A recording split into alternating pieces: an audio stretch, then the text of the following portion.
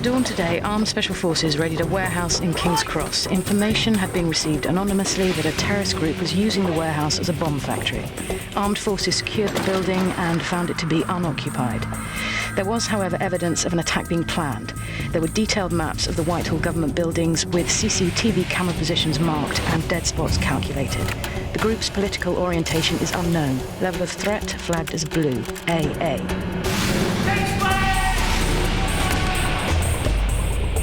There have been reports from local people of firing heard on an abandoned British Army range in a remote area of the Brecon Beacons. Surveillance revealed basic military training to be in progress. Those involved have been identified as being members of a militant animal rights group. Electronic surveillance has revealed their intended target to be a medical research laboratory in Bristol. Level of threat blue, AB.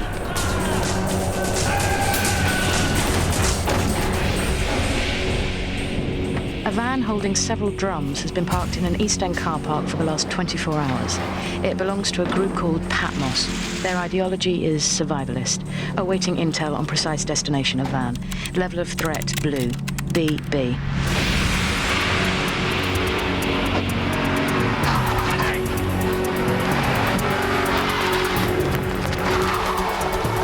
A suspect connected to the sale of sensitive nuclear information has been under close surveillance for 3 weeks.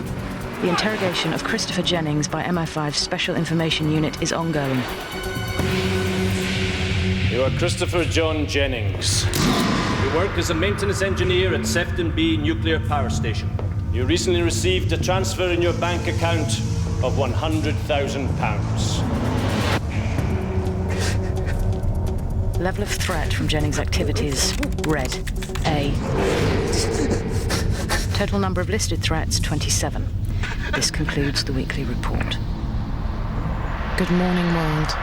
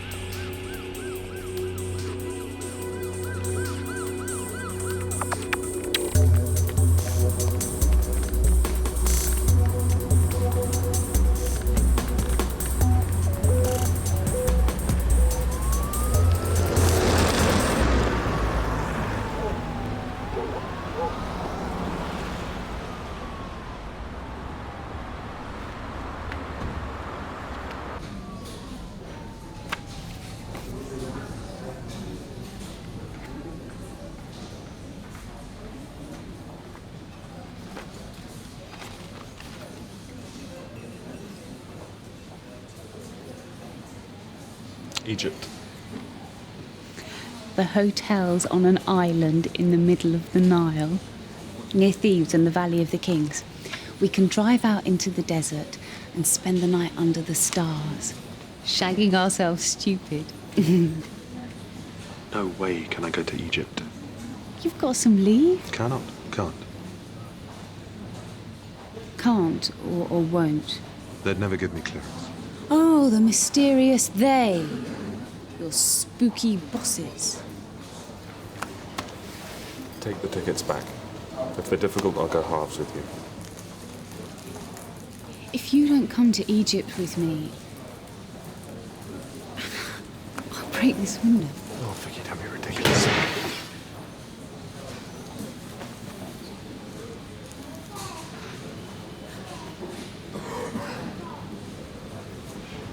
You're gonna dump me, aren't you? Look, let's go and have lunch. Talk about it. Okay? The clock tower. Yes? Expensive. Definitely a dumping lunch. 1 o'clock. Right then. Windows are safe until 1 o'clock.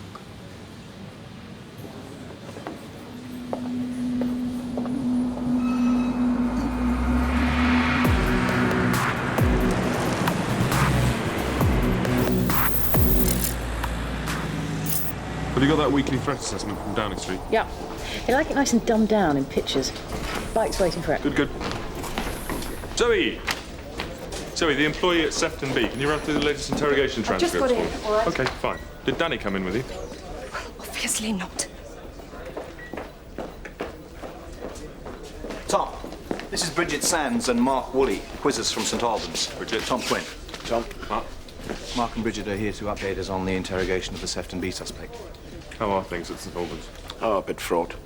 There's pressure on us to break what terrorist suspects we've got our hands on. Break. Yes. So, are you all right? I suppose everybody heard what happened.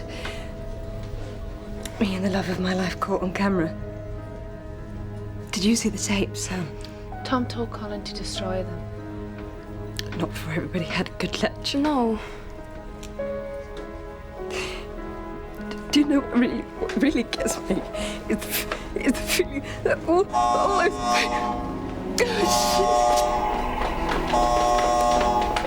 Can we all just pay attention? The major incident alarm has sounded.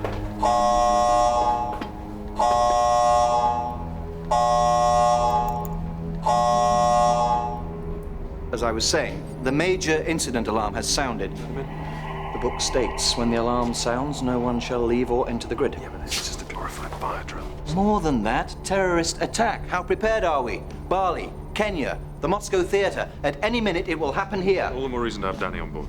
You're MX officer. Okay, Malcolm, can we open this thing? There's a manual override. Harry, do we have to be here? Sorry, Mark, the rules state all personnel in situ must take part. But we've got to brief the Home Secretary in an hour. Can't help, I'm afraid. Everyone, we all knew that an eerie exercise would be sprung upon us at some time this month. And eerie is? Extreme emergency response exercise. Good man. The first rule of eerie is that all officers will respond to any situation thrown at them professionally. We treat this as real. What fun. You're late. And Tom is EMEX officer. Will somebody close that bloody thing? What was that all about? There's a drill. Big one? Dunno. Listen, do you fancy coming up to the canals tomorrow and something? One of your bridal trips? Booze badge. Yeah, I'm up for that. Oh. What? Can I come after all? I mean, it's countryside, isn't it? Yeah, more the merrier, makes it cheaper. Can we get this thing moving? Tom is MX. That's Emergency Executive Officer. He will coordinate all our efforts. So, This is how it works. Somewhere in the building, an eerie team will feed us information about an emergency. As it unfolds, they will assess our response. And what about the work that we're doing already? We put aside everything until the exercise is over. Folks, we take this seriously. As far as we're concerned, there is a major incident in progress. Now, remember what this service does. We gather, identify, and destroy. Thank you, Colin. We gather what information we can about threats to national security, we identify enemies of the state, and then we send in the appropriate forces, police, special forces, and close them down. And that is exactly what we do in a national emergency of this kind. Colin, Malcolm, you are the technical team. Techies of the day. Zoe, monitor all radio broadcasts. Try and build a picture of what's happening, yes? Yes. Sam, Ruth, research team. Goody. Now, Danny, I want you as a liaison officer for all the groups in my second in command. The rest of you, including our unwilling guests, sorry, Mark, Bridget, muck in as required. Rock and roll. Right, let's talk to the duty room. I suppose we go along with this. Yes, but if it is a real emergency, then we can't be stuck here. Patching her through now. There's been an explosion in Parliament Square. Do we know what kind of explosion? Not yet. But I'm the duty room officer in charge of security, and the drill is to seal all the floors in Thames House. In case. In case of what? Well, if it had been a nuclear device, we wouldn't be here, but it could be a dirty bomb with radioactive material blown out over the city. People will get radiation poisoning in range of, a mile, and then for years, cancers, deformed children. And we're to believe that this has gone off in Parliament Square, half a mile away. Oh yes, latest intelligence is that there are at least 10 dirty bombs under construction somewhere in London. It was in my briefing 2 weeks ago. Dot, what are the emergency services doing? I don't know. There's a lot of confusion here. Oh, God. What? C-section of the registry. I can't lock them down. Why not? The system's not working. Sins of maintenance. Why is it that nothing in this country works? I can't get a signal. The damping gauge must have gone down. What does that mean? That means our phones and mobiles won't work. They're totally cut off. But I've got to get through to the hospital. My daughter's... Dot, what about the other floors? Immigration, section A and D. I'm sorry. The locking switches won't work. Are you saying that the grid and the control room are the only areas locked down? At the moment. It's on Radio 4. Okay, put it on the speakers now. Dot, you must lock down the whole of the building. We know more as this incident unfolds.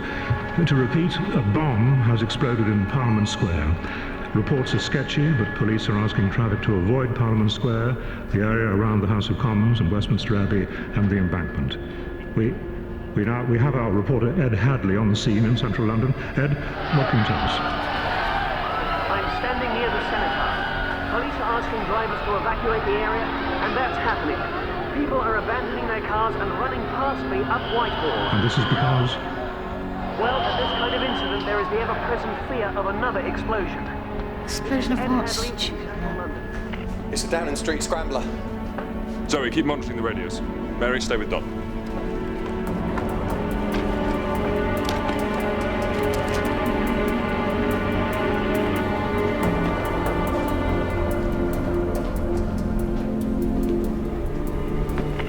Is this 5? Yeah, who's this? Paul Dunbarton, I'm the Downing Street MX. Who am I speaking to? Tom Quinn, MX at Thames House. Where are you? Defending 10. That's the Cabinet Office bunker. Tom, you need to know the Prime Minister and the Cabinet are on their way to Turnstile. Downing Street's been evacuated. It's the new post-9/11 procedure. Helicopters landed on Horse Guards. The PM and members of the Cabinet who were in number 10 should be at Turnstile in 50 minutes. We need to know what this is and who's behind it. Have you any intel on this? Could be one of 10 or more groups. We'll get back to you. What about the royal family? They're at Sandown Races. They're being lifted by helicopter to Windsor Castle, the new nuclear bunker there. Keep this line open. Sam. Yeah? In the contingencies filing cabinet, there are copies of something called the London Emergency Services Liaison Major Incident Procedure Manual. Can you distribute copies, please? Right. What's Turnstile? Oh, let's all slide along the learning curve. Turnstile is an alternative seat of government. It's under the Cotswold Hills in between Bath and Corsham. In an attack on the country, the cabinet and 250 officials and scientists would be moved there. Would you two go? Only the Director General's name's on the list. The rest of us will have to make do. What if the rest of us die and they've got no country to run? I don't know. Running a country with no people sounds like a politician's dream. Danny, get the big map set up.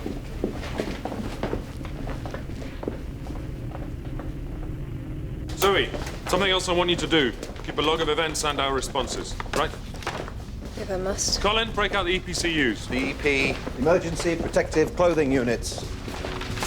In the lockers at the back of the forgery suite. Oh, sorry.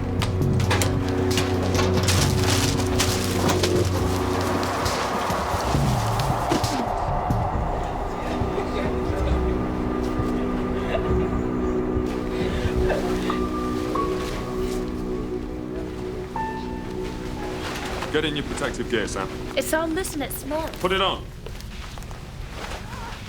You too, Zoe. These suits are totally Take it off. These suits are, of course, totally inadequate. They seem to be low-level anti-radiation, with iodine filters in the masks for dust. If there were a chemical, let alone biological threat, they'd be completely useless. I mean, we should have integrally sealed barrier suits with breathing apparatus. Malcolm. Sorry.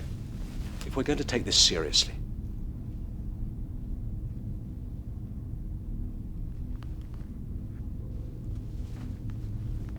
All right. Forget it. Take him off. Take him off. Danny, come here. Is your boss on top of this, technically? Absolutely. Radio 4's just gone off air. Submarine warning. What do you say, Ruth? It's a thing GCHQ set up for nuclear submarines at sea. If the country's under serious threat of attack, the Today programme will go off air. I don't think it's that. Tom, the woman in the duty room. She's pulling the comm circuits. Doc, listen to me. Everything goes through that room. She could cut us off completely. Don't worry, I'm sorting it out. Dot, what is happening on the other floor, Section C? Now listen, we need to be connected to the Metropolitan Police Central Control Room. Can you put us through, please? No. Dot? Dot, I'm losing you. Dot? Don't do that. Dot, don't touch anything. We have to keep the channels open. Do not touch anything. Stop. I don't want to, but what if this isn't a drill?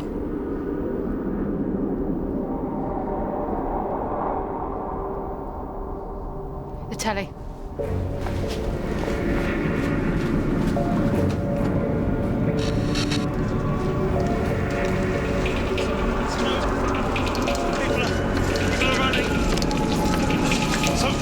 happened. What's happening out there? What's doing this? It's got to be technical. I'll check the circuit breakers. I'll give you a hand. What the hell is going on?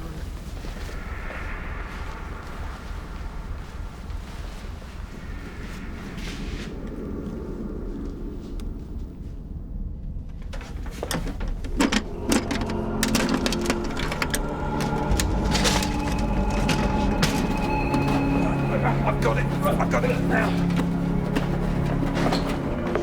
Yeah.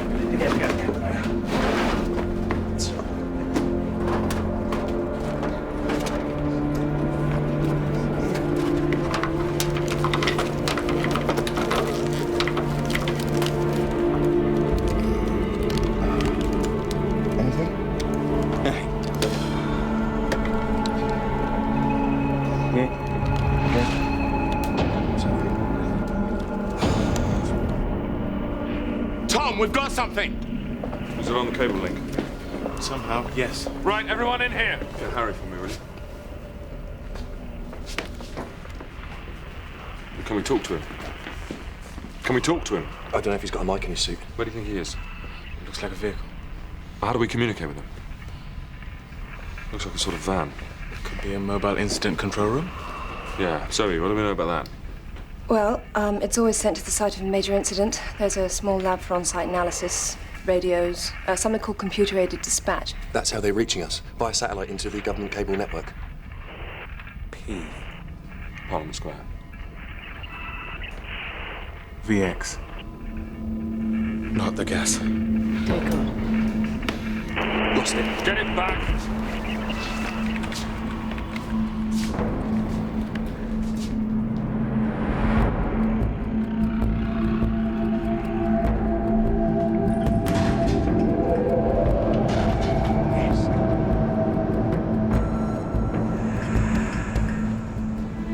VX.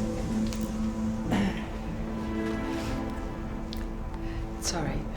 It's all right, Ruth. Silly me. It was just the thought. Sam, you've been working with Ruth on this. Let's be absolutely clear about what this stuff does. Well, it's one of the deadliest nerve agents ever developed. It was found to be a grade AA effective weapon. That means devastating. It is odorless, its molecules are also adhesive. It's virtually impossible to remove them from the surfaces that they stick to. It stops nerve endings communicating with each other. VX is absorbed through the skin or the eyes. It acts almost immediately on the victim. It takes between 1 and 2 hours to result in death. The LD is... Lethal dose. Yes, the lethal dose is as little as 10 milligrams for humans. Is there an antidote? Yes, atropine. It is itself highly toxic. For it to have an effect, it has to be injected directly into the heart. One sweet weapon. I was thinking technically. Right, so now we know it's VX gas. What we need to try and do is seal the grid as best we can. The air conditioning's down. The air may get bad, but it's all ours. What about the water in the loos? Well, the water's in tanks on the roof, exposed to the air. The stuff could get in up there, if we're going to get picky. Okay, so we shut the loos down, open emergency toilets in the stationary room. Well, no, I didn't mean... Patch me back to Parliament Square.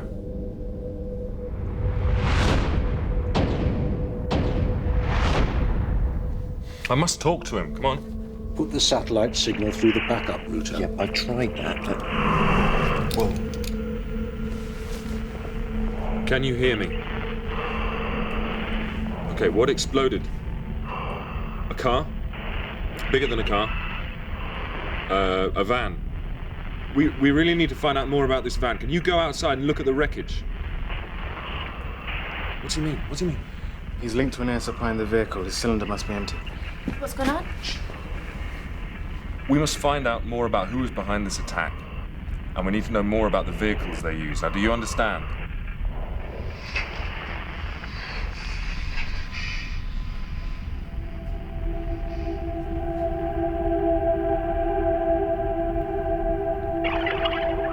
You've asked her to breathe the air. Sam, be quiet.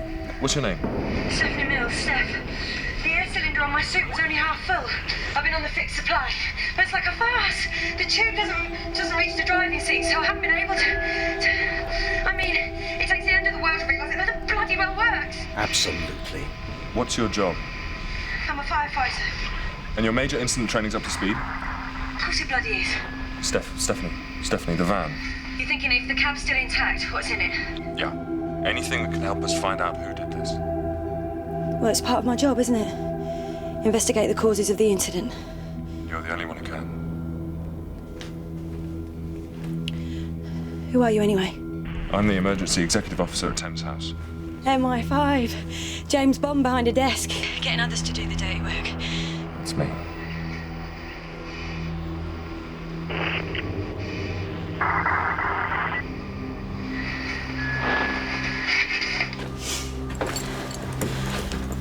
See you then.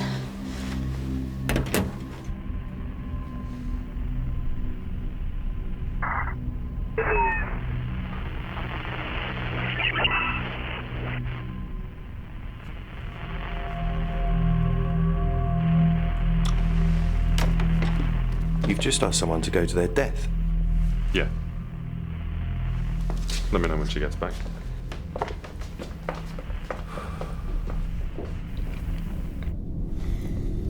Can the database help us at all with this gas? Not really. It's available all over the place. There are a lot of old Soviet stocks on the market. What's going on? Everything's right now. Don't panic. There are more hand lamps.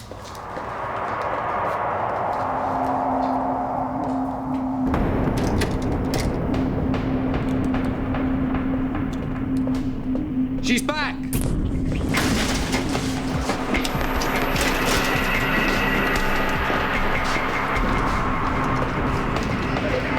Stephanie.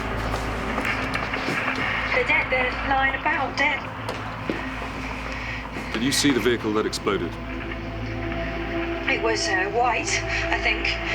The top on one side was blown out, but it had a sign on the side, planets, and it said Pluto removals. Oh, heaven. Thank you, Stephanie. Put the rest of your suit back on now, please. I don't think there's any point, is there? Yes, of course there is.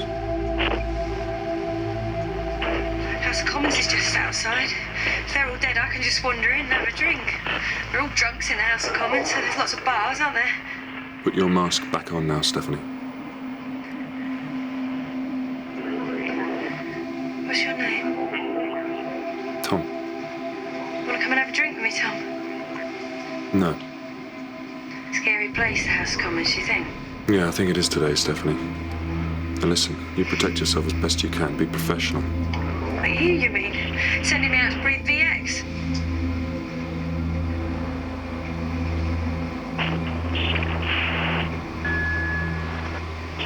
Do your best for people.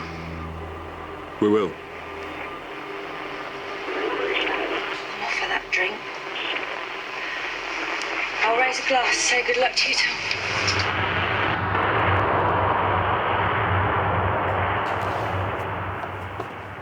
It was in the Looney file. And it showed up on the weekly Level A routine special branch trawl of websites.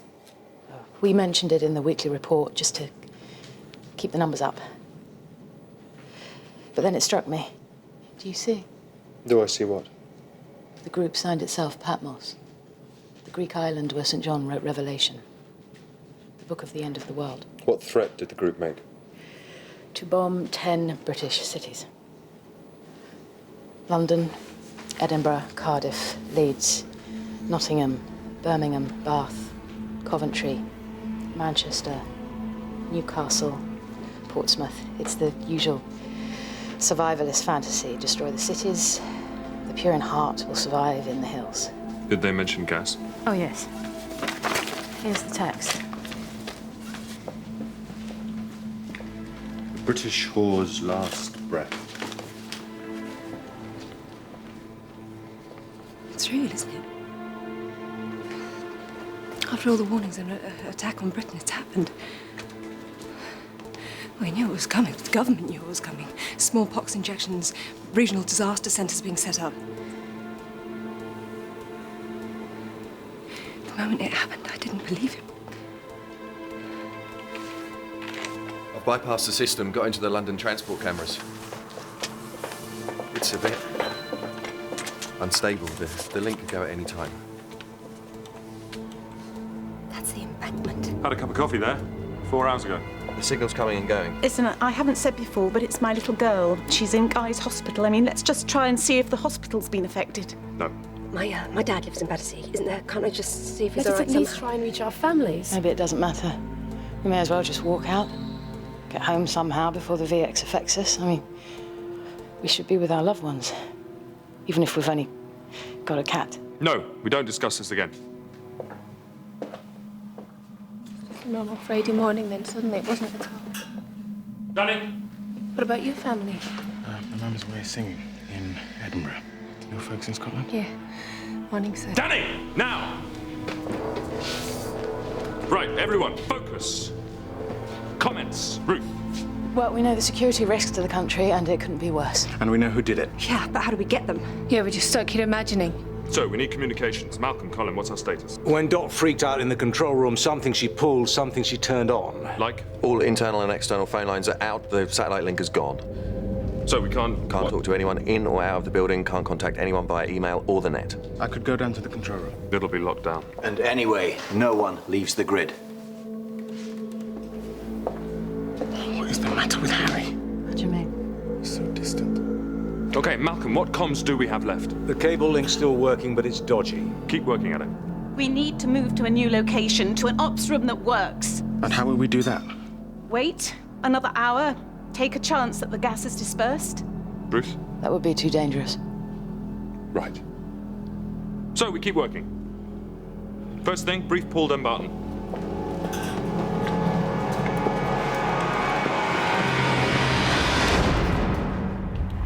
So this is real. What do you mean? Of course it's real.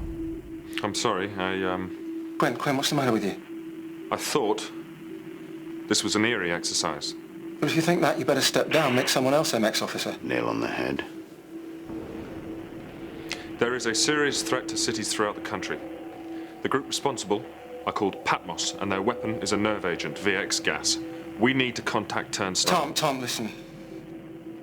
The Prime Minister's party didn't make it to Turnstile. We got reports of 3 helicopters crashing near Chipping Norton. This nerve, whatever it is, must have got to them. What about the royal family? We think they may be lost too. Their helicopter took off from London to pick them up and take them to Windsor. The pilot must have been infected. The country's like a body with no head. Tell me, did the government declare a state of emergency? That was going to happen when the Prime Minister got to Turnstile. So one hasn't been declared? I'm sorry, Paul, what's the matter? Paul! I think I'll take a walk in St. James's. No, don't do that. He's infected and he knows it. Paul, other cities are in danger. We need a decision about whether a state of emergency has been declared. Right. Paul!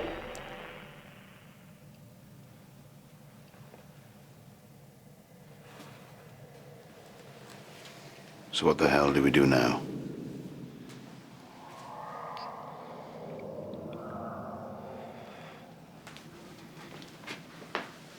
We must contact the other cities. Malcolm? The cable link runs to the capital cities, Cardiff, Edinburgh. Okay, do what you can.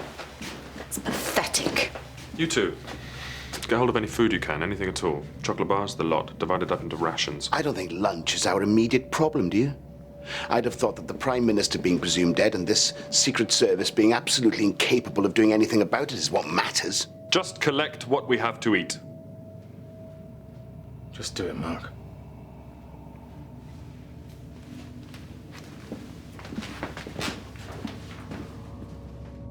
New reading's negative. I don't understand. The things are coming from the computer. So,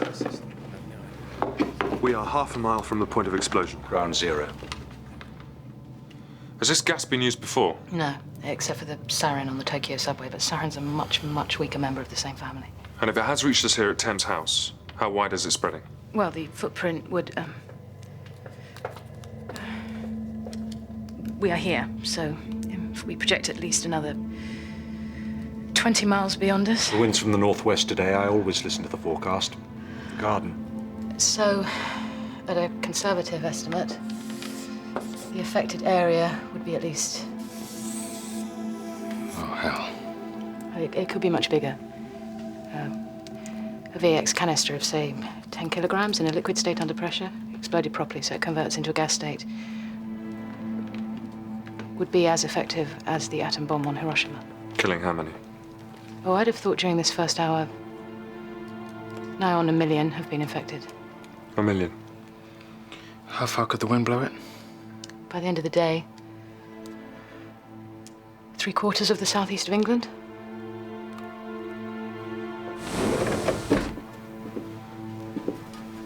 Are things unravelling? The Prime Minister and the Cabinet died before they reached Turnstile. We think the royal family could be lost too. Heroic times. Harry? Now that the disaster we've anticipated for so long is with us, what's your strategy? If the alternative seat of government isn't there, until we hear to the contrary, we'll have to be the command centre. In effect, you'll be taking over the government. How very Oliver Cromwell of you, Tom. We may need this. Is anyone out there feeling unwell? No. I went to the loo before you closed it.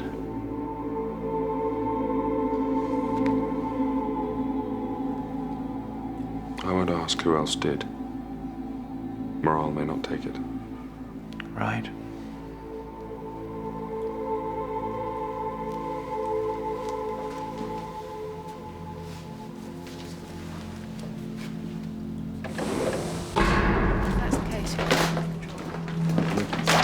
Ruth, Yeah. Danny, Zoe, speed read this. I want to know chains of command when Turnstile fails. As fast as you can.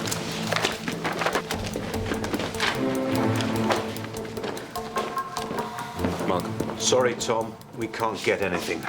We have got to talk to the other cities.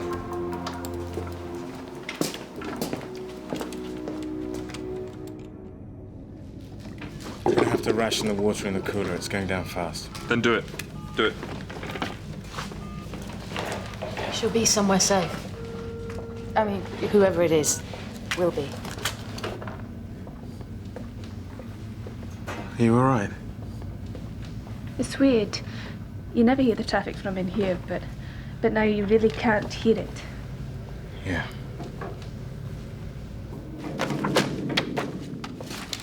So, who at this moment is running the country?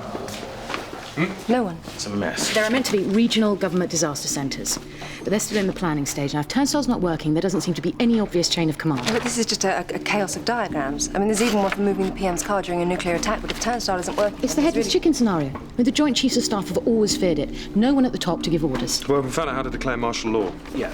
Oh, in here.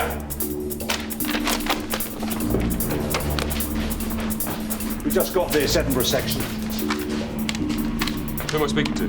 John McLeish, MX officer, and you are? Tom Quinn, MX Thames House. We're unable to contact Downing Street or Turnstile or any of the London emergency services. BBC Radio has gone off the air. There's panic here. What can you tell us? There is a major threat, repeat, major threat to Edinburgh and other cities. You must immediately evacuate the city centre. And how am I to expedite that? You set up a major incident control room coordinating the emergency services and the army. Now, the police, with troops if needed, can arrest anyone they suspect of belonging to a group called Patmos. On what authority? Under the 2001 Anti-Terrorism and Crime Act, Article 5 of the European Convention on Human Rights is suspended. The police can arrest anyone they suspect of terrorist involvement. The declaration of a state of emergency can only be done by the government of the day. The government of the day no longer exists. We must wait for instructions from some authority, or else we'll be descending into anarchy. We'll get back to you. We don't have long. Edinburgh could be attacked at any moment, but I need you all to agree on this.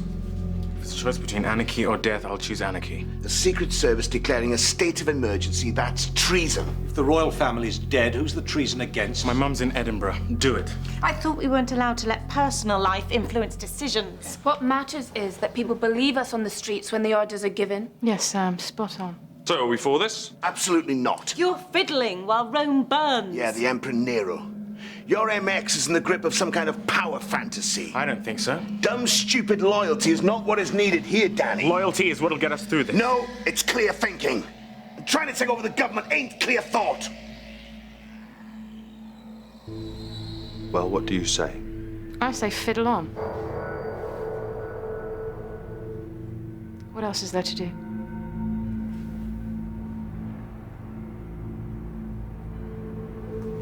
So, we have a state of emergency. Yes.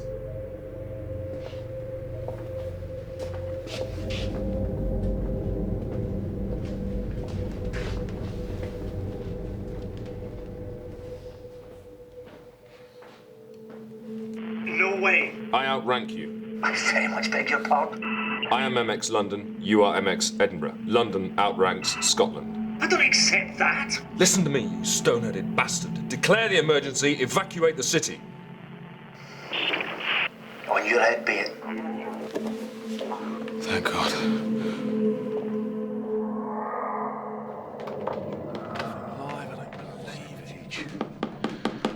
That's it, I'm afraid. Tom?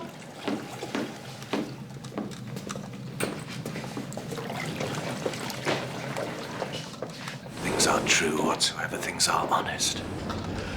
Whatsoever things are just, whatsoever things are pure, whatsoever things are lovely, whatsoever things are of good report.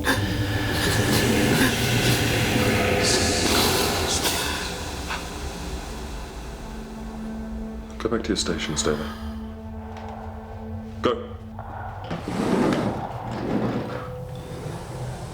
I didn't think it was the real thing.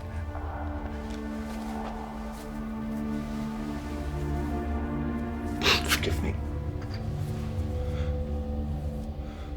It's all right, Harry. Look, there is an antidote. If there's a way of getting it, I will. It's not possible. You know it. I'm so sorry, I'm gonna have to quarantine your office. I can't even shake your hand. You'll need the keys.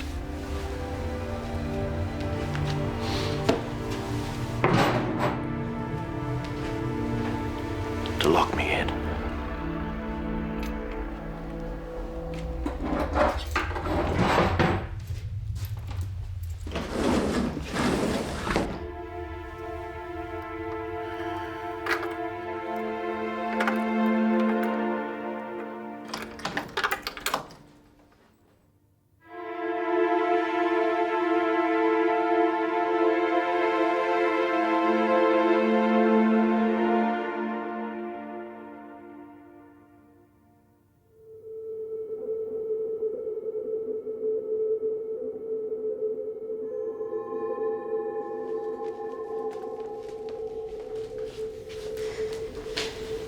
So it's in here.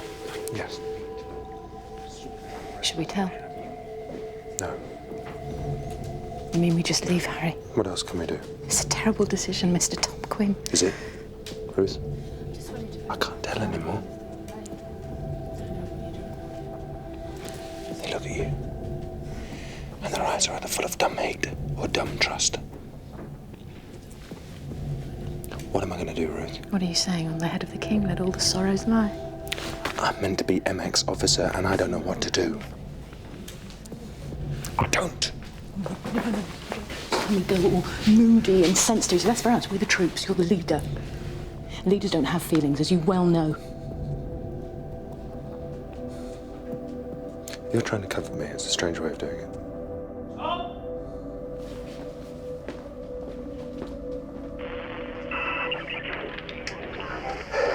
There's been an explosion in the Morningside area of the city.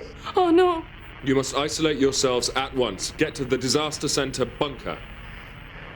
They haven't finished building it. Haven't you heard? Start quarantining the city. Just do it. And how am I supposed to do? McLeish! The cable link's dead.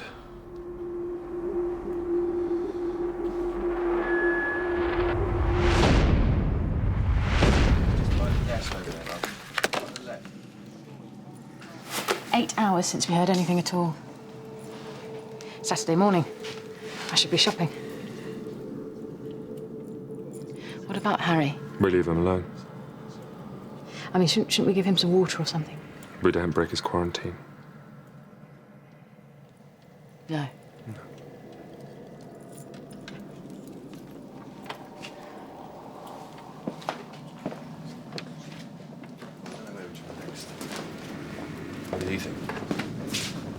How you doing?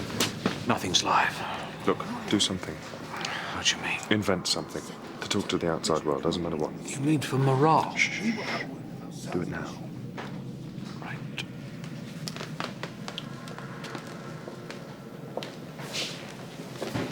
What do you think they're up to?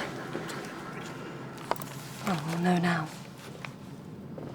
We demand to talk to Harry. We've got to leave. Maybe your superior will take control of this situation. Harry's sick. He has the VX symptoms. You mean he's in there now? Dying? Oh, no. Oh, can we help him? Can we do something? How contagious is it? If you really want to know, it takes a few molecules straight through the skin. Look, I saw Harry go to the loo. Yeah, it may not be that. The, breach could be Tom's fault. And how'd you work that out? He let Danny in through the pods. He could be contaminated. You what? Yeah, Tom and Malcolm forced the pod open after the alarm had sounded. Because you were so bloody typically late. Now we're all gonna get it because big shot high flyer Danny couldn't get to work on time. All right, little man. Yeah, have some then. No!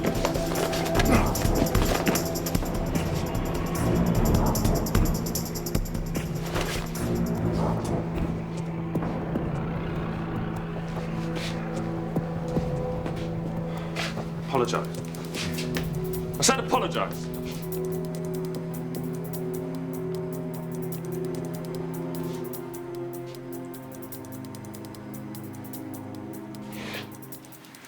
Okay. You're killing us all. What's going to happen when someone else falls sick? They join Harry.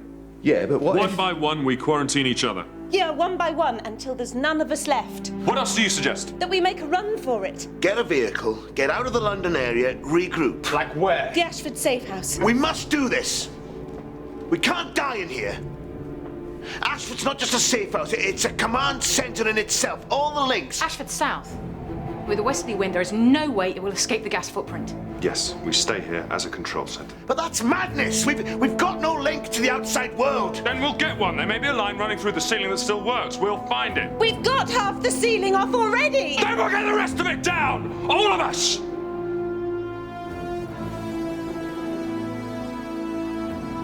Anyway, Malcolm's got an idea, haven't you? Yeah. Colin and I, we're working on a communications device. What kind of device? It's a robot. To contact the satellite network from the outside.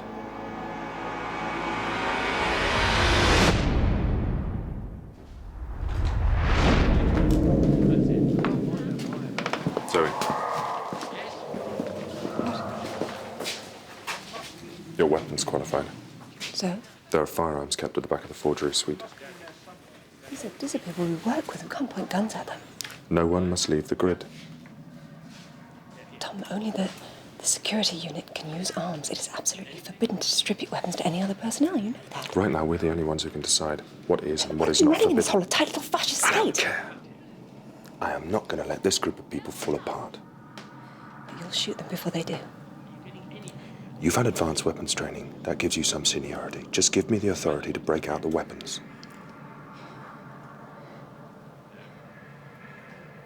Okay.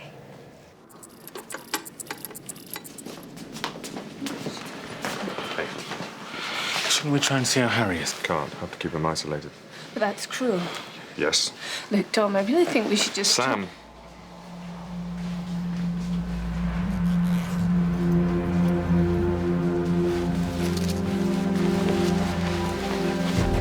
What are you doing? Go to the Ashford station. We all should. Those suits are useless. Hey, they'll give us an edge out there. We're going to Ashford. I don't think you are. Stay where you are. Kent! Clean air! Listen to me. The traffic out there is going to be backed up for miles. How are you going to reach Ashford? On foot? Walking on the ground, breathing the air that's contaminated? But the contamination is in here! Your boss is almost certainly dead by now, behind that door! As long as we have healthy officers in here, we stay. Now, Malcolm and Colin are building a community... Oh, that's Mickey Mouse morale building, and you know it! Have we got to die in here? Yes, if that is our fate. Fate! You're losing him, my friend! Zoe, Danny, Your boss here is losing it! Let's vote on it! No vote. Hitler! Tom, I'm giving you an order. Would you please do it? Don't touch that! That's mine. Going. Bridget! That's it, it's moving. Come on. I'm ordering you to do your duty.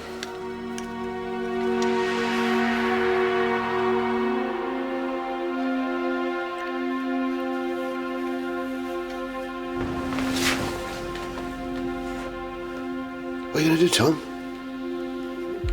You're going to shoot a fellow officer in Thames House? If needs be, yes. I don't believe you. Zoe.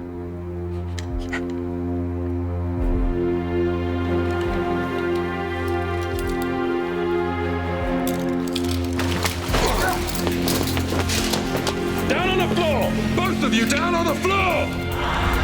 Down on the floor! Both of you down on the floor now!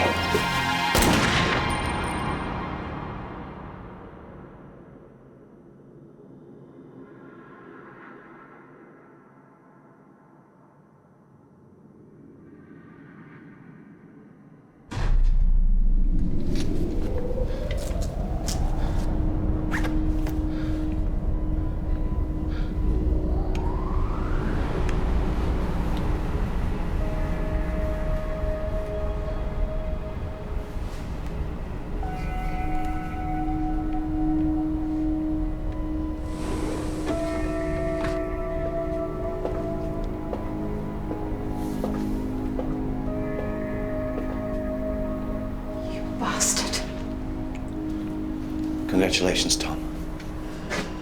A superb display of leadership.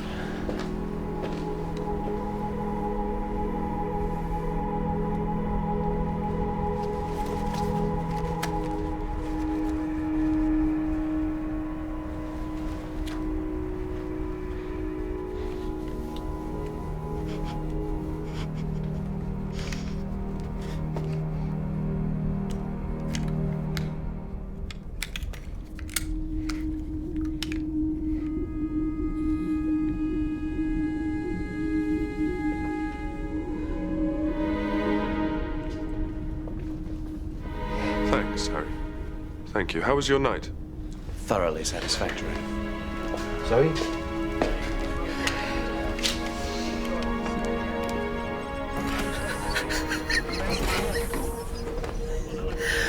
Full box.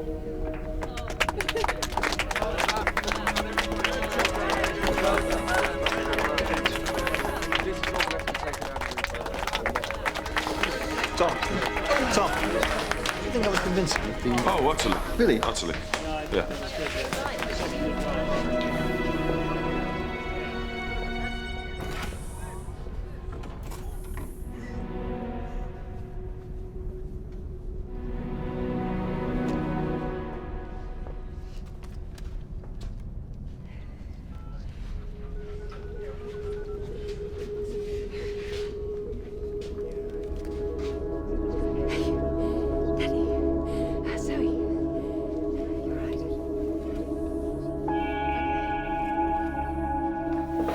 Very well done, Quinn.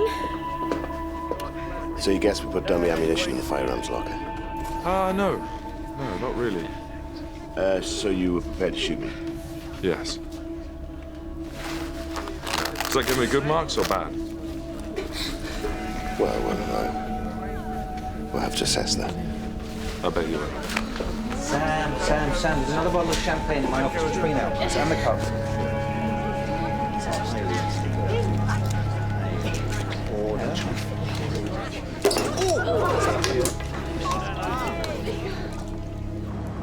And where the hell were you yesterday? I was held up. Couldn't you have phoned? Not from where I was. I sat in that restaurant and they looked. People looked at me. I had a big sign over my head, jilted. Yeah, I had a big sign over my head too. And what was that? End of the world, end of the world, end of the world. Tom? Tom, are you there? What's the matter with you? But why have you spoiled everything? And what about me, you selfish bastard? What about you, Vicky? You're sitting in a posh French restaurant in the middle of the Western world thinking, this is the worst thing that can happen to me. Me. Why are we all so self-obsessed? What are you talking about? I can't go on seeing you. It's not working. I want to finish it.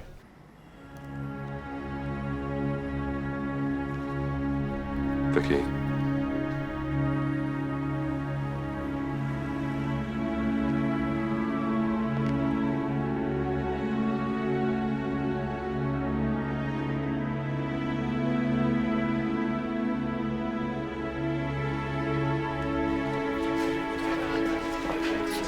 Okay, so let's down these and head off to the George for a liquid lunch. Oh, fantastic. Cheers.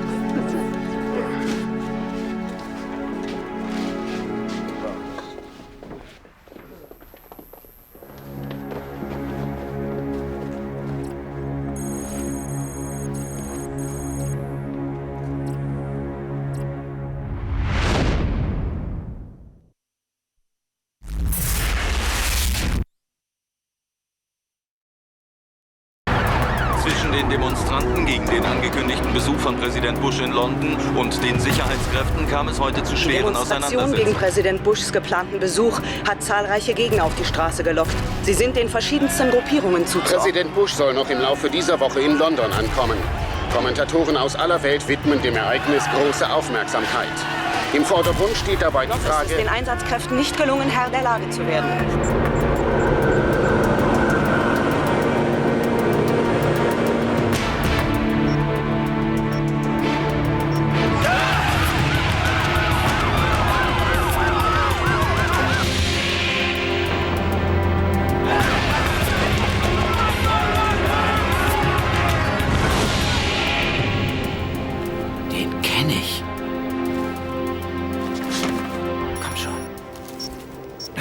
Komm.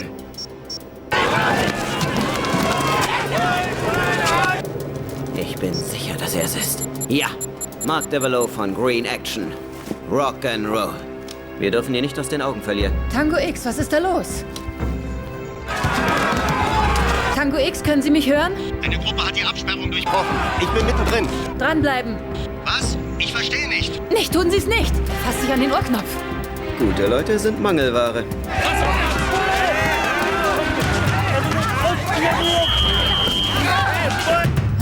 Melden wir, dass er gleich auffliegen wird? Das ist er schon. Durch den Typ mit dem Flammenhelm. Delta Blue, hier ist X-Ray Red. Achtung, der mit dem Pinguin auf dem Kopf ist einer von uns. Ihr Schweine! Ihr schreckt mal von links zurück! Der weiß, dass wir hier observieren.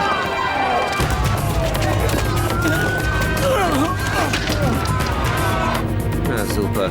Perfekte zweite Reihe, hält das Paket zusammen. Rugby. Sieh an, du stehst auf Macho-Typen. Bleiben wir dran oder nicht? Natürlich, dranbleiben, klar. Wartet! Wartet!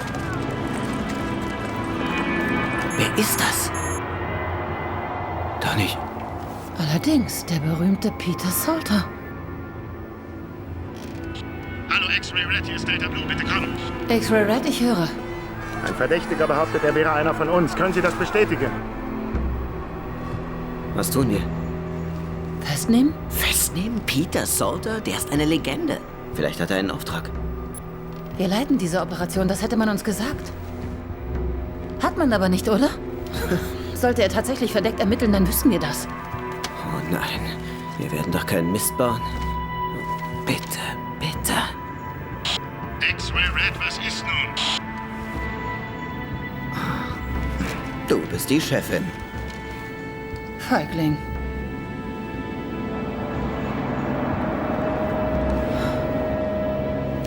X-Ray Red an Delta Blue.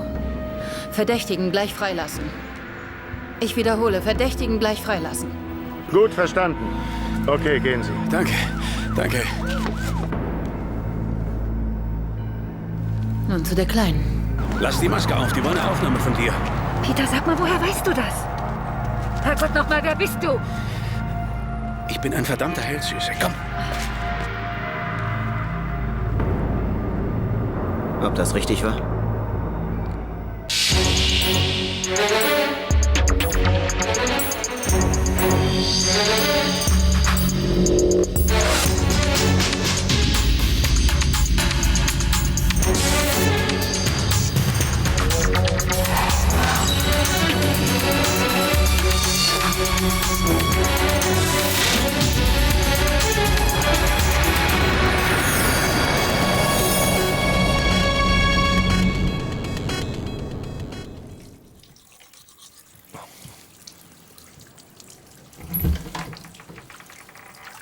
Oh mein Gott!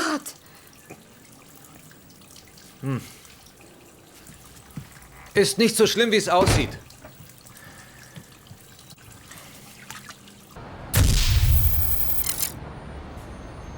Peter William Salter, 1954 geboren in Chelmsford, also einer aus Essex. Vater Unteroffizier, 23. Regiment in Middlesex, wurde 1958 in Famagusta auf Zypern von einer Bombe getötet. Wow, wow, wow. Spitzenexamen in Mathe und Philosophie. Was für ein schlauer Bastard. Bei so einem dicken Fisch hätten wir erfahren müssen, was er davor hat. War's schön bei der Bush-Demo? Alles easy. Ich will einen Bericht in einer Stunde.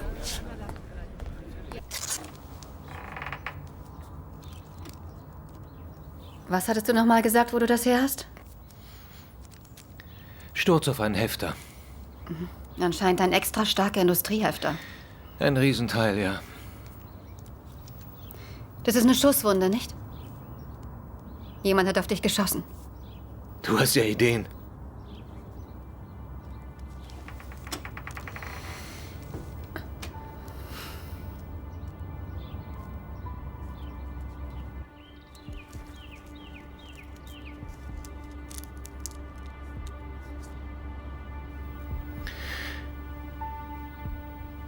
Wenn ich es dir erzähle, gibt es kein Zurück mehr. Und was bist du nun? Ein Gangster? Ich bin Spion. Arbeite für den MI5. MI5? Ja. Ist ja ein Ding. Das ist dein Job. Mit einem Büro, Pension, einer netten Kantine, nichts Außergewöhnliches. Du wurdest gerade angeschossen. Dafür gibt es Zulagen.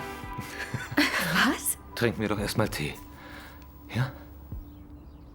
Wieso warst du im Restaurant? Du warst dauernd da. Weil ich auf dich stand. Nein, ich meine, warum bist du beim ersten Mal hingekommen? Weil es da eine Operation gab. Was? Eine Spionagegeschichte in meinem Restaurant? Worum ging's? Das darf ich dir nicht sagen. Geheimnisse. Erwarte nicht, dass ich entgegen meiner Ausbildung handle. Ja? Deine Ausbildung? Ich bin, was ich mache. Nur leider weiß ich nicht, was du machst. Verdammt, Matthew, warum hast du mir nichts gesagt? Ich konnte nicht. Wieso nicht? Wegen des Checks. Ich wurde zuerst überprüft. Das ist Routine, wenn einer von uns ein Verhältnis eingeht. Klasse. Und? Nun, wo du sicher weißt, ich bin nicht Bin Ladens Schwester, werde ich eingeweiht? Ich hatte Angst, du verlässt mich, wenn ich es dir sage. Es hängt so viel davon ab. Ich will mit dir zusammen Und für sein. mich hängt alles davon ab, ob ich dir vertrauen kann.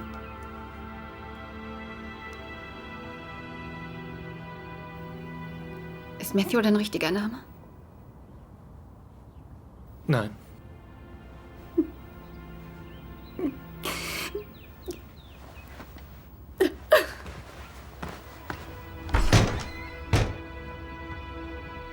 Tut uns leid, aber wir hatten keine Ahnung, dass Peter Salter verdeckt ermittelt. Wir waren nicht informiert. Nehmen Sie zur Kenntnis, dass Sie heute keinen Peter Salter gesehen haben. Sie kämen in Teufels Küche, wenn er es gewesen wäre.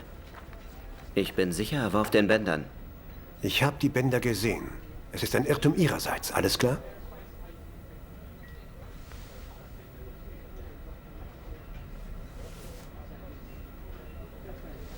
Oh. Ja. Und Ihre Truppe hat sich da gut gehalten? Fantastisch. Mein Gott, der arme Jeff Ketty. Mit einem Pinguin. Tja, das kleidet. Vortrefflich. Nun schreiben Sie es auf. War's das? Was wollen Sie? Meine Zunge in Ihrem Hals? Matthew Archer hat heute eine Steuerforderung erhalten. Die ist nicht echt. Dann zahlen Spione keine Steuern? Die haben beim Finanzamt eine Sonderabteilung, damit uns niemand aufspürt. Aufspürt? Ja.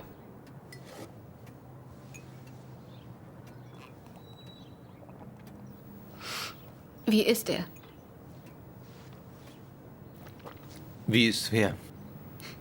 Dein richtiger Name. Tom Quinn.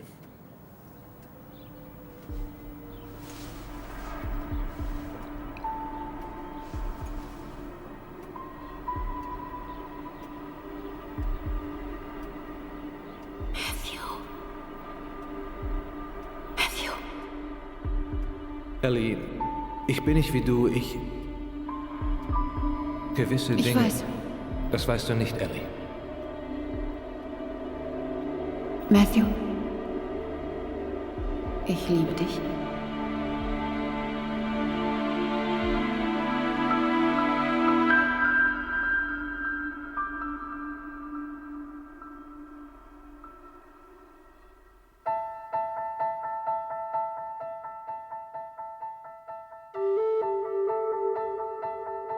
Der brillante Mr. Salter. In Oxford vom Geheimdienst rekrutiert, besonders ausgebildet im Knacken von Computercodes. Meldete sich 1977 beim MI5. Auszeichnung wegen Tapferkeit bei der Operation Brennendes Feld in Belfast 1978. Abkommandiert zum MI6 von 1985 bis 1989. Fly Me to the Moon.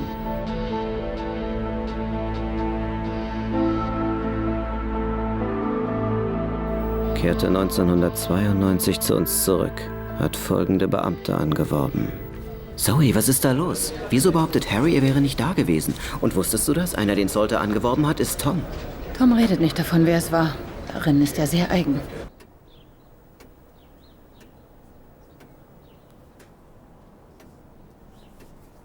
Wie bist du da reingekommen? Tut mir leid. Kann ich nicht sagen. Nur wir beide zählen, Ellie. Das Hier und Jetzt. Toll. Und bei diesem Hier und Jetzt nenne ich dich einfach nicht mehr Matthew, sondern Tom. Dann sollte ich meinen Namen auch ändern. Zum Beispiel in Pussy Galore. Du weißt jetzt, dass ich diesen Job mache und meinem Land diene. Ist das so schlimm?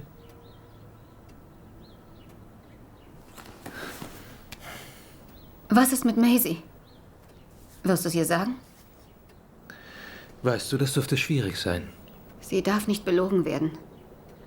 Nicht nach dem, was sie mit ihrem Vater durchgemacht hat. Erzähl es, Maisie. Sonst verlasse ich dich.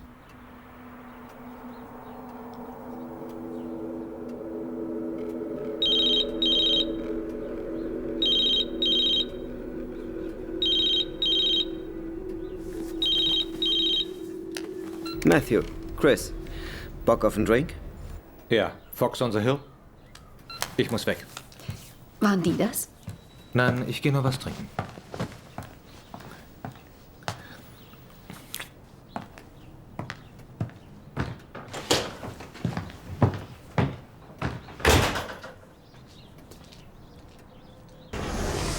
Wieso hat Peter Salter ohne mein Wissen verdeckt ermittelt? Sie sind doch krankgeschrieben. Ich führe Peter, das ist eine eindeutige Regel. Na schön. Ich brauche Peter für einen Spezialeinsatz. Und der wäre? Na, wie geht's Ellie? Ihre Überprüfung war ja wohl positiv. Tun Sie das nicht, Harry. Was? Mir mit einem Karriereknick zu drohen. Ellie war bei einem Frauenprotestmarsch dabei, 1992. Bitte.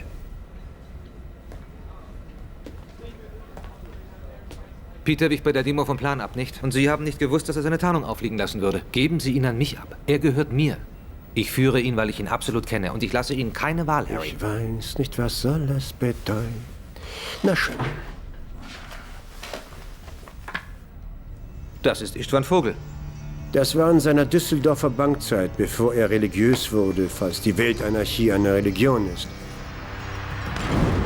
Istvan Vogel, Anarchist und Staatsfeind. Der große Drahtzieher anti-amerikanischer Ausschreitungen auf der ganzen Welt. Er hat sich geschworen, die Erde mit Feuer zu überziehen und weder Bank noch Börse stehen zu lassen. Und nun ist er hier, um beim Bush-Besuch zuzuschlagen, so wie er es in Genua getan hat? Oder noch mehr. Deswegen hat man in Downing Street 10 die Hosen voll. Hol sie der Teufel, Harry. Wie konnten Sie mich da rauslassen? Sie waren aus einem sehr guten Grund nicht dabei. Da werden Sie mir sofort beipflichten. Ich möchte Jules Civiter vom MI6. Oh nein.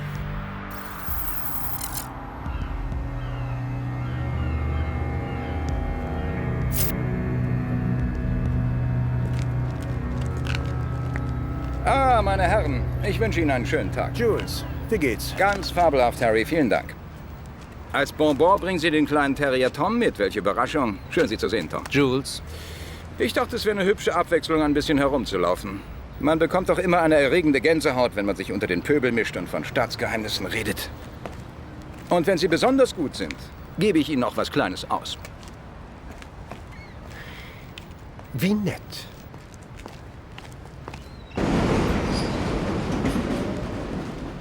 Sie hätten mich fragen müssen, ob unser kleiner Tom eingeweiht werden soll oder nicht. Es ist meine Entscheidung, wen ich wann und wo einsetzen will. Bei allem Respekt, Ihre Entscheidung ist es durchaus nicht. Ich meine, wir sind doch wohl nicht dazu da, dafür zu sorgen, dass Ihre Leute flügge werden. Das MI6 operiert im Ausland, das MI5 zu Hause. Der Ärmelkanal, Calais, Typen vom kontinentalen Festland, das ist unser Ressort. Hier ist die Kreidefelsen von Dover, das ganze britisch-irische Sortiment, einschließlich Norden. Sie vergessen nur eins, der Undercover-Agent war einer von unseren Nur wurde Leuten. er uns zugeteilt. Durchaus Moment. nicht. Ah, eine erfreuliche Nachricht. Was wollten Sie sagen? Er ist Ihnen nicht zugeteilt worden. Das ist eine gemeinsame Operation. Es ist zwar Die Ihre Zielperson, Operation doch ist ein wir arbeiten Auslandsproblem, Ihnen zu. nicht? Also haben wir auch dabei die Federführung. Was? Oh, Tom, Sie haben was gesagt. Schön zu sehen, dass Sie Ihr Können einsetzen. Guten Abend, Herr. Toller Tag, nicht? Absolut, ja. Wir sollten das nicht gerade auf der Straße klären, Jules. Das ist wahr. Ich weiß, wo wir hier was trinken können.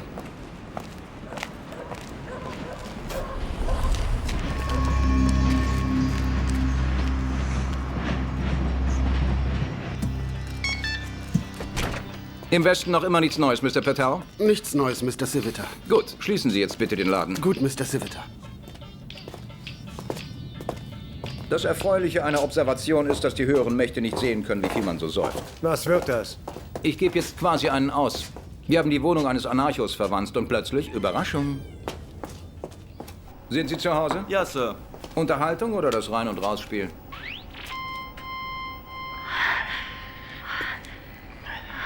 Das genügt, haben Sie vielen Dank. Was läuft hier? Die Kleine, die mit ihrem Peter Salter für Ärger sorgt, nutzt die Wohnung von einem ihrer alten Kumpel zum Bumsen. Einem Deutschen. Was für ein Glück für uns, nicht? Denn ihr Peter lässt ihr dabei seinen riesengroßen Erfahrungsschatz zugutekommen. Sie wagen es, einen meiner Männer zu observieren, ohne dazu meine Genehmigung einzuholen? Geschenkter Gaul, alter Mann. Die sind dort reingeschneit und die Mikros waren schon da. Sie belauschen einen meiner Agenten und wollen die Erträge seiner Arbeit selbst nutzen. Naja, nur leider gibt es noch nichts zu nutzen.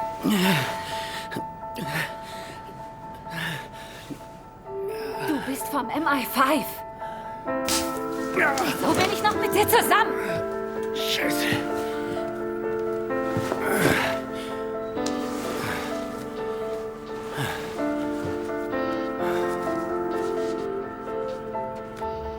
Wegen der Gefahr. Die ist sexy. Ach ja? Ich habe gerade entdeckt, dass ich seit 2 Monaten mit einem Geheimagenten vögle. Andrea? Nein! Bitte. Wer ist sie? Oh, bitte. Das weiß Ihr Chef bereits. Andrea Chambers, 25, kein College. Mitinhaberin einer Sushi-Bar, dank dem Geld ihrer Mutter. Die Bar ging pleite. Danach machte sie auf Paris Hilton. An den Wochenenden tauchte sie in einer Gemeinde von Yorkshire auf. Offensichtlich ist das jetzt vorbei. Heute holen sich die Anarchisten ihre Schnecken aus den renommiertesten Privatschulen. Cheers. Cheers. Ich vertraute dir. Ich habe mir eingeredet, dass ich dich lieben würde. Ich bitte dich, glaub mir. Ich bin das, was jeder Geheimdienst der Welt am meisten fürchtet. Der Spion, der freiwillig durch das Verrätertor geht und der sich begeistert all dem zuwendet, was er eigentlich zerstören sollte. Ich will mit dir zusammen sein und ich will genauso einer von euch sein. Ich habe so viel durch dich gelernt. Noch anderswo gibt's eine Welt. Ist das ein Zitat von irgendwas? Shakespeare, Coriolan. Darauf muss man erst mal kommen. Er ist sehr, sehr gut. Halt mich fest. Diese Dreckschweine machen nicht vor Gefühlen halt. Ich muss Istvan Vogel treffen. Nein, das wird er nicht wollen. Doch, wird er. Ich habe eine Karte von nicht einsehbarem Gelände. Vom ganzen Land. Was ist da genau drauf? Alle wichtigen Regierungsgebäude, sämtliche Forschungseinrichtungen, Militäranlagen. All das, was die Videoüberwachung ganz bewusst ausschließt. Er könnte zuschlagen, überall im Land zuschlagen. Wurde das von Ihnen genehmigt? Absolut, er hält sich völlig an die Spieltaktik. Mhm. Verdammt fantasievoll für einen wie Sie, Harry. Hoffentlich geht die Rechnung auf.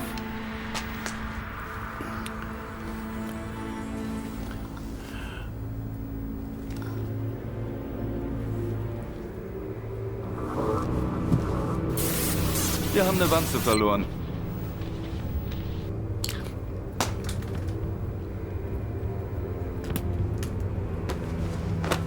Was hast du plötzlich?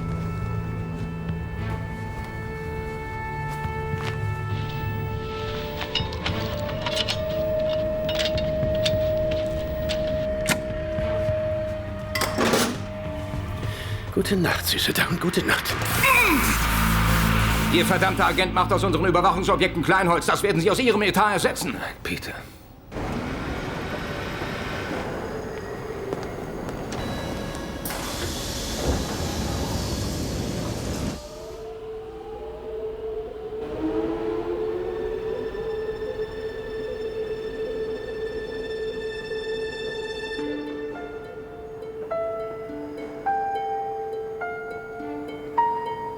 Hallo Tom, wie geht's dir? Du bist also zu Harry gewechselt, ja? Könnte man so sagen. Vorsicht, alter Junge. Zeig dich nicht zu clever in dieser Büroklüngelei. Auf, aber nicht reinpassen. Shorters Regel, damit der Agent nicht seinen Verstand verliert. Und man überlebt. Verdammt nochmal, das will ich hoffen. Denn schließlich habe ich dich für den Dienst seiner Majestät verdorben.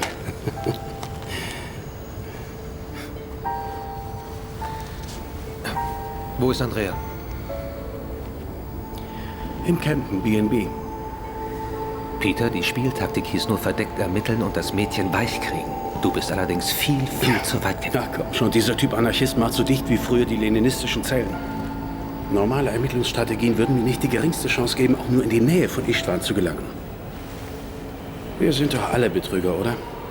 Welchen Köder kann ich denn Istvan hinlegen? Nur mich. Nur meine Seele. Und eine geheime Karte für nicht einsehbares Gelände. Ein unwiderstehliches Leckerli. Wo hast du die her? Ein hübsches kleines Vögelchen hat sie einfach liegen lassen. Du musst sie uns aushändigen. Ist mein Ruf irgendwie ramponiert? Ja. Lass mich raten. Harry wird vom MI6 in die Mangel genommen, weil ich nicht nach den Vorschriften spiele. Nein. Nein, aber du hast einen Revierkampf ausgelöst. Jeder will Istvan Vogel als Hauptgewinn. Du bist der Held der Stunde. Was ist das Problem? Ich bin es. Du hast dich verliebt in sie. Ihretwegen gibst du deine Tarnung auf. Du hast dir da in der Wohnung nichts vorgespielt. Ja, hast recht. Ich hörte, du hättest auch eine neue. Hast du es ihr schon gesagt? Ja. Das muss man auch irgendwann jedenfalls. Aber der Unterschied ist der, dass Ellie nicht Ziel in einer Operation ist. Andrea glaubt an etwas. Das macht sie so wundervoll. Sie wirkt irgendwie rein. Oh, Peter, ich bitte dich, Mann.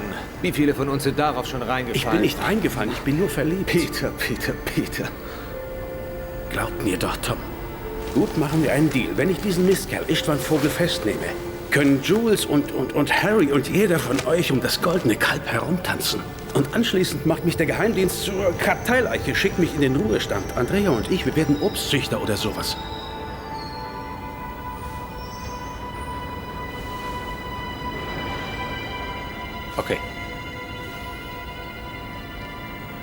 Okay. Danke. Ich arbeite unabhängig, auf meine Weise. Das machst du doch sowieso.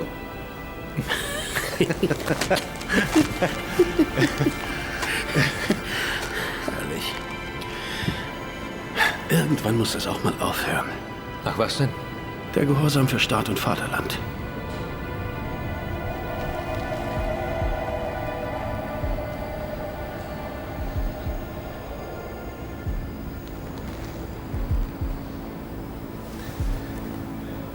Ich breche diese Operation sofort ab. Das kannst du nicht. Wir fahren zum MI5, komm. Fuck you! Jetzt kommen Sie an Bush ran. Du bist zurückgetreten. Was ist mit dir los? Packt dich der Ehrgeiz? Du hast die Kontrolle verloren. Vielleicht geht es allen irgendwann so. Tom, ich will Sie heute Abend sehen. Das kann ich nicht erlauben. Bevor sie ihr Leben versaut. Komm schon, tu deinem Meister den Gefallen. Ich liebe sie, Tom. Morgen früh gehst du zum MI5 und du wirst den ganzen Tag dort sein. Jawohl, mein Gruppenführer. Tom? Danke.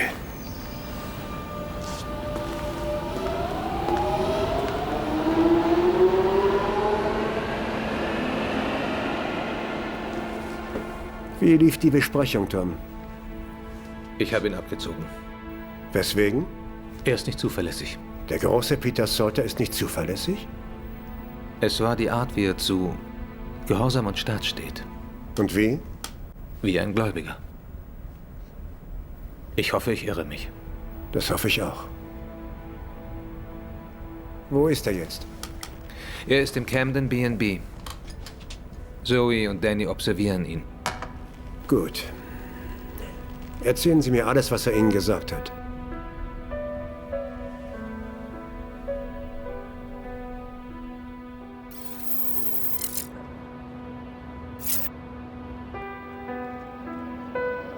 Ist hier ein Geldautomat, Zoe? Wie kommst du jetzt auf Plastikkarten? Immer wenn es mir richtig beschissen geht, habe ich so einen Drang danach, mir Geld zu ziehen.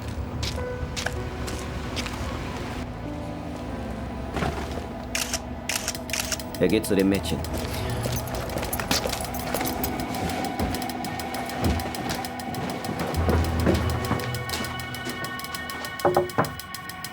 Ich bin's. Um wie viel Uhr holen Sie uns ab? So ungefähr 1:30. Okay. Wählt den Notruf der Polizei, sagt, dass da ein Mann und eine Frau Sex in einem BMW-Kombi auf der Holworth Road in Camden hätten. Und dass Kinder dabei wären. Tu's einfach. Mist.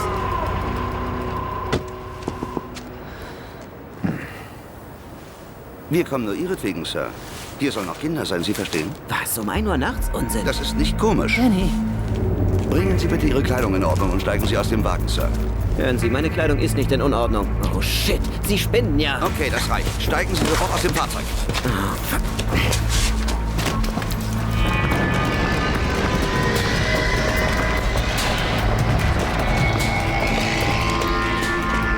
Schlag du vorne ein. Peter zu mir nach hinten.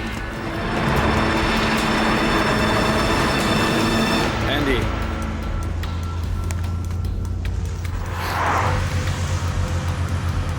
Danke. Wenn Sie ich wären, was würden Sie mir sagen, was Sie jetzt tun müssten?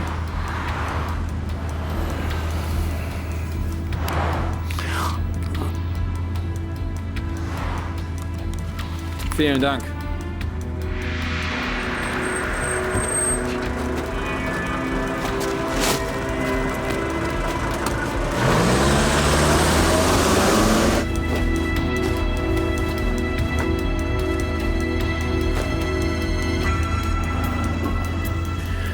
Wir werden ihn umbringen?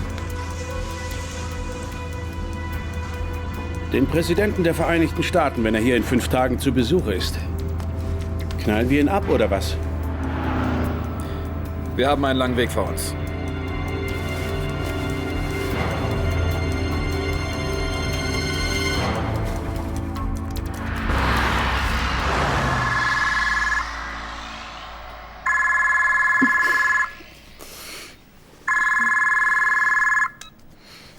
Hallo? Hallo, ist ist Tom zu sprechen? Wer will das wissen? Richten Sie ihm bitte aus, hier ist Harold. Nein.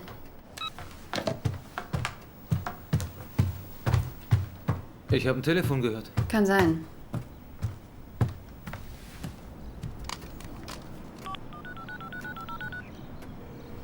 Hi, mein Handy war aus. Tom, wir haben Peter Salter verloren. Okay, danke. Kommen Sie her. Danke. Hör zu, Ellie, es ist... Was? Ich werde gehen, tut mir leid. Es ist kurz nach 6 und wann warst du zu Hause? Keine Ahnung, um 2. Du wolltest mit einem Freund was trinken. Ich muss duschen.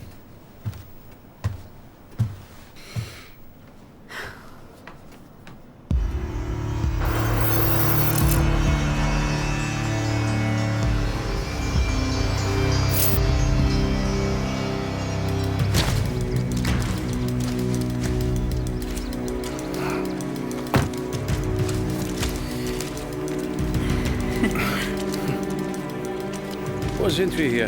Wales? Wie kommen Sie darauf? Reine Orientierungssinn, das bringt mein Beruf so mit sich.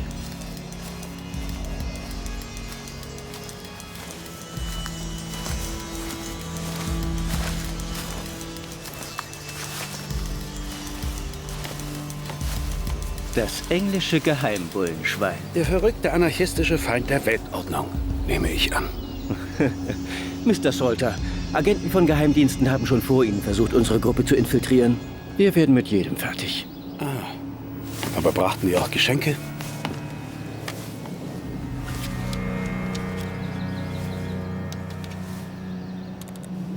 Sie spucken die Sauer in die Suppe, Harry. Was Sie darf ich das verstehen? Ich habe Sie nicht für einen Augenblick Ihre Arroganz ablegen. Können Sie das während dieser Reise permanent zusammenzuarbeiten?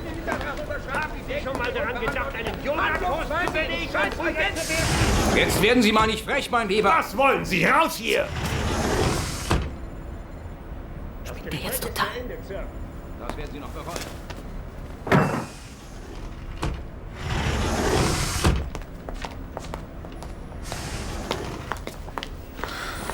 Die geben uns die Schuld, nicht? Tom, tut mir leid wegen gestern Nacht. Harry will dich sehen. Weißt du weswegen? Sofort! Okay. Kommen Sie rein. Harry, dass wir Salter gestern verloren Jetzt haben. unwichtig. Haben Sie sie dabei? Ihre Kreditkarten. Ich erwarte, dass Sie das in den Griff kriegen. Ich rede von dieser Macke, die Sie mit Geld haben und besonders von dem Geld, das nicht Ihnen gehört. Jeder von uns hat kleine Marotten und raffiniert durchgezogene Einbrüche in Computer, weil die eigene Kreditwürdigkeit unter Null ist, betrachten wir als nicht allzu große Sünde. Es ist ein Impuls, der bei kreativer Ausrichtung mit ausgezeichneter Wirkung eingesetzt werden könnte. Leider trifft das für Sie nicht zu. Noch nicht.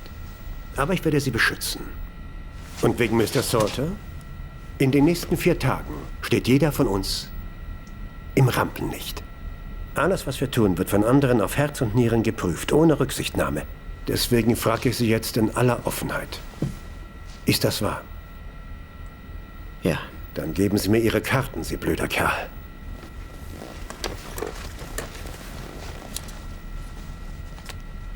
Die Strafe? Behörden?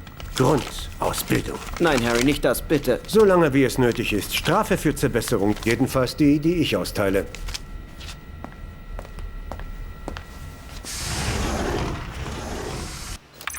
Dieses Material ist ein wertvolles Werkzeug für große Projekte.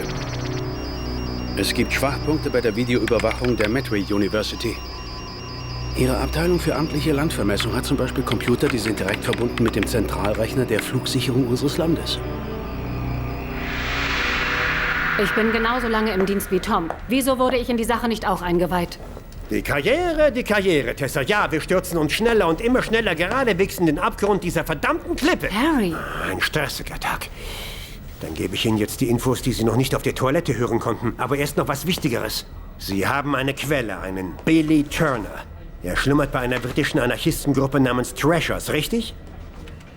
Er ist nicht wirklich zuverlässig. Ich finde ihn fantastisch. Haben Sie etwas Vertrauen? Er gehört sicher auch nicht zum Kreis um Vogel. Wir ziehen ran, was wir kriegen können. Wir sind gerade in einem Zustand kollektiver Verzweiflung. Ich werde ihn treffen. Das werden Sie nicht, aber Zoe, Sie haben wichtigere Aufgaben. Wo ist dein toter Briefkasten? Hampstead Heath. Aber ich... Was? Na schön.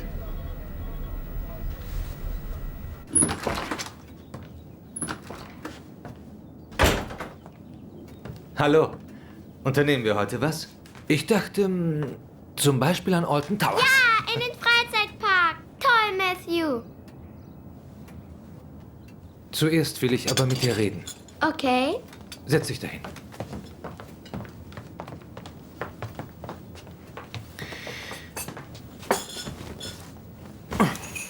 Also. Mein richtiger Name ist nicht Matthew.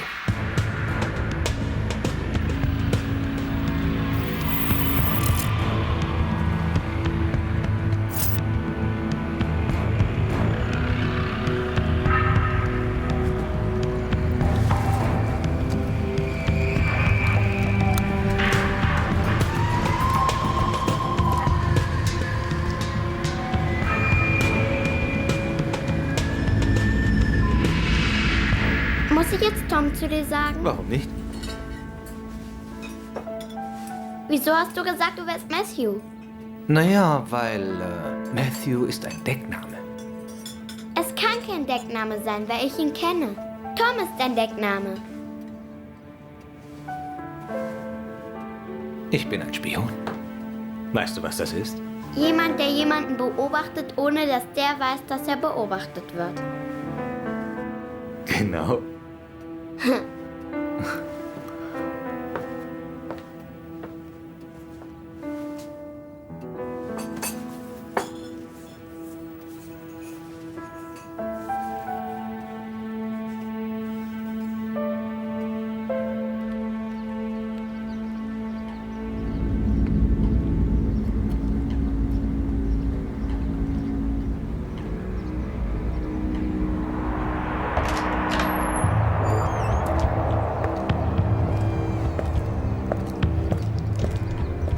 Hallo, Zoe.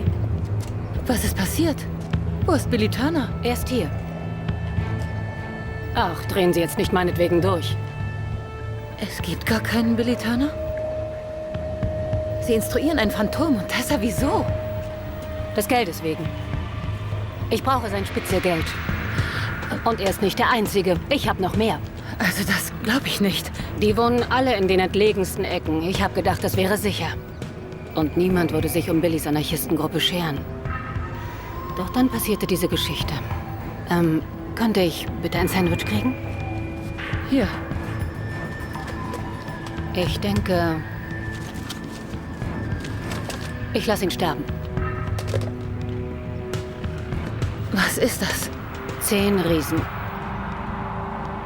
Sagen Sie, Harry, Bill Turner wäre nicht aufgetaucht. Was gibt Ihnen die unerträgliche Selbstsicherheit, dass ich da mitmachen würde? Die habe ich nicht.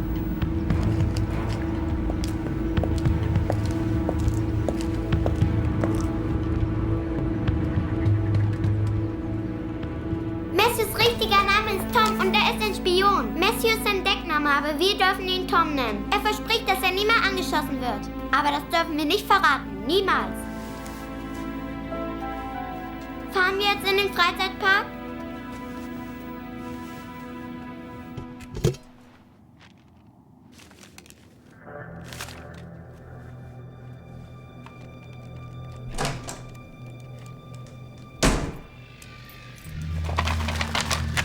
Zoe, bist du da? Ich hatte einen echt beschissenen Tag. Und jetzt auch noch dieses Chaos hier. Zoe!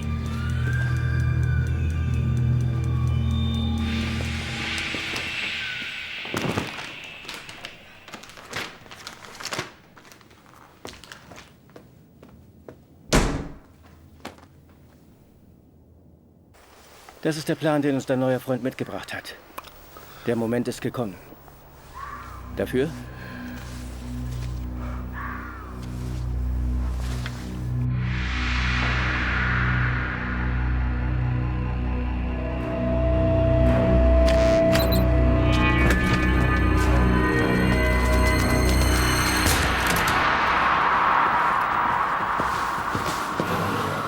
Welchen nehmen wir?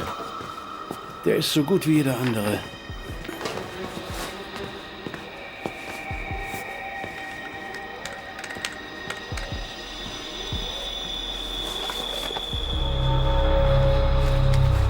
Was soll das werden?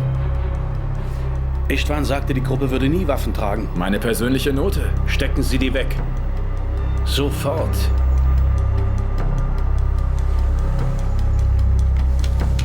Volltrottel.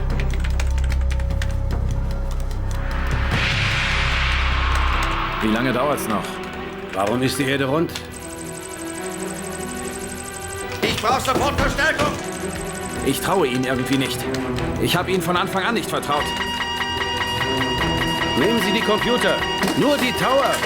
Sie sollen denken, hier wurde eingebrochen. Was ist mit dir? Verschwinde einfach. Los. Oh nein. Ich warne Sie. Lassen Sie uns nicht hängen.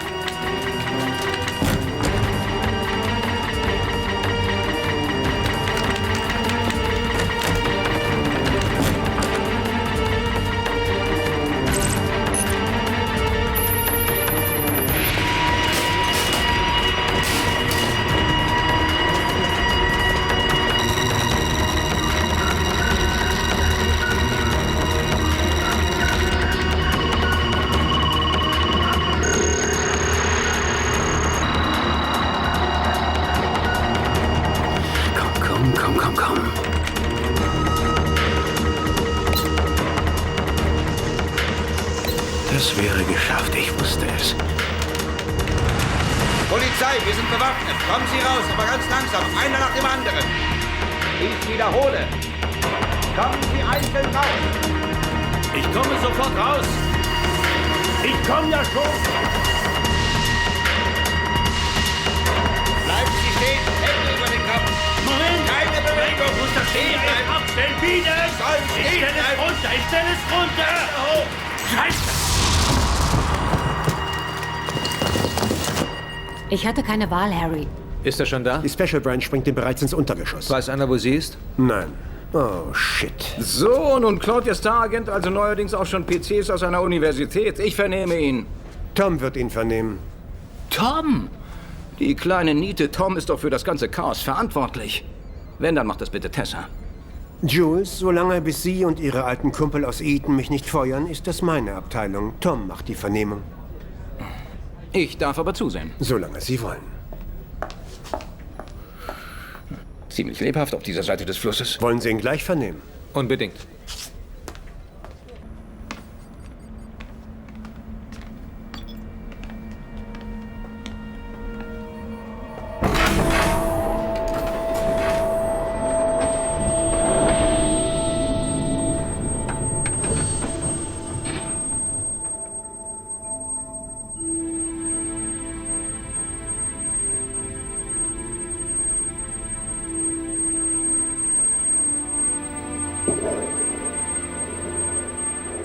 Tom?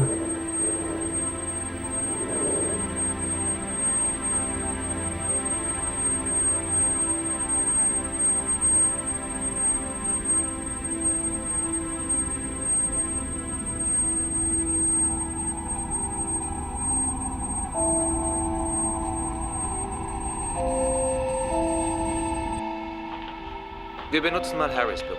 Ist er verreist? Er ist auf irgendeiner Veranstaltung. Es wird ihn freuen zu hören, dass du wieder da bist. Opfern Sie öfter Ihr eigenes Büro, Harry? Nur zu besonderen Anlässen. Alles in Ordnung? Ja, alles okay. Leichter Tinnitus von all dem Geknalle. Harrys Bester. Für mich nicht. Aber hast du vielleicht eine Kippe? Leider nicht. Wie auch immer. Auf den Triumph. Findest du? Ja. Obwohl du ja viel zu weit ab vom Schuss warst. Gut. Sehen wir uns die Details an. Mitgliederplanung. Es geht um den Besuch des Präsidenten, nicht? Ja. Wo ist Ihre Zentrale? Man hatte mir die Augen verbunden. Irgendein Gefühl? East Anglia. East Anglia. Nicht viel Schutz. Da waren Hallen. Flugzeughangars? Womöglich. Egal, wir haben das Mädchen. Sie wird es uns sagen. Und damit deine Tarnung nicht auffliegt, hast du diese Universitätsaktion mitgemacht. Welchen Sinn hatte die? Vielleicht Gelder aufzutreiben? Ja, genau, weil die pleite sind. Ja. Wir haben die Kleine aufgegriffen. Sie konnte sich von der Uni entfernen, hat aber dann was Blödes gemacht und sich verletzt. Wie? Hat sich den Knöchel gebrochen. Ihre Kameraden haben sie liegen lassen. Das war klar. Knallharter Haufen, nicht? Dafür halten sie sich. Ich mache jetzt einen Sprung. Das hast du mir beigebracht. Von mir aus? Wales. War das geraten? East Anglia liegt dem Landesteil Wales gegenüber. Danke.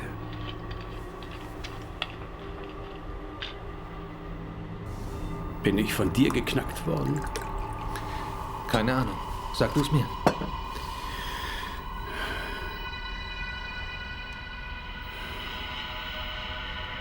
Fuck you, Tom Quinn.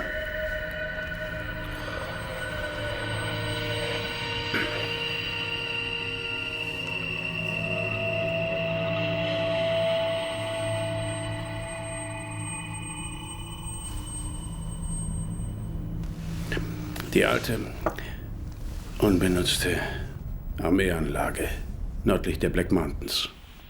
Ich habe dort ausgebildet, als sie noch in Betrieb war. Die alten Gesichter, die alten Plätze sieht man immer wieder. Ganz schön dreist, nicht? Terroristen harren auf dem heruntergekommenen Gelände des Verteidigungsministeriums aus. In einem Wald, der auf Karten als Red Alpha bezeichnet wird. Los.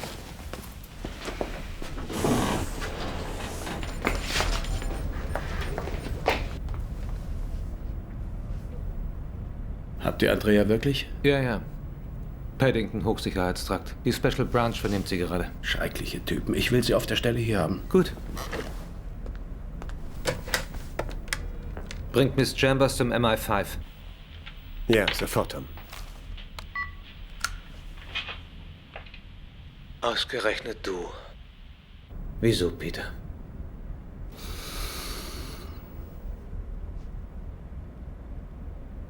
Frust. Ein lähmender, frustrierender, durch Langeweile angestarrter Frust.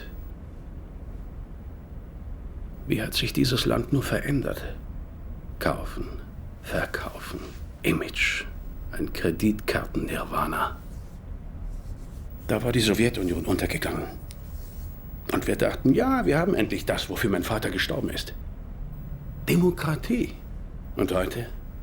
Nichts mehr davon. Sie ist verschwunden. Ist tot. Niemand glaubt mehr an irgendetwas.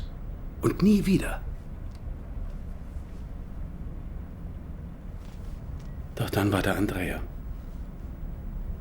Ein Mädchen aus besseren Kreisen, das ihr Leben total auf den Kopf stellte. Für ihre Überzeugung. Sie brannte für ein neues Leben. Das hat sie fast kaputt gemacht. Sie glaubt an das Gute. Das habe ich bei dir auch immer gedacht, Tom, dass du an das Gute glaubst.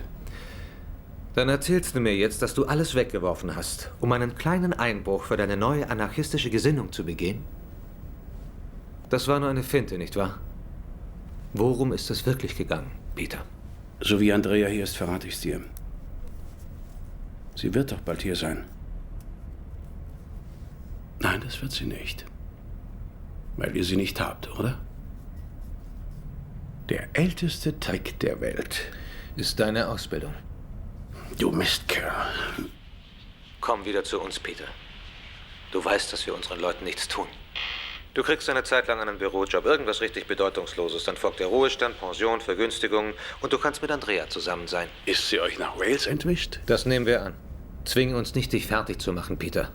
Kann ich pinkeln gehen?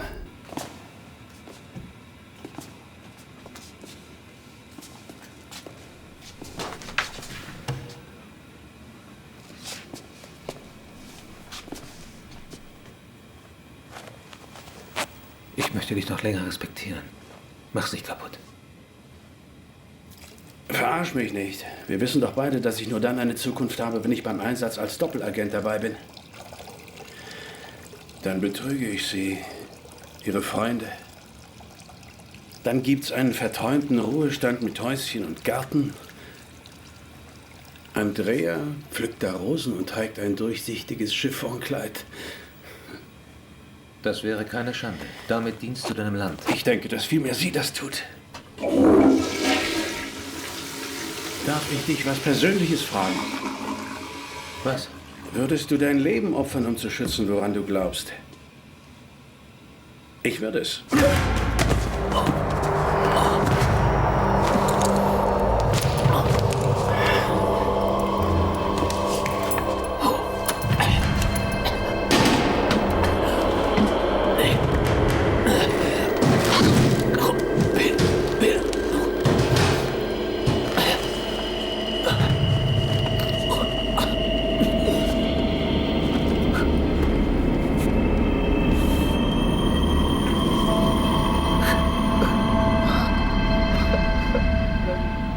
Wir wissen, welch schrecklichen Preis der Geheimdienst uns allen abverlangen kann. Und wie sich auch die Starken als Schwache erweisen können, wenn bestimmte Forderungen an uns gestellt werden. Keiner von uns ist dagegen gefeit. Aber verlieren Sie trotzdem nicht aus den Augen, dass das eine außergewöhnliche Operation und ein großer Erfolg war. Das Wirken einer potenziell gefährlichen, starken Extremistengruppe ist im Keime erstickt. Die Auslieferung des Anführers steht bevor. Er wird zu Hause vor Gericht kommen. Der Öffentlichkeit haben wir bewiesen, wie wertvoll wir sind. Wirklich. Das war ganz hervorragend. Und jetzt wird Jules Civita einen Besen fressen. Tja, kleine Schwester. Die große Schwester sagt, Totenwache für Peter Salter. Freigetränke beim MI6 an der Büste von George.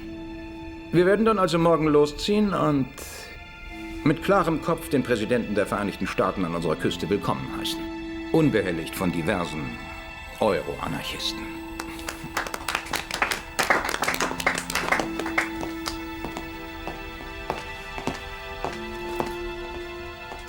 Wieso dringt man in die Geografieabteilung einer Universität ein und tötet sich dann deswegen? Geografie. Namen von Städten, Flüssen, Bergen und Tälern. Verrückt. So, die 3 Ziele des Geheimdienstes sind... Leute, lasst mich nicht im Stich. Sagen Sie uns, was wirklich mit dem Terrornetzwerk los ist. Gut. Ich erzähle euch von einem betrügerischen Agenten. Der hatte sich einfach sein Kreditranking fälschen wollen. Gelang es ihm? Nein, sie erwischen noch jeden. Waren Sie das, Danny? Seien Sie nicht so frech. Die 3 Ziele des Geheimdienstes lauten... Come fly with me, Danny.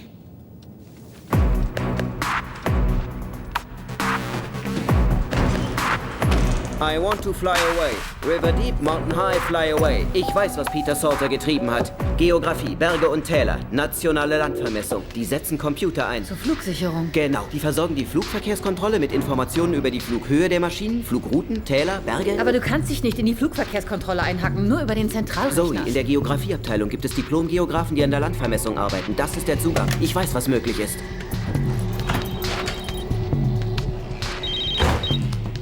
Ja? Er hat mit einem Virus den Zentralrechner verseucht. Der legt das System lahm und der Präsident landet in 4 Stunden in Bryce Norton. Gut, gehen wir mal einen trinken. Tom, hast du die Nachrichten gesehen? Die Flugverkehrskontrolle wurde lahmgelegt. Bush landet in Paris und dann kommt er mit dem Zug her. Wie konnte das passieren? Keine Ahnung, ein obskures technisches Problem. Präsidenten der Vereinigten Staaten sehr bedeutungsvoll ist. In einer Erklärung des zuständigen Ministeriums heißt es, dass die Störung des Computers der Flugverkehrskontrolle geringfügig war und die Abschaltung automatisch erfolgte. Die Öffentlichkeit muss sich also keine Sorgen machen. In wenigen Stunden wird der Flugverkehr wieder aufgenommen. Ein Mann im Glauben an eine Sache hat sich aus Liebe umgebracht. War total sinnlos.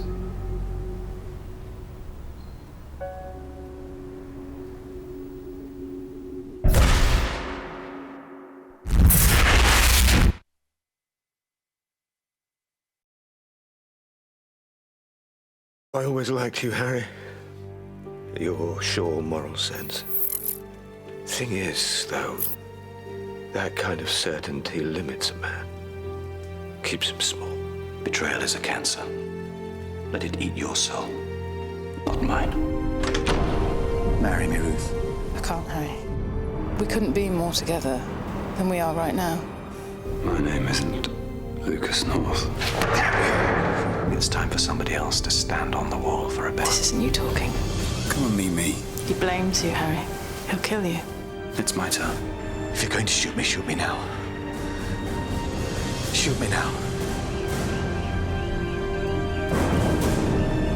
The buzzards are circling. You're the spy they want to kick back out into the cold. I'd start preparing for life after MI5.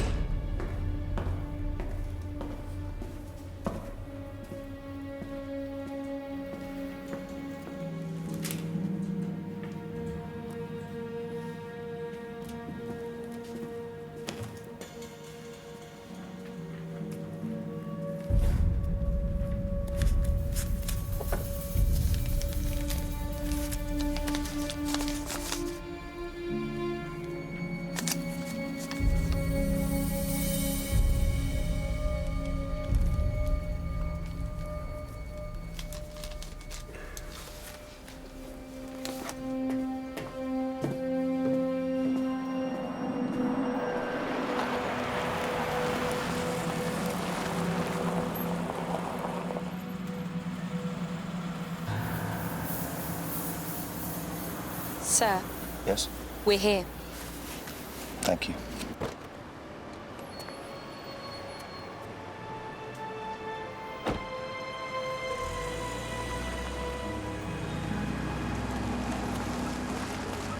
Sir Harry Pierce, over the last 3 days, this tribunal has had a full account of your involvement in the Albany matter. And the charges made against you are of the utmost severity. The facts are not in dispute. You traded a state secret to a foreign power for the life of an officer with whom you have a personal My relationship. personal relationships are not relevant. Excuse me? I had a choice to make between two of this nation's intelligence assets, the Albany deterrent and Miss Evershed. There was a risk I would lose Albany, but I knew the technology was worthless, of little value to the nation. My assessment of Miss Evershed was the reverse. I've prepared a report detailing her key role in several security service operations. The discovery of the 2009 Birmingham plot, saving the life of a former section chief from far-right terrorists, sacrificing her own freedom to ensure mine. Her work has saved many lives, often at grave cost to herself. I did not put a personal relationship above our security. I made an operational decision in the nation's interest.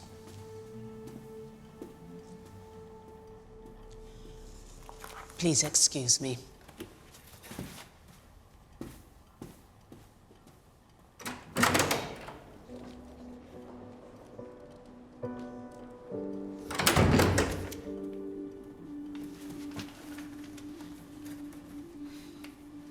The tribunal needs more time to examine your submissions. In light of the 8 weeks enforced leave that you have already had, it seems unwise to further waste your expertise while we deliberate. However, any return to work must be on a probationary basis. Deviation from protocol will result in immediate suspension. Erin Watts has been sitting in your seat. You are required to retain her as section chief.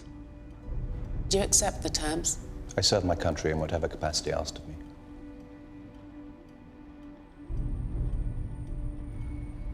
Someone jammed the guillotine. Yes, whoever it was. No doubt they'll want me to do something in return. Dimitri heard from 6 in Senegal this morning. They found Lucas North's remains. They were where John Bateman said they'd be. I've had 2 months to go over it. I still can't figure out why he wanted to get me on that rooftop. I think he wanted your forgiveness. So, can I see that report? Not while I still draw breath.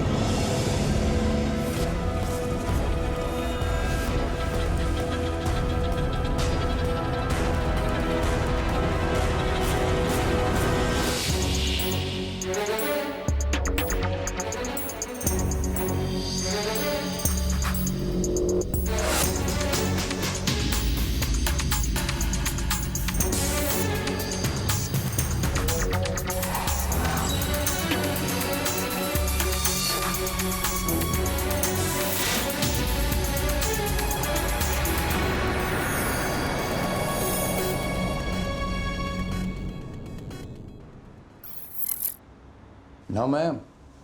I've been arguing for a long time. We need to do something decisive about this situation there. Okay, Britain has been our loyal friend, but we can't let sentimentality stay our hand. Not when action so clearly needs to be taken. Absolutely. I'll be on the next flight to London.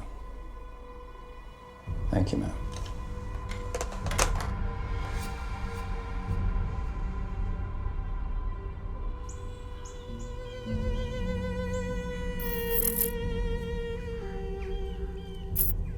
Глаза мира на Ближнем Востоке. Если ищем идеального момента для выполнения наших планов по поводу Великобритании, то это сегодня. Так. А наш представитель? Можно действительно на него положиться? Я полностью доверю Гаврику.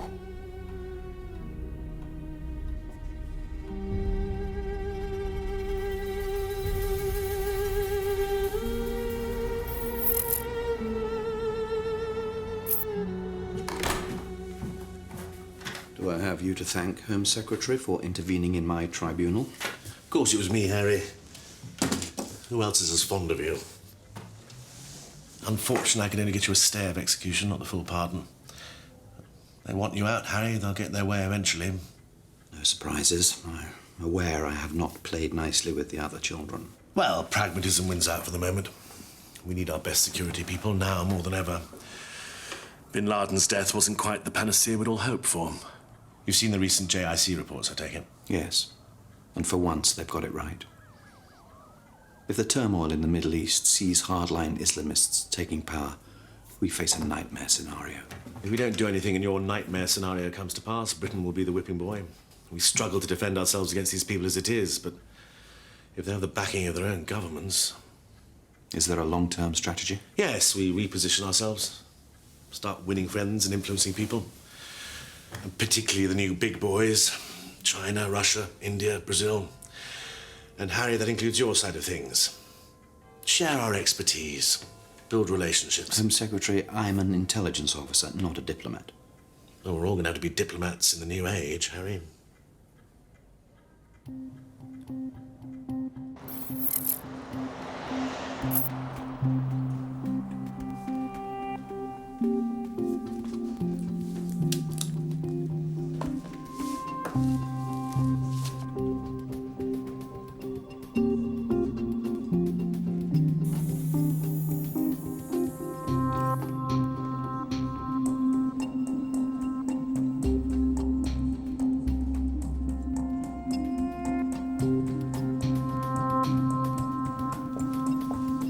So, Harry.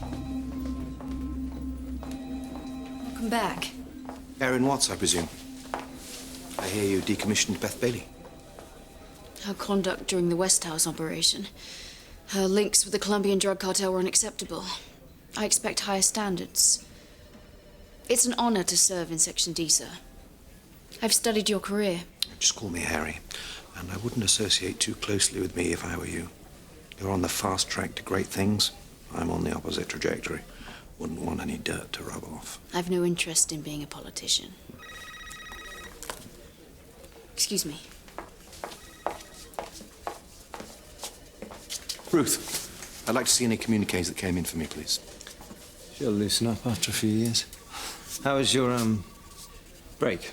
At one particularly dark moment, I actually considered gardening. She's altered my bloody chair. It took me 10 years to get that right. Well, I'll get Q Branch to have a look at it. You expecting something? Yes.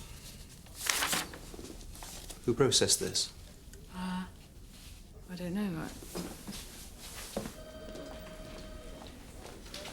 Who processed this?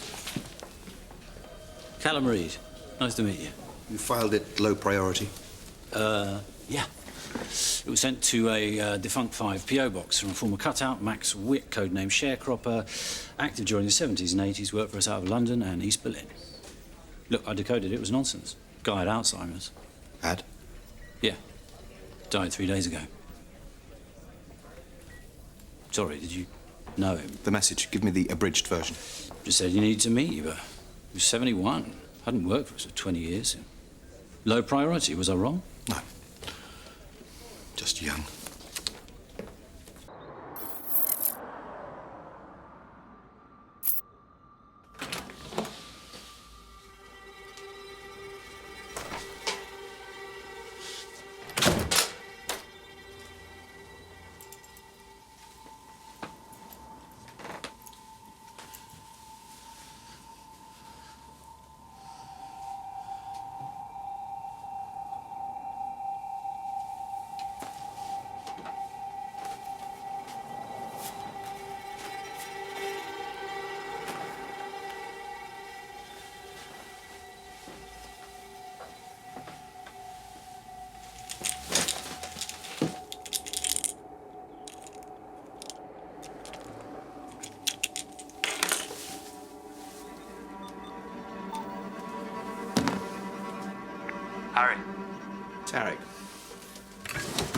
Callum to find out where they're holding Max Witt's body.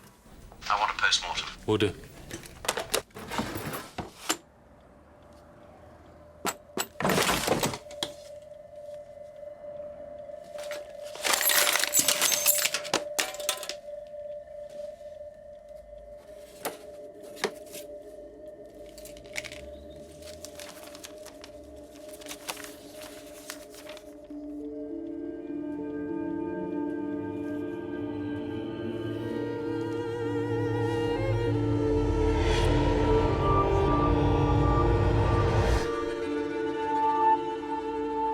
Max Witt, Cold War cutout, MI6 officer. Codenamed Sharecropper. Murdered sometime during the last 72 hours. He was force-fed an overdose of his medication. He'd been trying to contact me recently, first with the message sent here, and then another to my home asking me to check a dead drop he used to use. It had this message from Max. What I'm about to tell you exceeds all your security clearances, so you didn't hear it from me. Ilya Androvich Gavrik, former KGB legend, oligarch, and as of last year, Russia's new Minister for International Development. And your opposite number during your time in Berlin. This is Elena Gavrik, Ilya's wife, former MI6 asset codenamed Tourmaline. She communicated via Max and became the best Soviet source of the whole 1980s. We had Gavrik's wife. CIA Deputy Director James Cover. We were stationed together in Berlin. Jim and I turned her in 81, when I was with Six. This is Cold War stuff. How come it isn't declassified? Well, Tourmaline was never exposed, never extracted. She's still in Russia, still with Gavrik. Why? Plans were made for her defection, but it never came to fruition. If Max meant she was in danger of exposure, the fallout will be catastrophic. The wife of a senior Russian cabinet minister, exposed as a Western spy. Relations with the Kremlin would simply cease. We need to find out what Max knew.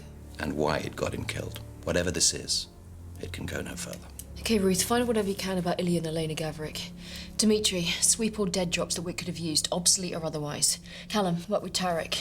Focus on his house, find out who visited him in the last 3 days.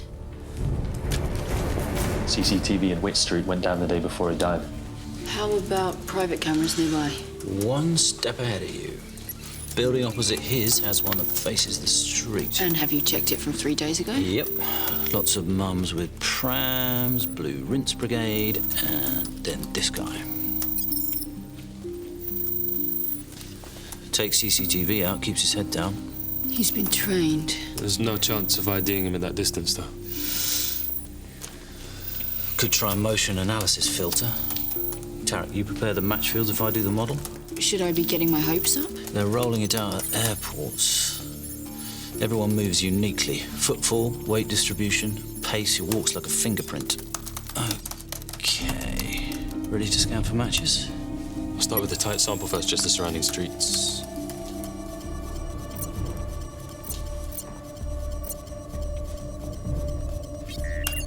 Well, yeah, got a possible motion match. Getting into a car a mile away.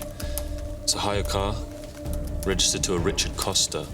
Flat 1, 8-part walk, Lambeth. Well, hopefully Mr. Costa will have some answers. Come on, get Dmitri to meet us there.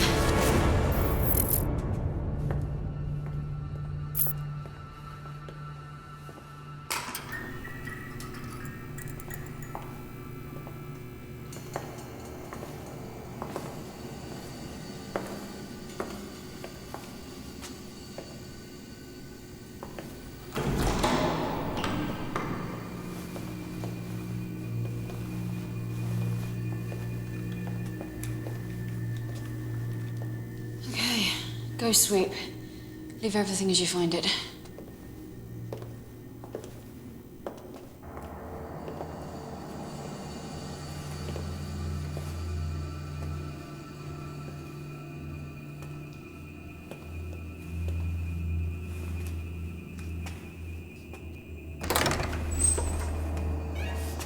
I've got a laptop.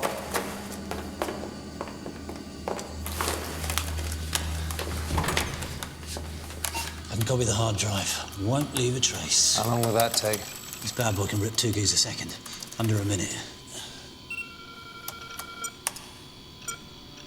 Damn it. What? There's a countdown on the password. Enter the right one in 10 seconds or get locked out.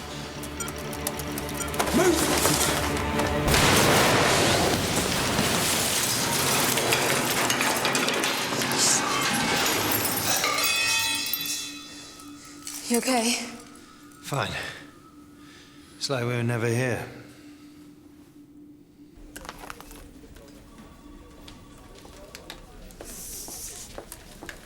They all right? Yes, but I take it personally when somebody tries to blow up my officers. I called in a favor at 6. They have someone on the inside at a housekeeping service who cleans for Moscow's Great and Good. And the word is that Ilya and Elena Gavrik left Russia over a week ago. On the quiet. No one's meant to know they're gone. Gone where? Here. They're in London. That's impossible. He's a Russian minister. We'd have been briefed. It will be on the news. So he doesn't want us to know he's here. Gavrik sneaks into the country doing something he doesn't want us to know about. His wife, your former asset, wants to warn us. The only way she knows how to contact you is via Max Witt, like she did in the 80s. Gavrik finds out and has Witt silenced by the owner of our exploding laptop, who now knows that we're onto him. Gavrik worships Elena. But if he's found out she betrayed him, she's already dead. We need to find Gavrik. Get surveillance on him. No. I know this man. He's too good. He'll see you coming. We have one person dead already. We have to tread carefully. This is a senior politician, so no direct surveillance on Gavrik.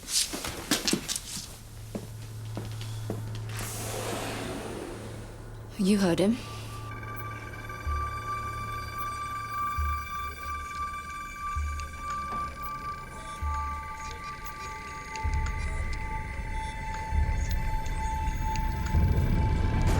Classified diplomatic flight from Moscow landed at RAF Prize Norton 9 days ago. Passengers unnamed, 1 male, 1 female. Picked up by a car with government plates.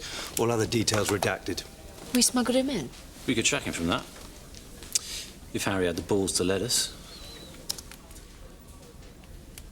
Tell him a word.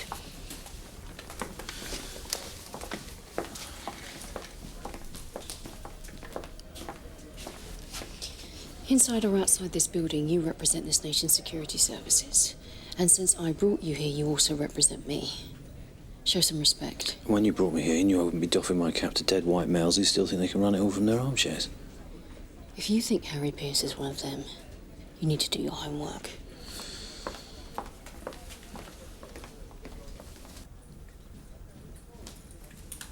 Not another one. Come in. Knocking isn't customary around here. Someone helped Gavrik into the country, opened the back door for him and then covered it up. We've pulled GPS data from the official car that picked him up at Bryce Norton. We can track it, find him. Harry, let us gather live intel on Gavrik, find out what he's doing here.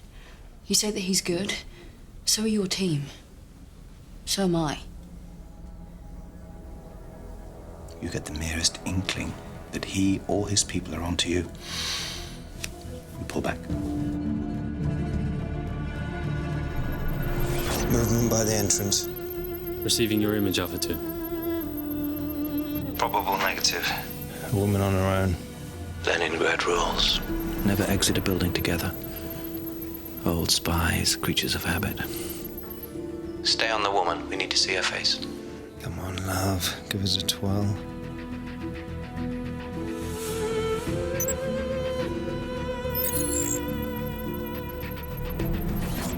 Confirmed. That's Tourmaline. Alive and well. No one else coming. No, hang on. White male. It's Gavrik. Positive ID. You are a go, Alpha 3.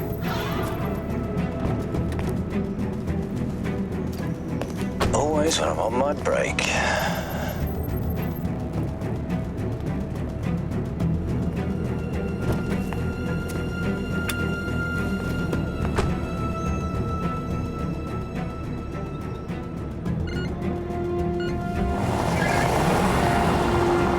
Alpha 1, stay 2 streets away. Do not let them see you.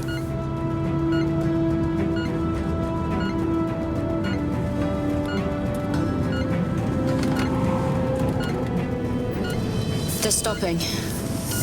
They seem to be heading towards the Denim Club. Okay, I'm pulling over. I'm going to follow on foot.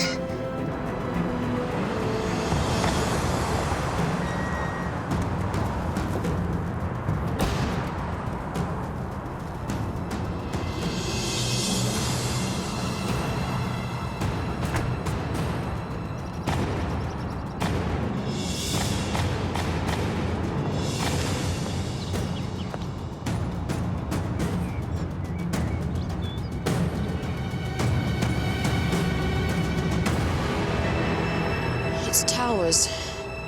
Control them meeting the Home Secretary.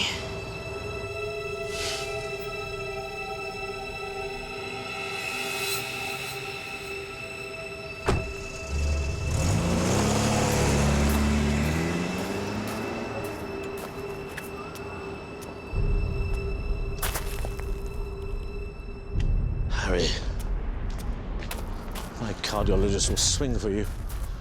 What the hell are you doing skulking around in my drive? You smuggled a senior member of the Russian cabinet into this country without briefing the security services. I'd quite like to know why. How dare you challenge me like this? My God, after I supported you, stood up for you. I couldn't say anything, damn it. They were the terms. Terms? You were about to be told. We're getting into bed with Russia, Harry. Secret, high-level talks over the next few weeks. The aim is nothing short of a new special relationship. A special relationship with Russia? America is getting more isolationist by the day. We need a new friend. And Russia doesn't have quite the same image problems in the Middle East. Gives us a chance to seem a little more chummy with whatever new regimes pop up there.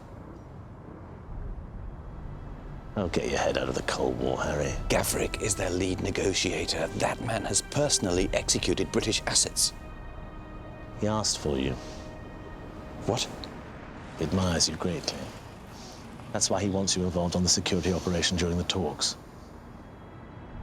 That's why you were reinstated. Now, there's a bash for the Russians tomorrow night. A diplomatic reception doodah to give them a cover reason to be here. I want you there, making nice with the old enemy. Can I rely on you, Harry? You can rely on me, Home Secretary. I know you and Gavrik were intertwined. Anything I should know? Nothing springs to mind. Good.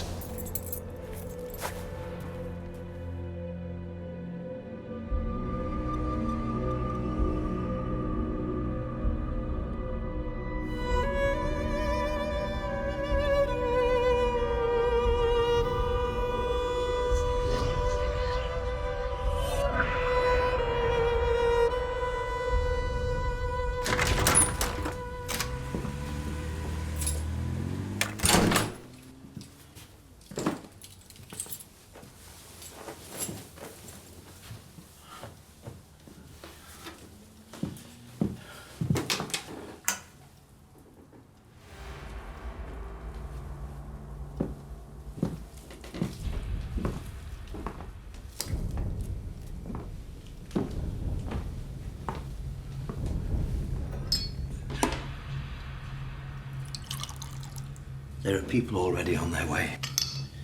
I've triggered an alarm. No, you haven't.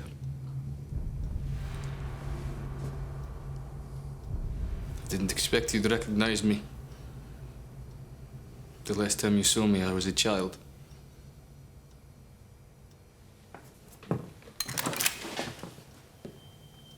I know about my mother, Tourmaline. Sasha. That's a Stechkin. Your FSB? Tell me one thing before I kill you. Do you ever think about the lives you ruin? I don't know what you mean. Stop! She's a spy for the West. Turned by you to spy on her country. On her husband, my father. Your best Russian asset since '81. Someone spun you quite a yarn. Found this 6 weeks ago. She'd hidden it a request for information from you. Your codes, your cipher, your MI5 code name. It led me to everything else. Do you deny you wrote it? I don't think I can. You could have shot me the moment I came in here, which makes me think that perhaps killing me is not your only option. No. Just the most attractive. And of course, you're not stupid enough to believe that I'm the only person who knows that your mother is still active. You burn her file, sever all contact, and then you can leave. I told no one else what I know. Yet. If you've discovered a spy, you really should report it to your superiors.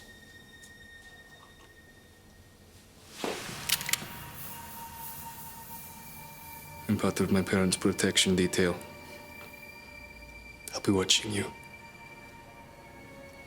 When you send her a message, you tell her that her work for you is complete, and you say goodbye. She's given you 30 years.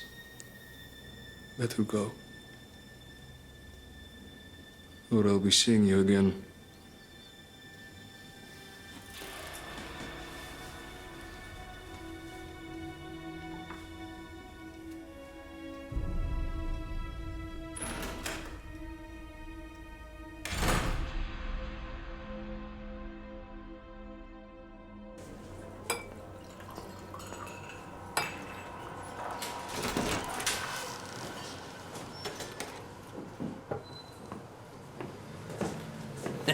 You feeling too British for a hug? Too American for a handshake. Oh, my goodness. Diplomacy in action. You look well, Jim. Well, younger wife. Gianna's 39. I see her talking to guys her age. Next thing you know, I'm on something called an elliptical trainer. Now, I know it's early, but I am damned if I'm gonna toast our reunion with pub coffee. Single malt? With water, as a concession to the youth of the hour. I missed that shit. And vodka tonic on the tab. So I was surprised to hear you were in London. Has the interrogation begun already? Not at all. I'm just feeling slighted that you didn't look me up. We're still buddies, hell. Shall we?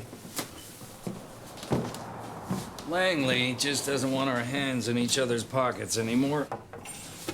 Middle East is turning itself inside out. My bosses think you guys are too close to the action. That's ridiculous. Yeah, maybe. But Tripoli to London's only a 3-hour flight.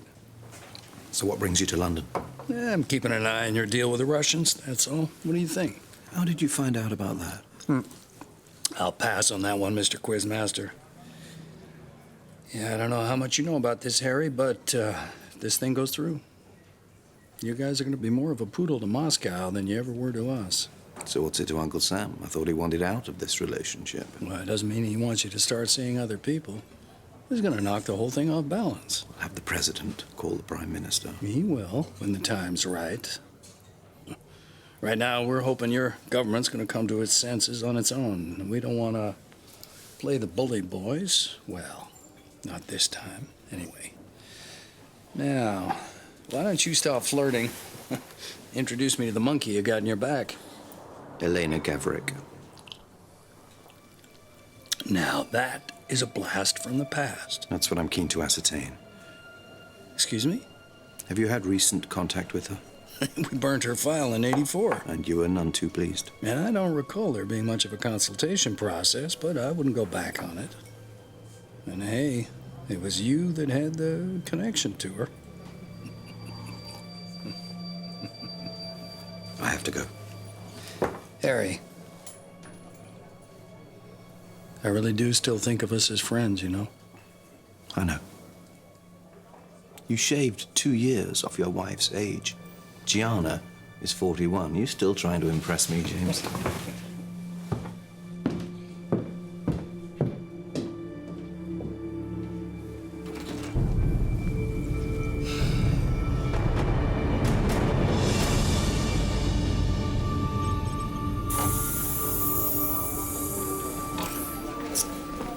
Harry, I've reformed data from the remains of the laptop.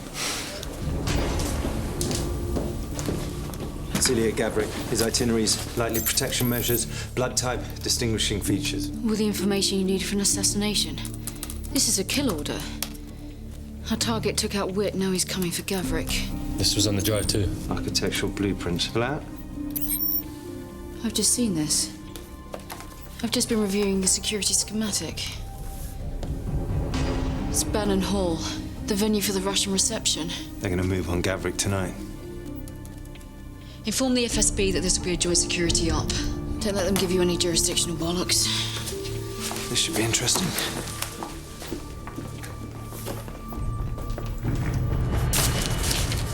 There's a lot of people who want Gavrik dead, but I still don't see where Max Witt fits in. I think I do.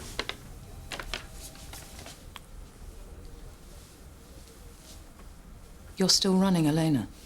I'm not running Elena. I didn't write that. Someone posing as me contacted Elena via Max. But that means they know all your codes.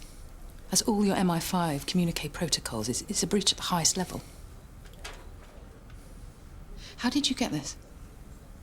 Sasha Gavrik, Elena's son. He's an FSB officer. He was waiting for me at home last night, put a gun in my face. He found that message and believes what it suggests, that I'm still running her. He's demanded I break off all contact immediately, which I'm powerless to do. So someone wants information from Elena to get to her husband. Max Witt realizes it isn't the real Harry Pierce, tries to contact you, and he gets killed for his trouble. I have to talk to Elena, see what other intel she's passed on to my impersonator. Well, that's risky. If she's exposed, the partnership falls through. Well, what choice do we have? Look, I have to go tonight as a guest. It'll be a chance to talk to Elena. I have a +1. Will you help? Sure. I'm sorry, I realise it's hardly the perfect night out, but... Well, we've had worse.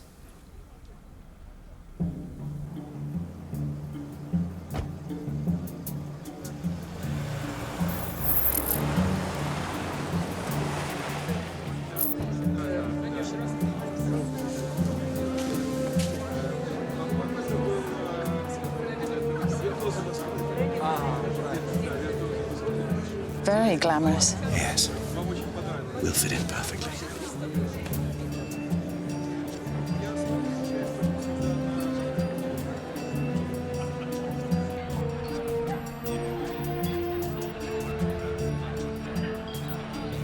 Report. Perimeter secure. Got you all on GPS. Callum, the Russians are vetting the staff. On-site scans are clear, no trace of explosives or weapons coming in. Every guest and staff member cleared on our database.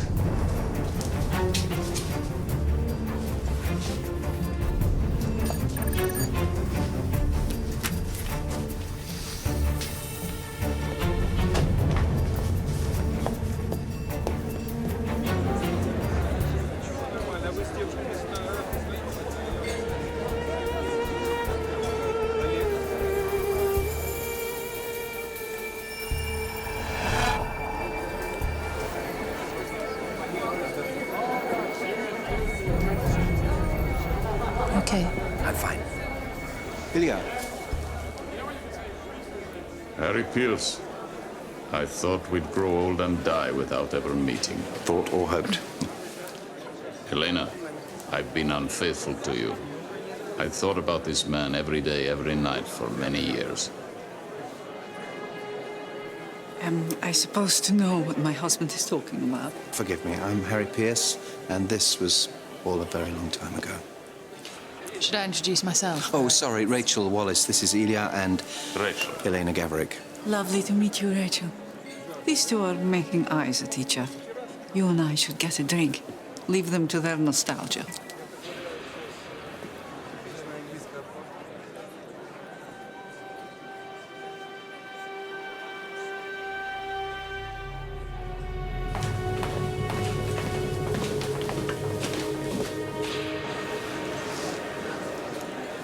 You see the door in the corner of the room? You need to go through it at exactly 2 minutes past 8 by the main wall clock. Fresh peaches. That is the difference. To your health.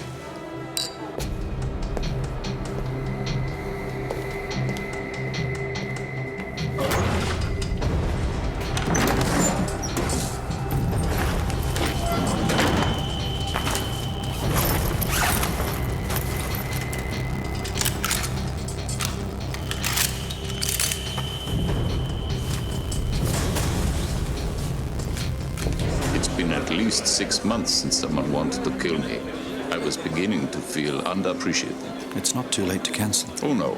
I won't be intimidated. I never have been, I never will be. I hear you've had problems recently, Harry. I hope they're behind you.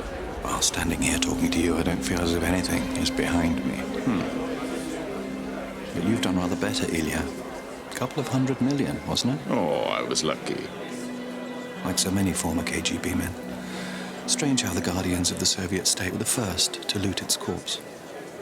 Friends shouldn't judge each other. And it looks like we are to be close friends. Well, will you excuse me a minute? Yes, of course.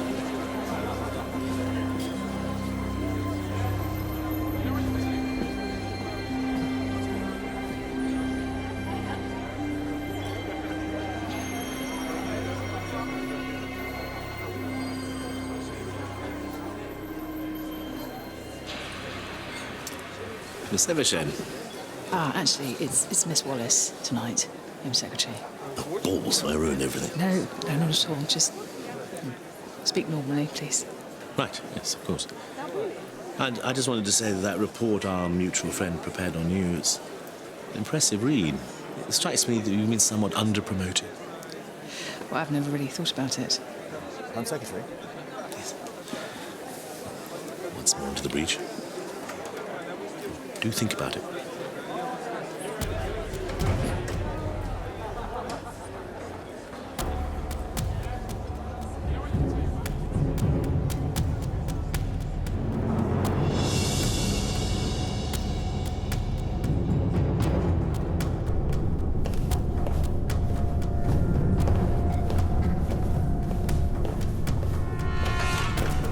Sir, this area is off limits to guests. Sorry, looking for the bathroom. It's this way.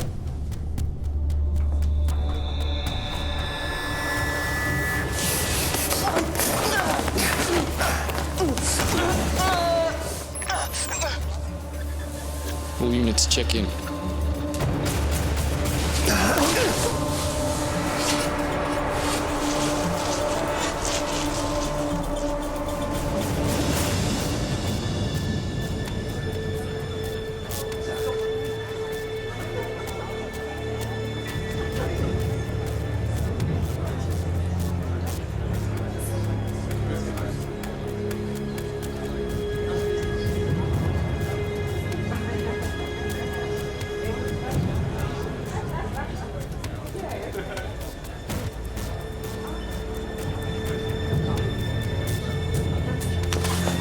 Oh my God! I am so sorry. Oh, sorry.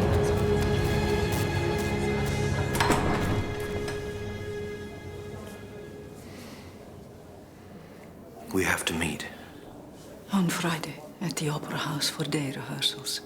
I can be there alone. Don't try to contact me through the old method. It's too dangerous. Call this number using a clean phone.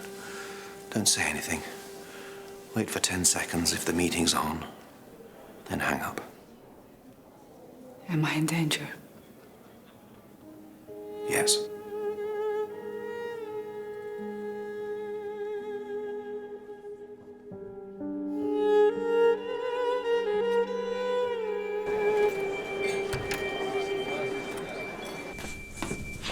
I'm with the FSB team leader.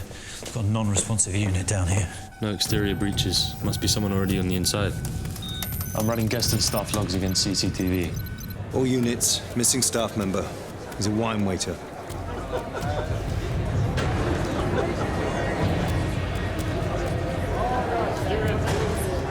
They're everywhere. Pull all staff off the floor, now.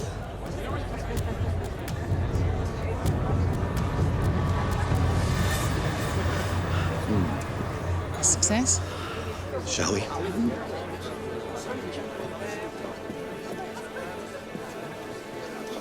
There you are. Let us have a drink together. Now, who has a good toast? Two old enemies. New friends.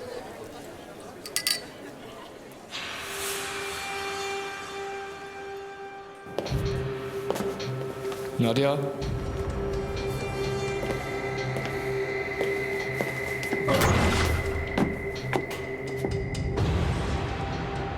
Code 6, get the minister and his wife out of here now. Russian officer down. Attack in progress. He's not a waiter anymore. Repeat. The assassin's changed clothes.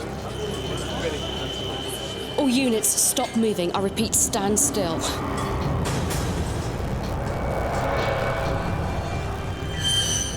Hurry! Behind Gavrik, right shoulder. Drop the weapon!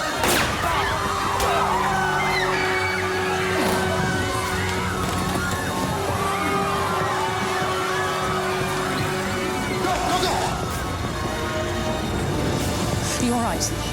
I'm fine.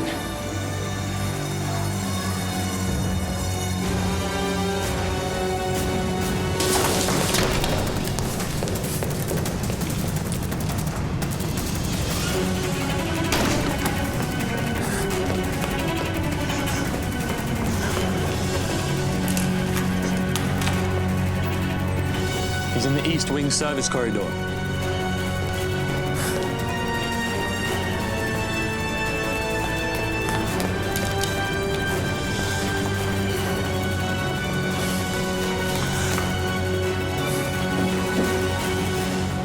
Stop!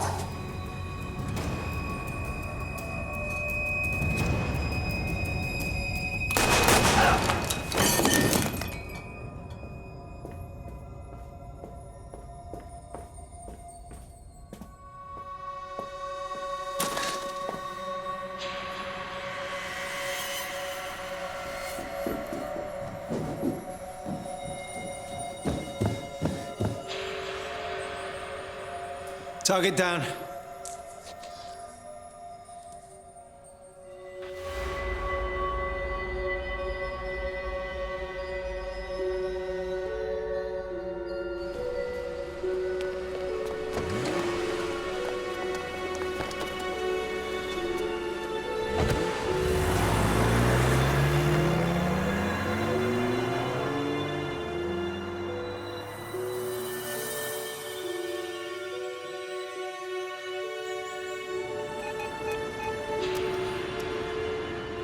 It's me.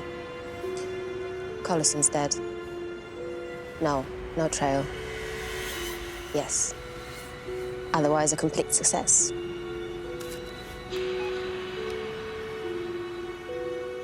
Marcus Collison, ex-services, British-born mercenary of the most expensive kind.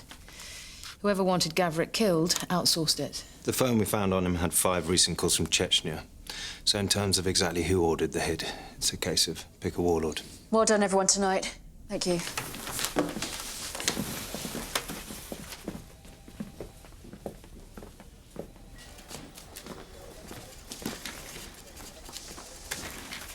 Callum, 6 need a full debrief before they can act in Chechnya. Make sure they get everything we have on this. Already done.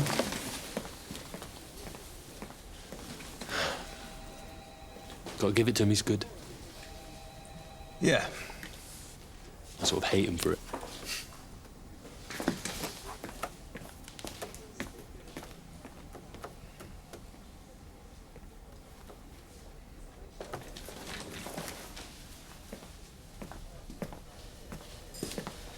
Why do we do it? This job. You first. I actually enjoy it, but there's probably something wrong with me. Probably. Let me guess what your evening has in store. You're gonna go home to your spotless, minimalist flat, steamed fish, then brush up on your Ukrainian economic history, a quick 1,000 abdominal crunches, and then your usual, 3 hours sleep? Guess I must be pretty easy to read.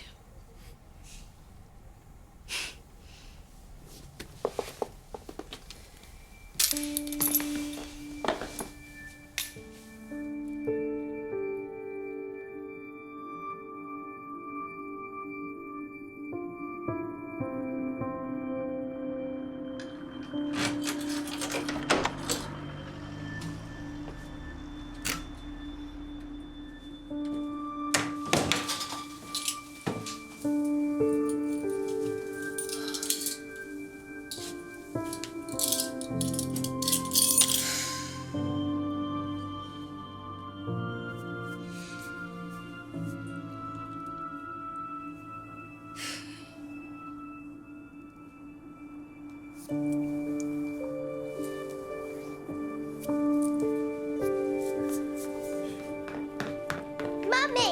Hey. Hey, you been a good girl for Granny? Yes. Do you promise? Yes. Come here, you. I love you, Mummy. Oh, God, I love you too.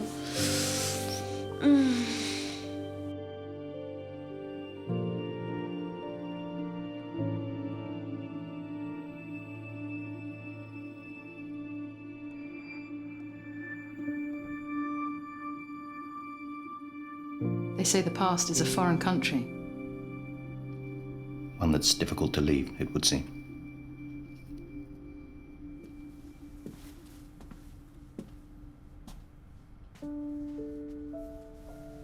I've been wondering how a contract killer or his Chechen warlord employer would go about obtaining the top-level intel that they would need to pose as you.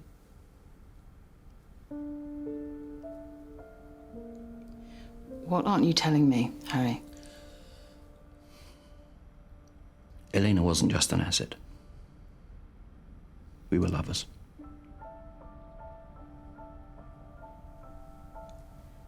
You burnt her because of your relationship. Sounds simple when you put it like that. Nothing about this is simple, Harry.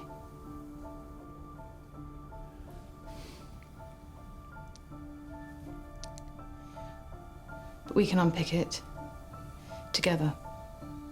But the first thing we have to do is deal with Sasha Gavrik, put him out of action.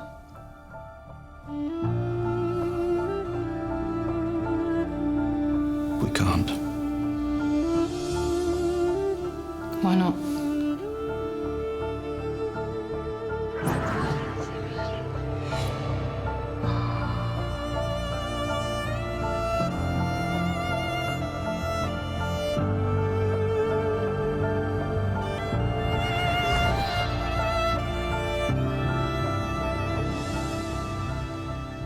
Because he's my son.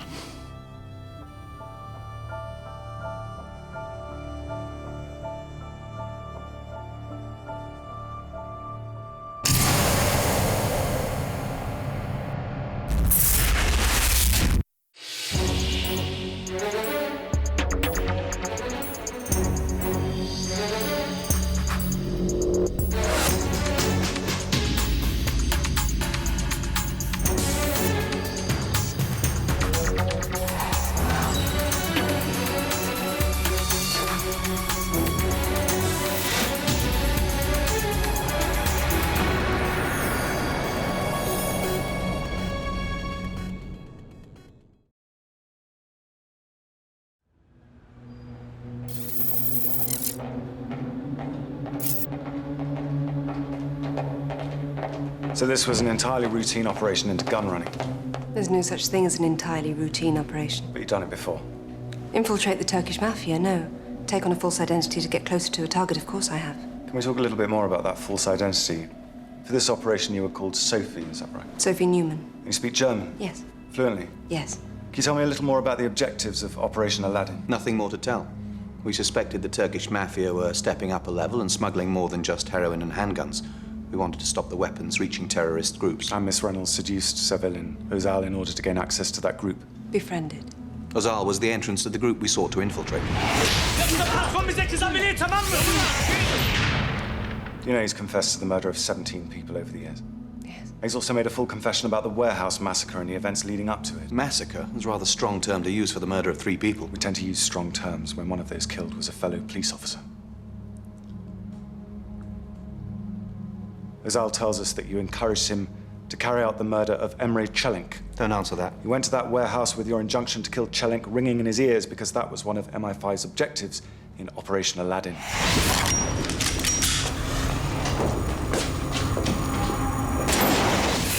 You don't understand anything. No more. That's it. Thank you, Superintendent. Let's go, Zoe. This was an operation, okay, like thousands of others. It's Except something... in this operation, a policeman died. Do you consider that to be collateral damage? Can you sit down, please? Both of you. May I remind you, Miss Reynolds, that you are under arrest. You, Mr. Pierce, are attending this interview against all rules and as a result of the intervention of the Attorney General. This whole investigation is a farce, whipped up by a police force motivated by revenge and a media obsessed with attacking the security services. It is an investigation into a multiple murder whose victims included a brave police officer and a father of 2 young children. Something that we profoundly regret, but for which we are not responsible. I disagree. Miss Reynolds, I'm very sorry to have to say this, but I'm satisfied that we have the evidence to charge you. Charge me with what? In the case of Mehmet Salem and Hassan Doyan with involuntary manslaughter by an unlawful act. And that unlawful act forms the basis of the principal charge, which is conspiracy to murder Emre Çelik.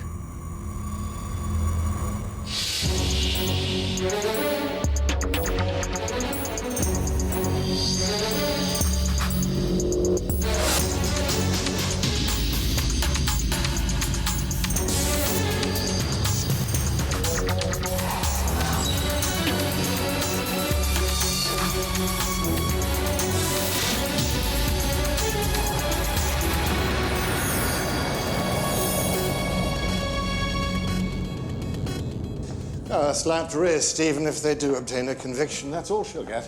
One of my best officers goes on trial tomorrow. I wish I had your certainty. Gordon's hardly known as a hanging judge. And he'll agree to all the public interest immunity certificates you want. This should still have been dealt with internally. Well, in the past it would have been, but the climate has changed rather dramatically. We cannot be accused of any type of whitewash, however small. So this is an opportunity for the government to polish its tarnished liberal credentials? What a wonderful opportunity you've given us. Botched operation, a dead police officer, his camera-friendly widow, and a media that scented blood from the start. And brave Bobbies versus shady Spooks. Whose corner do you think we want to be seen in with an election on the horizon? Things have changed. Someone has to pay. Someone always has to pay, Harry. At least we've ensured that it's one officer and not the whole of MI5 who are picking up the bill. She's a fine officer, Patrick. Oh, that's why we're only talking slap on the wrist. She may get off. Come round to the club later, I'll buy you a scotch, make amends. You think that's all she's worth to me? Bloody scotch.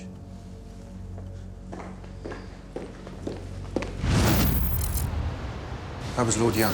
Exactly what you'd expect from a cross between a politician and a lawyer. There's a lot of anger about this, Harry. Danny? Everyone, but especially Danny. Keep an eye on him. Did you get the assurances you wanted? Yes, whatever happens, Zoe will be protected. Good. We owe her that. We couldn't have foreseen this, Adam.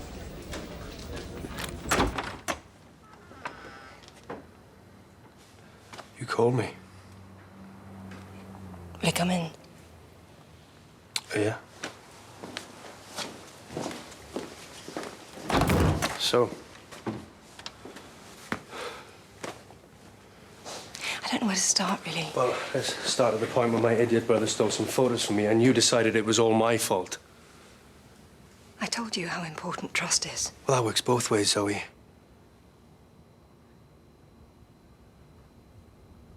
Well, I'm glad we've sorted that out. Well, I'm in a lot of trouble at the moment. What sort of trouble? I can't tell you. But I've been very scared and lonely. What?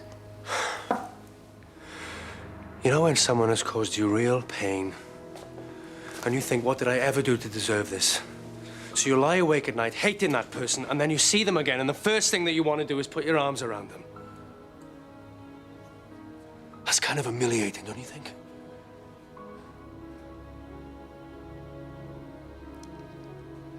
So put your arms around me.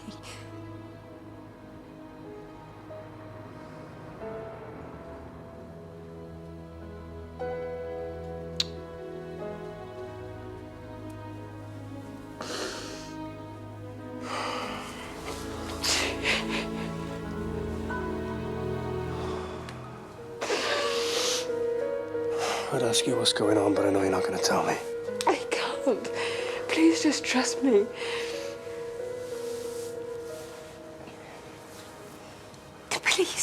I'll contact you when it's all over, I will. Zoe, you don't ever have to be lonely, you know that, don't you? I'm so sorry for hurting you. You're right about not deserving it. I didn't mean it. Come here, it's okay. It's all right. It's okay, it's gonna be all right. It's all right. I promise.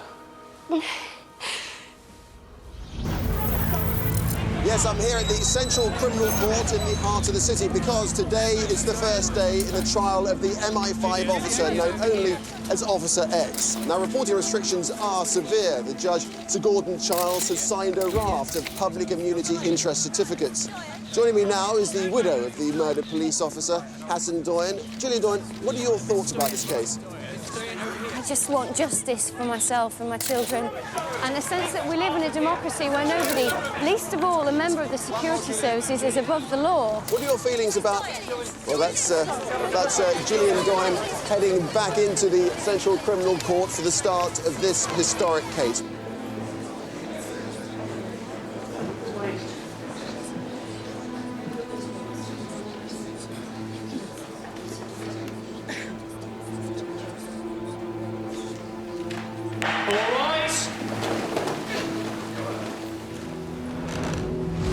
The Crown calls Mr. Sevelin Ozal. Thank you.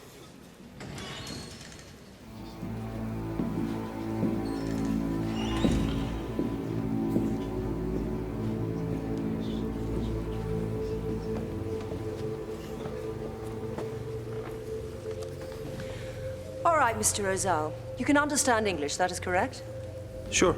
You are currently serving 17 life sentences, 3 of which are for the murders of the individuals who concern us today. That is correct? Yes. You have been offered no deals to testify today? No. Right. Do you know the woman in the dock? Yes. By what name do you know her? Sophie Newman. Where did you first meet Sophie Newman? I met her one night in a casino.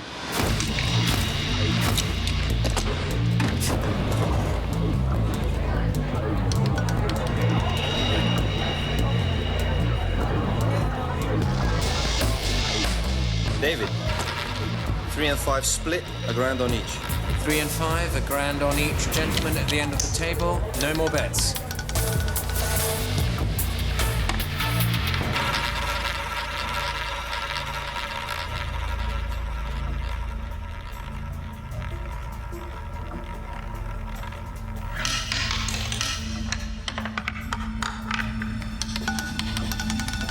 Number 5 wins. Şanslısın lan.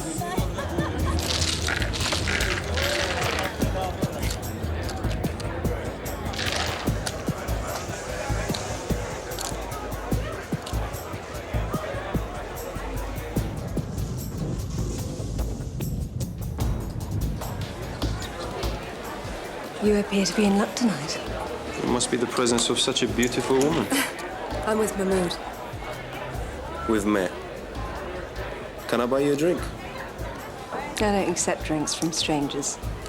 Unless they just happen to have won a large sum of money at the roulette table. Mahmoud is your boyfriend? If he was, do you think he'd let you buy me a drink? He wouldn't be in a position to object. You know what? I don't like guns. I do. Well, why don't you buy your gun a drink? If you think that impresses me, you are very much mistaken.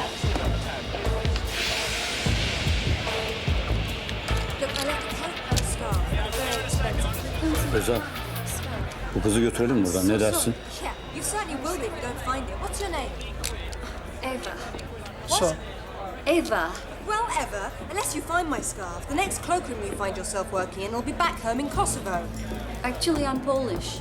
What did you say? Why don't you let me buy you a new scarf? Did you look cold? Depends. On what? Are you gonna let me take you shopping? No, I'm not. No guns.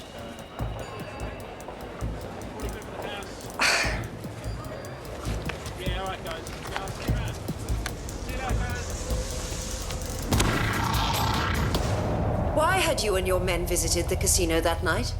I was celebrating because that afternoon I had sorted out some important business.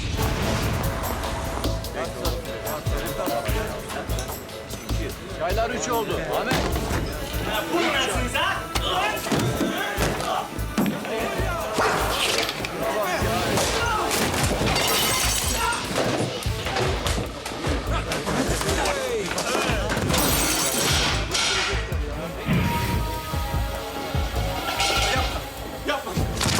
Özal! Şunu yapma! Al! Yapma! Özal! Özal! Biz sadece uyanmaya geldik ha. Öldürmeye gitmedik. Yoksa patron bize kızabilir ulan. Gül ulan! Biz sadece uyanmaya geldik. Yoksa patron bize kızabilir. Yoksa patron bize kızabilir ha.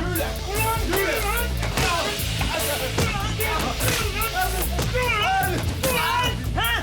Orospu çocuğuna bakacaksın ha? Hadi be, hadi. Özal. Ha?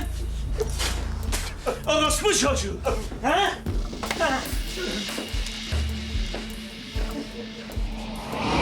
So who was the man who stopped you from shooting the cafe owner? Well, we knew him as Zeki.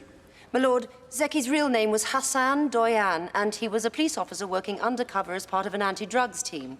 As is usual, he was wearing a wire.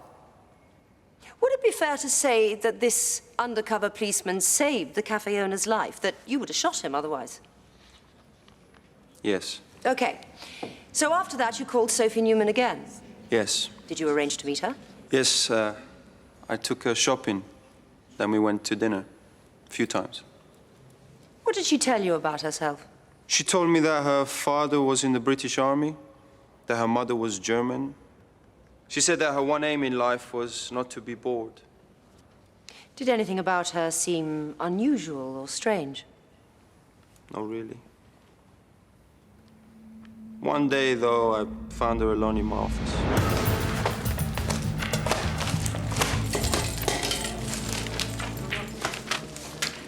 What do you think you're doing? So, where do you hide them? Hide what? Well, wedding rings, photographs. Is that what this is all about? Are you jealous? Not jealous, no. But if some hysterical wife's going to start running after me, I'd like to know about it. Why would she start running after you? She'd never be able to catch you. She's too fat.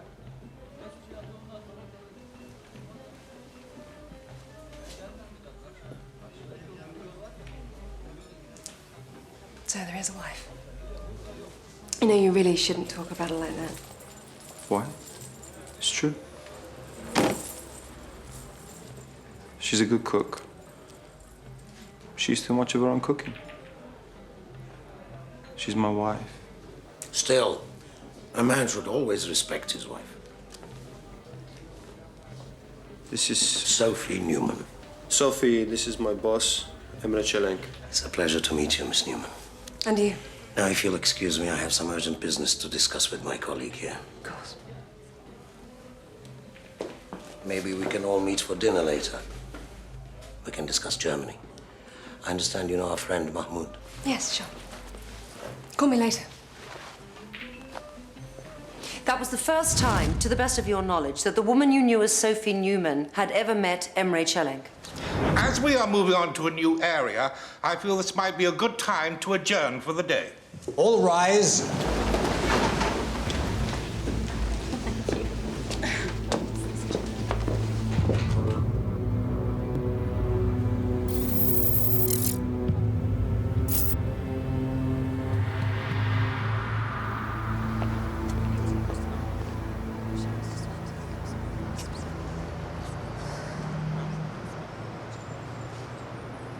You're one of them, aren't you?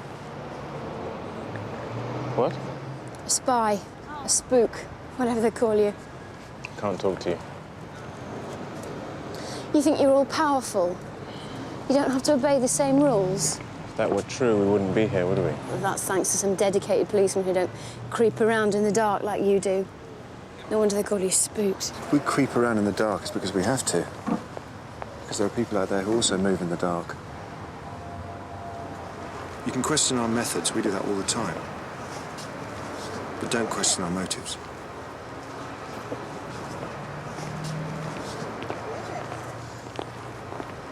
Don't talk to her again, Danny. What was your relationship with Emre Çelenk? He was my boss. Did you, Chelenk and Sophie, ever socialize together? Sure. He liked her. And did she appear to like him? She changed when he was around.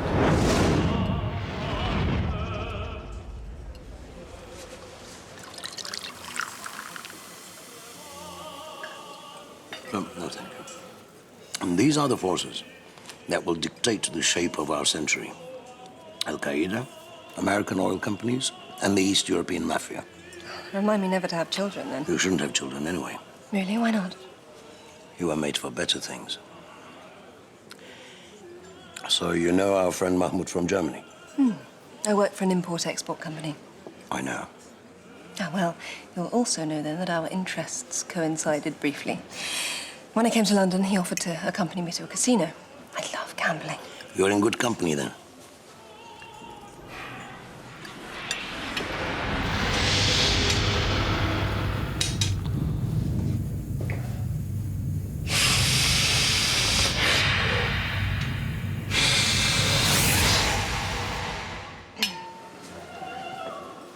I made Sophie a proposition. I'm going to Frankfurt on a business trip soon. I need someone with me who speaks German and knows the city. For how long? A weekend.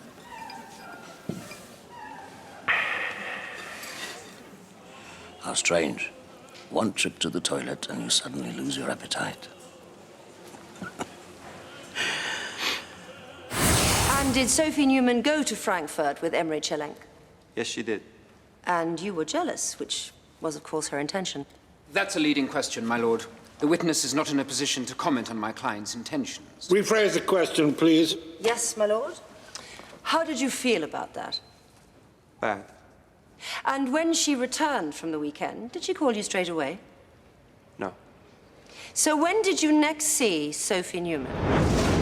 You slept with him. And what did you expect?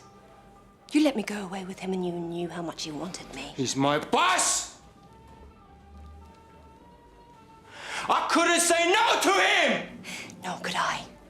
You know, he's a very persuasive, powerful man. He's much more powerful than you.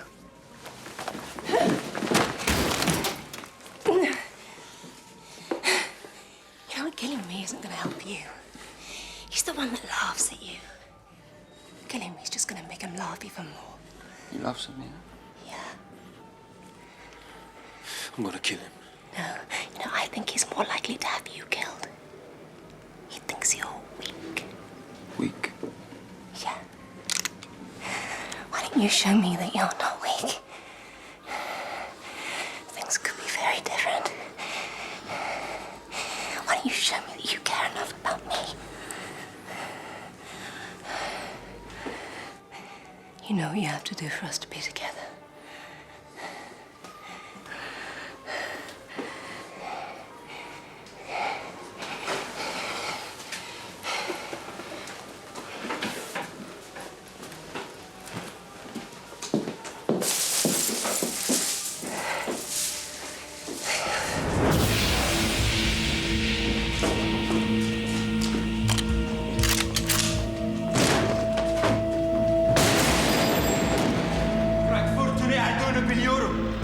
Ne yaptığını biliyorum orospu çocuğu. Özal. Sophie söyledi bana. Sen kazandığını sandın ama o artık benimle olacak. Özal. Bana her şeyi anlattı. Seni öldürmemi söyledi. I just want to draw your attention to the phrase in the transcripts. Sophie told me what happened. She told me to kill you. And Çelenk's reply is... O söylediyse öldüreceksin o zaman. Tell Sophie that life is only a dream. Özal. I'm an undercover police officer, okay? Don't. I'm married with 2 kids. Özal. You're gonna kill me, Özal. Özal, please. I'm married with 2 children. Özal, no. Özal, don't do it. Don't do it. Please, Özal, please. Özal, please.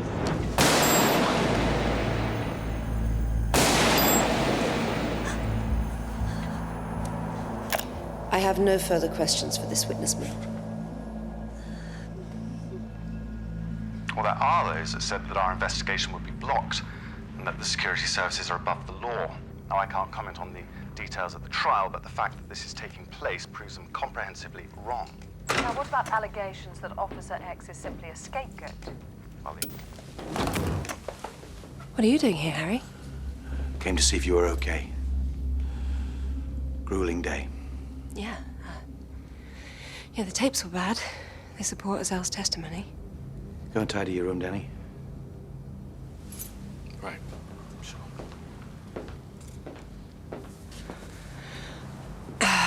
Can I get you a drink or something? Preparing my character witness statement. Hope you're going to say nice things. Well, I won't tell them about the stapler you stole. The Attorney General has assured me that even if it comes to the worst, you'll get nothing more than a slapped wrist.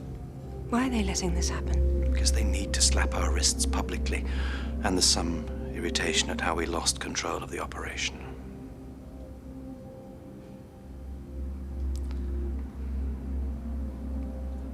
What is it? I need to be sure, Zoe, that you will not deviate from the story that's been agreed. Not tell the truth under oath, you mean? Heaven forbid. This is very complex. Much more is at stake here. I'll stick to what we agreed. To tell the truth, but not... The whole truth and nothing but the truth. Try and get a good night's sleep. Harry. Everything's gonna be okay, isn't it? Of course it will.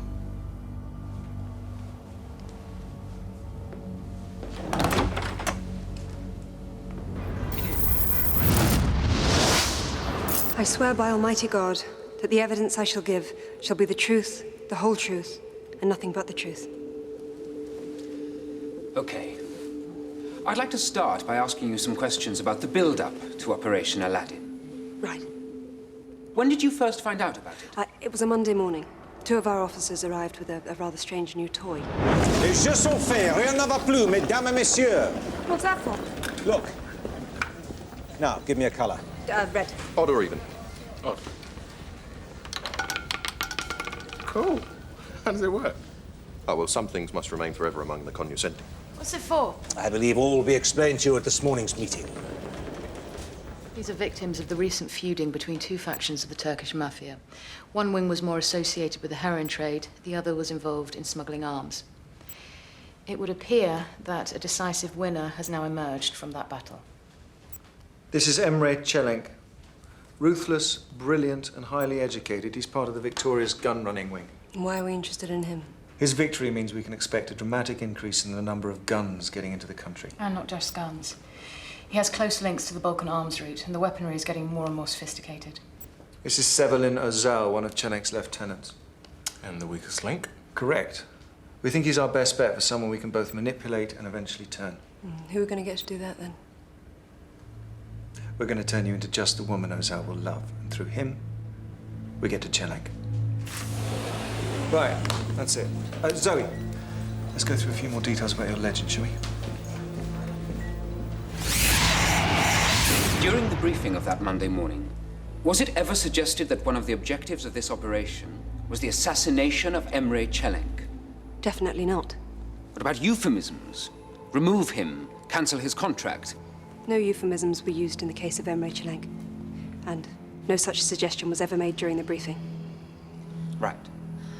Now, in his evidence, Mr. Özal made reference to an individual named Mahmoud. You arrived at the casino with him the first night you met Mr. Özal. Can you tell us more about that? Zoe, this is Mahmoud, an undercover officer with the BND in Germany. He's infiltrated the Turkish mafia over there, but he's also known to Çelenk's crowd. He'll provide you with credentials. Nice to meet you. And you. I believe Malcolm's already shown you the magic roulette wheel. Yes? Okay, Özal goes to a casino, which is part of Çelenk's business empire. And let me guess, we let him win handsomely. Yes, and that's when you'll make your move. But we want to make him work hard for you. Quite right, too. Okay, Sophie Newman. Let's have a look at you. That should do the trick. Now let's do the voice again. Think posh and cigarette husky. Come on, Zoe, it's an important part of your legend. You're Sophie Newman. You're clever, but easily bored. You're amoral, and you want money and excitement. And what will you say when he wins?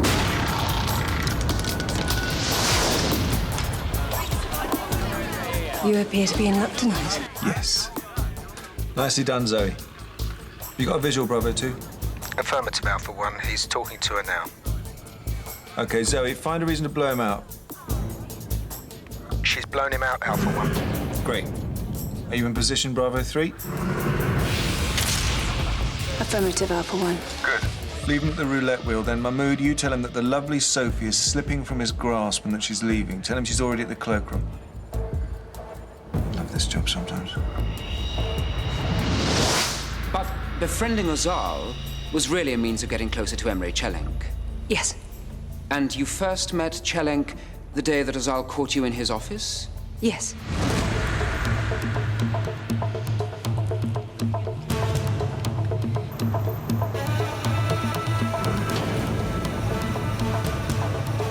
You've got a problem, Alpha 1. Target is returning. I got time to get out. Negative. Shall I request backup? No, we'll lose the whole lot.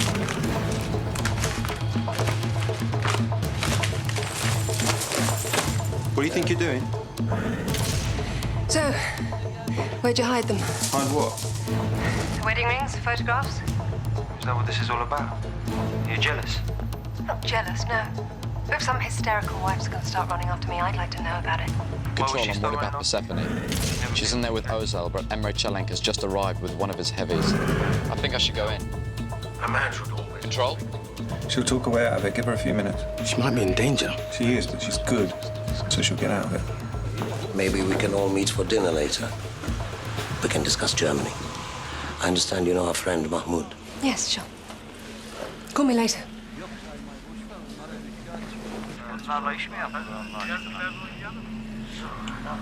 She's done it. How did you judge the relationship between Ozal and Çelenk? It became clear very quickly that Çelenk utterly despised him, especially his drug use. What are you doing with him, Sophie? I like him. He amuses me. He amuses you. Then you're easily amused. Apart from gambling, you don't seem to share his other vices. I mean, you're not much of a drinker or drugs. Drugs are the most boring things in the world. And very dangerous to our work. And they make you loose-tongued. I may liberate you from Ozal for a weekend soon. See if we can have a less boring time together. I don't do that. I'm not talking about one of your English dirty weekends. It's strictly business. I made Sophie a proposition. So relations between Ozal and Çelenk were strained? In my opinion, yes. Yes, they were. Was Ozal aware of this? Sometimes he became paranoid because he thought that Çelenk might be trying to kill him. I just put that down to excessive cocaine use. What did MI5 hope to gain by you accompanying Çelenk to Frankfurt? Intelligence on the Balkan gun-running trade and also a closer proximity to Çelenk himself. Not to make Ozal jealous? If that had been my aim, I wouldn't have had to go to Frankfurt to do that. Quite. And tell us about the meeting with Seville and Ozal when you returned. That wasn't at all as he described it. We met, and I tried to give him a present. But he began ranting again about how Çelenk was trying to have him killed, and then he stormed out. And the first you knew of the deaths in the warehouse? A colleague picked me up and told me that the operation was over. Obviously, we were distraught at the news of the death of the police officer on the undercover drugs operation. We had no idea of his existence. Thank you. No further questions, my lord. I think we'll adjourn for lunch. All rise! You have denied that you and Mr. Ozal were lovers. Did that never become an issue between you? No. So you were using the promise of sex to manipulate him. Is it common for you to use sex to manipulate people during an operation? No. But you're a very attractive woman. Perhaps you were recruited for that purpose? Well, that was never mentioned at the interview. The expensive dress, the diamonds, what were they for? We wanted him to be attracted to me, of course, and no one denied that. Mm-hmm. So he was buying you gifts and taking you out, and yet he received nothing in return? Or was it your sparkling conversation that so entranced Mr. Ozal? You're totally missing the point. By denying Ozal sex, he was easier to... Wind up? Manipulate? To control. It has been suggested by your defense that Mr. Ozal was very frightened of Emre Çelenk. Yes. But that's not supported by any of the taped conversations between Hassan Doyan, the undercover policeman, and Mr. Ozal. Do you find that strange? It's macho culture. You don't confess fear to another man. And while we're on the subject of tapes, can we go back to the incident where Mr. Ozal caught you in his office? What were you doing? I was replacing a defective bug that had been providing us with a lot of useful secondary intelligence. Good. So when you returned from Frankfurt, the new bug was up and running? Yes. So where are the tapes for the period after you returned from Frankfurt? We've requested them, but been told they don't exist. There could be any number of reasons for that. Things do sometimes go missing. Or perhaps you laid down another defective bug. Is MI5's equipment that unreliable? My lord, I'll allow this. So, the new bug just magically stopped working after you got back from Frankfurt, is that it? Obviously not. So where are MI5's records for what happened that day in Ozal's office? We're a very large organization. Records do sometimes go missing. Lucky for us, then, that the police aren't so careless with their evidence. Ozal, she told me to kill you. Çelenk, well, if she told you to kill me, then you must. How do you explain that? He was lying. I can't speculate as to why. You used Ozal's sexual jealousy to turn him into your weapon, didn't you? No. And in doing so, you showed a cowardly disregard for human life. Ozal was in such a rage that anybody with Çelenk would have met the same fate. But you didn't care about that, did you? That's not true. I think your regard for the truth is on a par with your regard for human life. The goal of this shoddy, sordid operation was the death of Emre Çelenk. That's the truth, isn't it? No.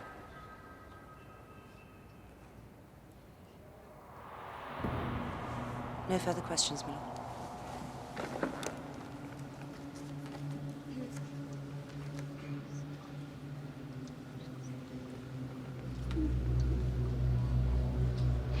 Nobody is seeking to deny Sevelin Ozal's past, but he has been offered nothing to testify in this trial, and he has confessed to crimes for which he was not even... The choice before you is clear. Believe a murderous drug addict who descended into the cocaine-fueled paranoia that his boss might have him killed, or believe a brave officer who has In this case, a life on the we line. must put aside all talk of fine lines and grey hair. Officer X, for whatever reason, tell Sevelin Ozal to kill Emre Çelenk, and did this result in the deaths of both Çelenk? I don't expect you to reach a verdict today, and you will be sequestered at a hotel for the night. All rise!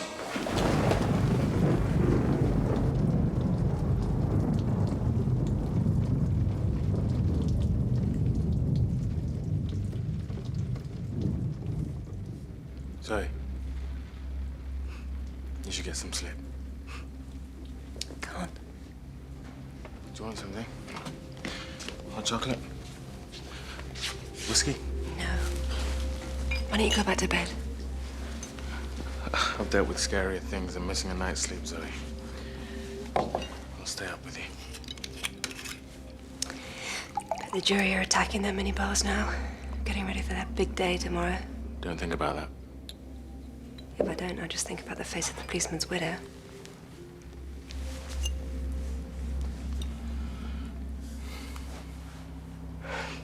Tell me, Zoe.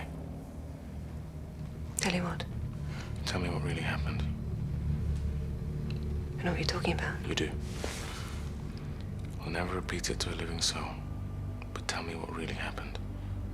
I'm the only person who can truly understand.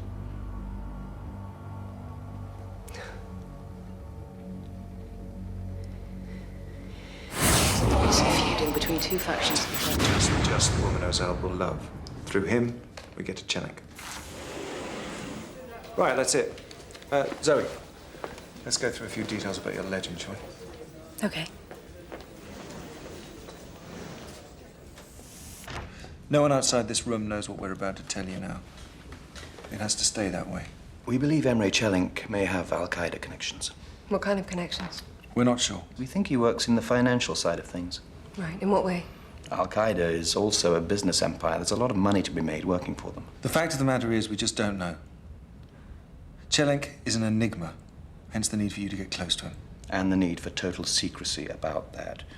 If we find out that he is providing services for Al-Qaeda, then we'll have to explore all our options regarding Mr. Chelling. Including? All our options. So it was part of the brief to kill Chelling? Come on, Danny. You know how these things work. It was vaguely hinted at as being a long-term option. Yeah, okay. I mean, I couldn't talk about the Al-Qaeda thing in court. That was why Harry came over the other night. Make sure I didn't say anything. So they wanted you to stay on Chelling with the option of killing him? Yeah, but first we needed to find out about him. That's why I went to Frankfurt.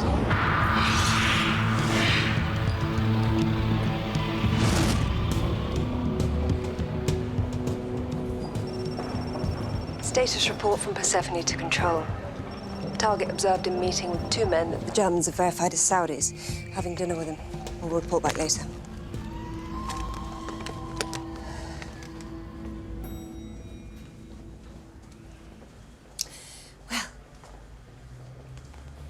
Let's have a drink. Really? You're quite safe with me, I promised. You know I don't want to sleep with you. There are things I wish to discuss with you. I might like you to do some more work for me. Are you tired? No. I'd love another brandy. Good. Risky. Yeah. A great opportunity, though. If he didn't want to sleep with you, what did he really want? Well, at the time, I thought it was what he said. To discuss work. American rubbish. You don't like Americans? I think no better or worse of them than of anybody else. I did enjoy watching the planes flying into the Twin Towers. It certainly made the pulse beat a little faster. Mm. The people jumping was awful, though. Can't you imagine the excitement of those young men who have taken over the planes? To do something so devastating, so spectacular. It almost sounds as though you support Al-Qaeda. No, I'm not interested in their ideology. They're a business, as well as a terrorist organization. But they could do something here or back in London that would kill everyone. Why be so frightened of death, Sophie? Couple kissing down in the lobby. Boy who brought us the drinks. Who would really care if they all vanished tomorrow? Well, their families, the people that love them. Compare their trivial lives to those men who rushed to their deaths on that beautiful morning in New York. Is that what you enjoy, then? Death and destroying people? Enjoy? No, not really. But if you don't like death and destruction, I suggest you look away for the next 30 years. Because it's inevitable, and millions will perish. You know, you make money from people who deal in death and destruction. I'm not sure that I entirely approve of you. But there is a part of you that agrees with me, I'm sure. And what makes you think that? You're clever. One thing puzzles me, though. That lost child at the station. What about it? This is a security announcement. We would like to remind all passengers to keep your luggage with you at all times. Any unattended luggage will be removed. Thank you for your cooperation. All right. Okay. Bye. I saw your face. It wasn't the Sophie Newman who screams at cloakroom attendants. How do you know about that? I've always had a soft spot for children. That other bitch happened to lose a particularly beautiful scarf of mine. Shall I have her killed? What? The girl in the cloakroom. Huh? Come on, Sophie. I thought it was your mission in life not to be bored. Let's see if she's working tonight. Let's just sit down. One call to the casino, and one of my men can follow her to her house, kill her, and everybody in it. Osman, bu vestiyerdeki kız çalışıyor mu bu akşam? Good. She's working. Stop it.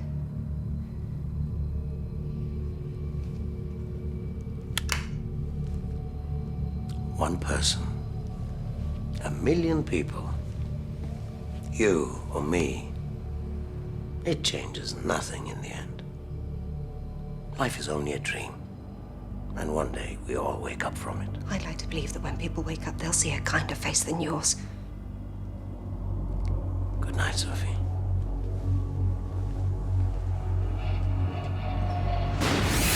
Under no circumstances, just when we're making such a massive breakthrough. The trip was a huge success. He tore my legend to pieces. He's just playing with us. He would have killed you if that were the case. You know, I had to sit there and listen to him telling me how much he enjoyed watching the Twin Towers come down. Adam, this man disgusts me. Sadly, in this job, we don't get to deal with nice guys. I don't want to do this anymore. I am very uncomfortable that a man who thinks he can do business with Al-Qaeda is in his position. We can't take you off the mission, Zoe. And then? I went to his office. I removed the bug. And I told him I'd slept with Chelink in Frankfurt. That must have driven him crazy after all this time pursuing you. Yeah. I didn't spare him any details either. So you also asked him to... I told Ozal to kill Chelink, Danny. Why? Because I was frightened. For Sam? For Sam. For myself. For the couple kissing in the hotel. For the kid who bought us our drinks. For anyone whose trivial life he deemed worthless. Danny, I couldn't see him as a potential asset or a source of intelligence any longer. Just as a man who could see no difference between one death and 1 million. We make difficult decisions, Zoe, and we're denied the luxury of moral absolutes. Yeah. Yeah, but this time, Danny, I messed up a mission. I've exposed the service to this court farce, and I caused the death of 2 other men. You know, you have to live with the consequences of your choices, Danny.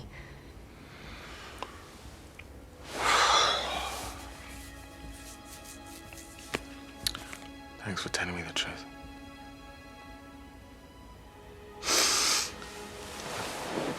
Whatever happens tomorrow, whatever the jury decides, I want you to know something. It's okay. I love you. I know. I just want this to be over.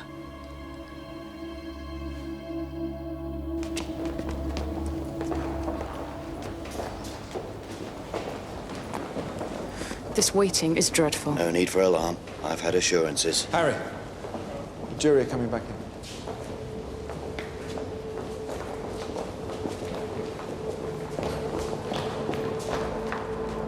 Will the defendant please stand? And would the foreman please stand? Have you reached verdicts on which you are all agreed? Yes, my lord. On the charge of involuntary manslaughter of Mehmet Salem, do you find the defendant guilty or not guilty? Guilty. On the charge of the involuntary manslaughter of Hassan Doyan, do you find the defendant guilty or not guilty? Guilty. And on the charge of conspiring to murder Emre Çelenk, do you find the defendant guilty or not guilty? Guilty.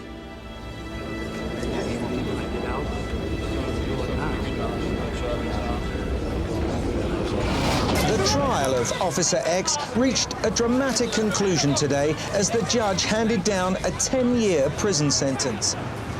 You going to see the Attorney General? I certainly am. They've given us a political trial. Let's get political on them. My thoughts exactly. I better get back in and look after the team.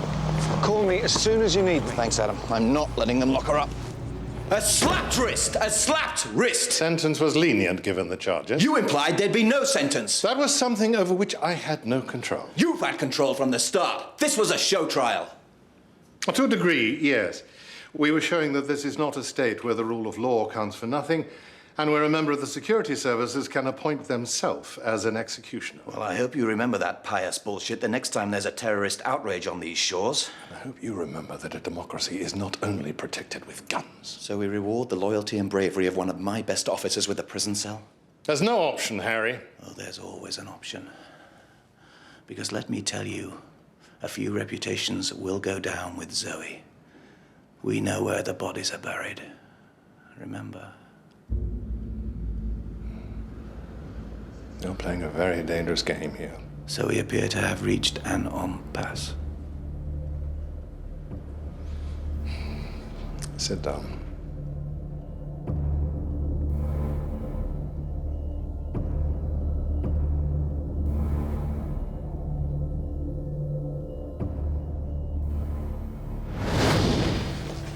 Zoe's been sentenced. They're holding her. I need to know when they're moving her and where. It's Adam. No time for explanations. I need a young woman. No time for jokes either.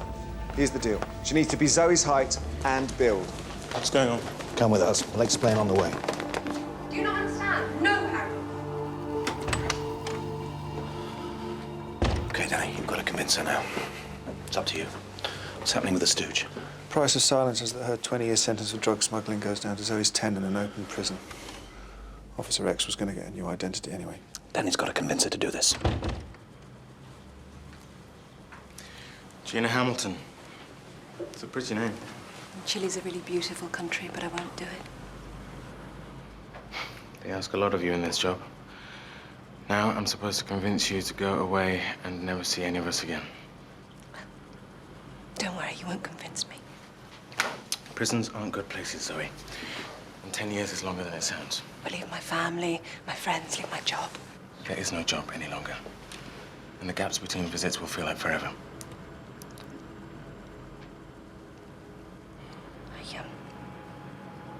I can't do this. Take it.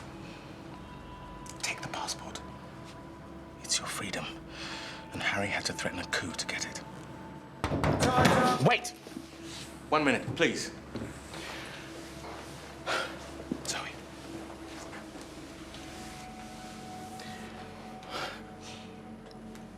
I'll know who I am and what I've done. Really?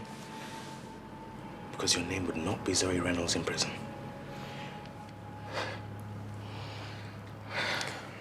God, it never stops. Look, what is your real identity, Zoe? I mean, who ever really knows that? Look, if it's anything, it's the impulse that led you to decide that ordinary lives weren't trivial and that you had a duty to protect them. The question is whether you're going to allow them to put that identity behind bars for 10 years. Some lucky person in Chile who doesn't know it yet is going to meet Gina Hamilton. Maybe you'll have kids. I'd like to have a baby one day. A little girl. Then get away from here.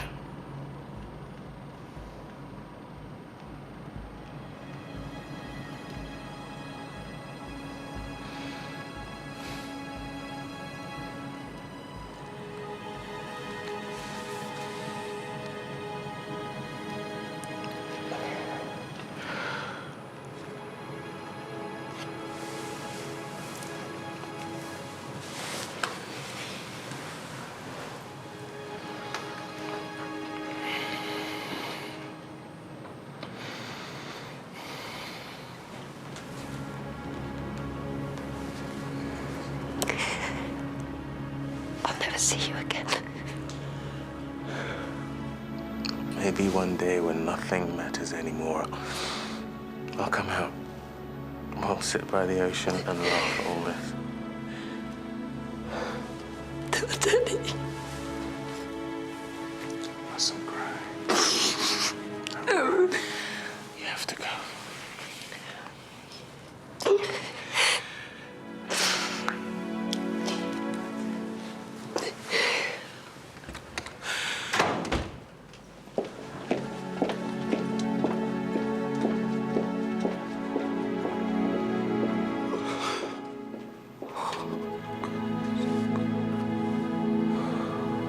Danny.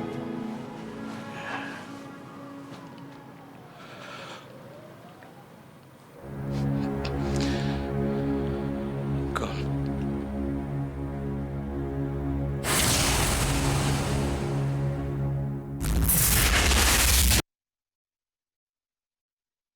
Он поднимается по лестнице. Папа, ноябрь, бабушка.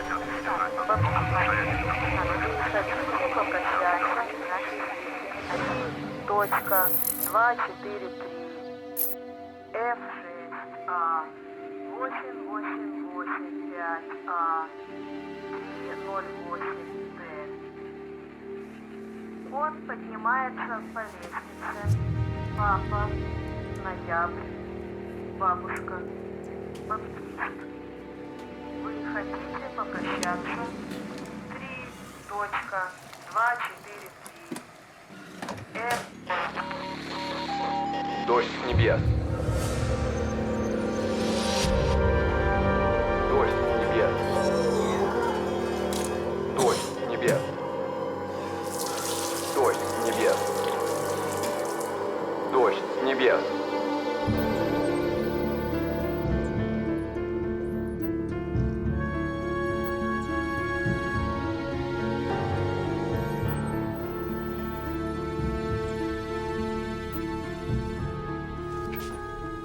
We have a serious problem. What's this? Tiresias.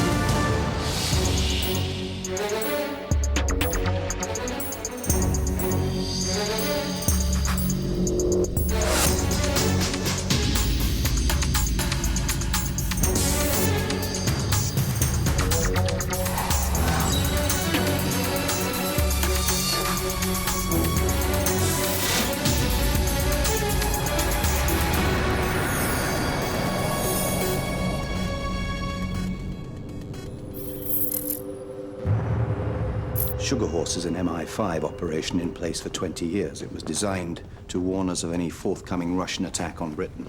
We've just ascertained that the Russians have an equivalent operation, but it's bigger and better.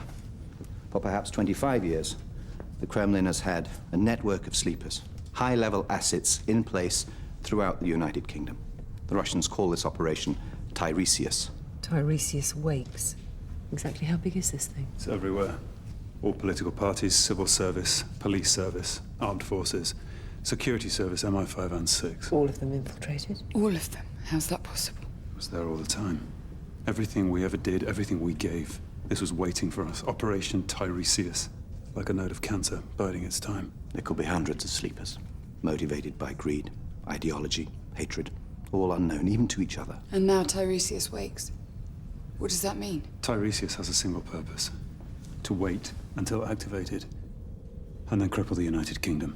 So what kind of attack can we anticipate? We don't know, but we're about to find out. Tiresias wakes at 3 p.m. today. That's it. That's all we've got. The fact is, if the Russians have sleepers spread that wide and buried that deep, we have no way of knowing who we can trust. And if we sound the alarm on this, we let Tiresias know we're onto it.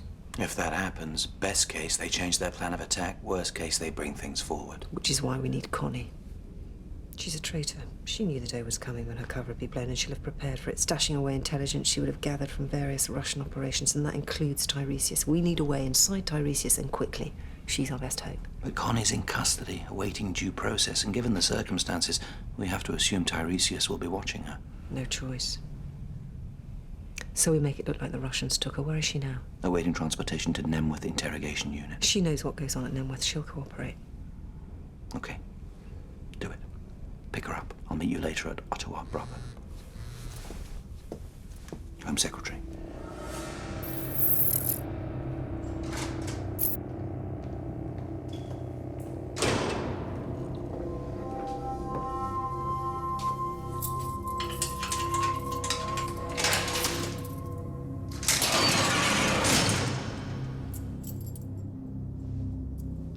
you. George Redmond, counter-espionage. Miss James, I'm here as a courtesy to inform you that the service is determined to prosecute you to the full extent of the law. You'll be charged with treason. And the murder of Ben Kaplan, yes. But first you'll be transferring me to Nemworth for interrogation. Can I finish my tea? I'm sorry, no.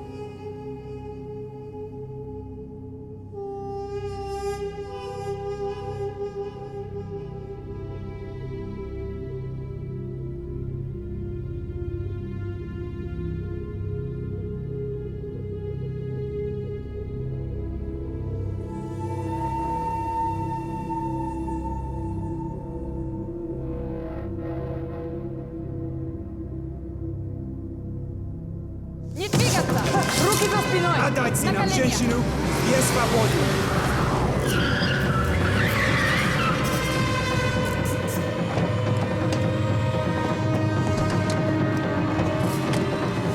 Привет, Рос.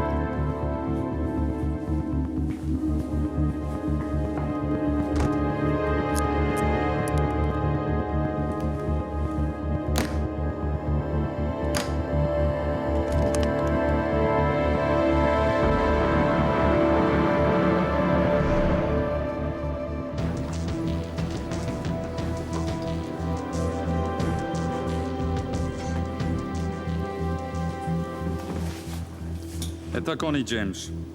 У нее есть информация, верно или Россия? Мы приняли меры, чтобы Джеймс молчал. Но час назад, до того, как эти меры завершились,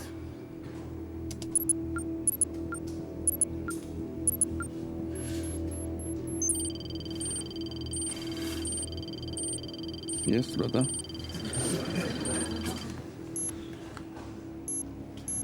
MI5.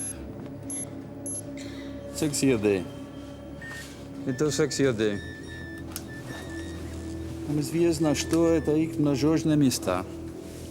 А мы сейчас думаем, что они сидят в одном из 3 надежных мест в городе. Эта информация может доверяться, она получена от Connie James. Ага, рота снайперов имеет доступ на крышу всех зданий. Благодаря нашему контакту в городской милиции. Эти лица работают независимо от MI5. Можете их убить. Все, приготовили, поехали. А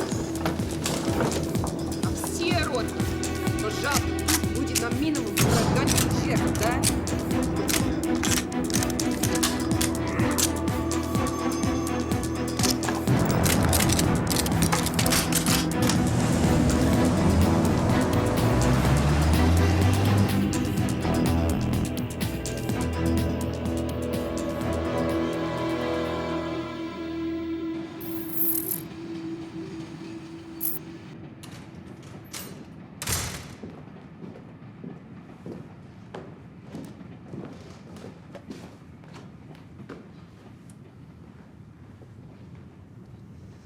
Tiresias. Seer. Condemned by Dante to spend all eternity with his head twisted round. Prophet who could only look backwards. I'm tired of the dance, Connie. What do you want? Somewhat temperate. Too much heat is intolerable, dulls the wits.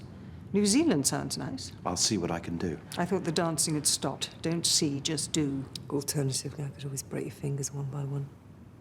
You don't have the balls. You don't think so? Judging by the way you snatched me, this is a black op. Which means you don't trust MI5. Which means you've grasped the scale of Tiresias and you're very frightened, so don't be coy. What do you have for us? All of it. All of it? I've had 25 years to put it together, Russ. On and off, bits and bobs here and there. And of course, all the motivation in the world. You know what I want in return.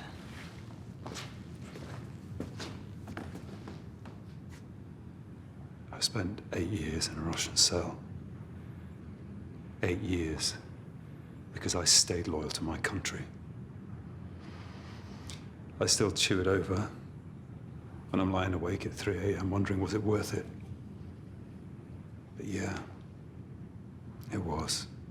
Because I look at you with all your brilliance and all your treachery, and I see everything that I've ever fought against. Your situation's more precarious than you realize, Connie, so stop pressing buttons and give us something.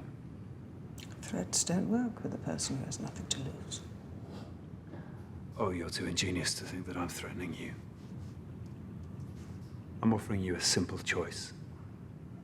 Help us, or don't. I'll leave you to compute the implication.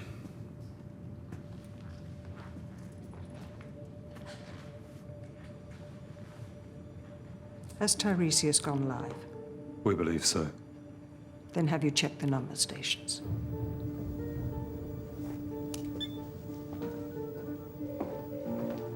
Malcolm, do we still check the number stations? GCHQ does, yes. As a matter of course, but it's years since they broadcast anything remotely germane. Well, check them now. Tread lightly. No one should know you're looking. Get back to me as soon as you can.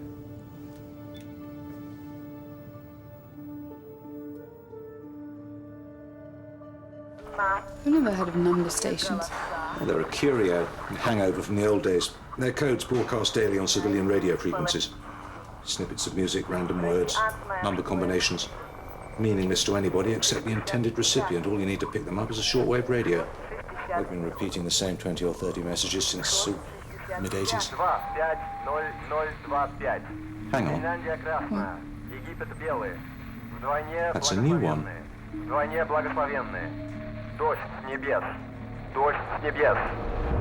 What is rain from heaven?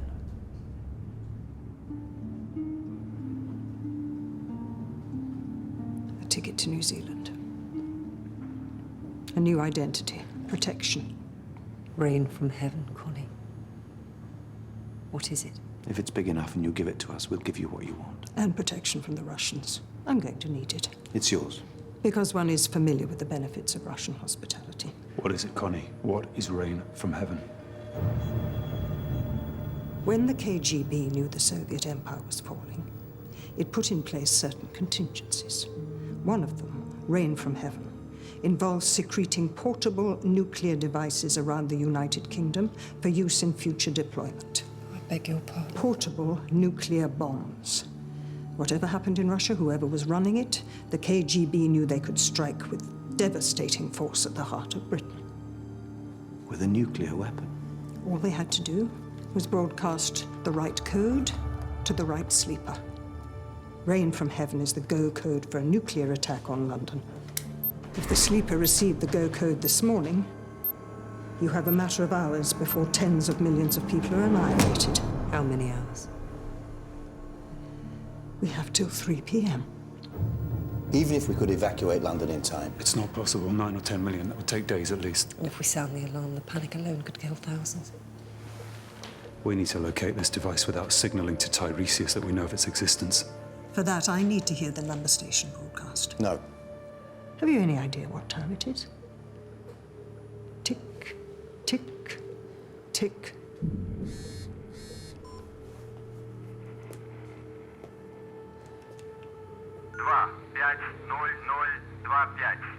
Финляндия красная, Египет белый. Вдвойне благословенные. Вдвойне благословенные. Дождь с небес. Дождь с небес. Each sleeper is assigned a 6-digit reference. 250025. Finland red, Egypt white is a status code, followed by a time and location modifier. It's twice blessed. This is a specific instruction to a specific sleeper to place the bomb in a specific place to detonate at a specific time. I happen to know Rain from Heaven is a nuclear suitcase bomb because that's the kind of thing one finds hard to forget. And the rest? I don't have it all memorized. Got it written down and stashed. Your insurance policy. We all need an exit plan. The Tiresias dossier is mine. Where is it? Dead drop, London Bridge. Where at London Bridge? Oh, most amusing. Get me there, give me what I want, and I'll give you the whole of Tiresias. I'll give you every Russian spy in London, and I'll tell you who is going to detonate a tactical nuclear weapon and where. Tick, tick, tick. Do you think the Russians don't know you've got me? Do you think I haven't let them know where every safe house is?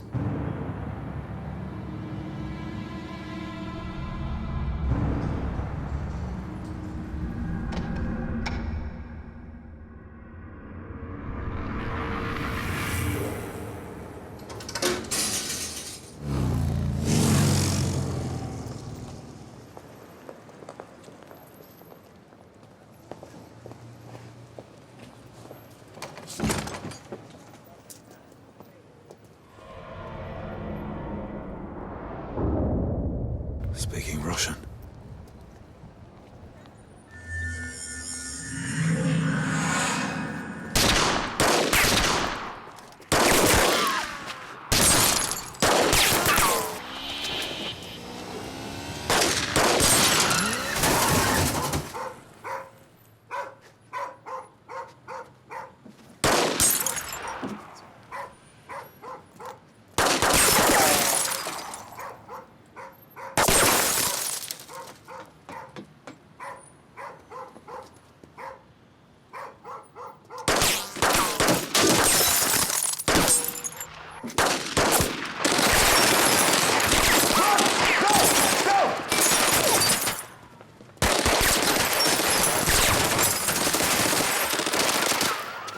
We need to split up. Rendezvous at Catherine Wheel Alley.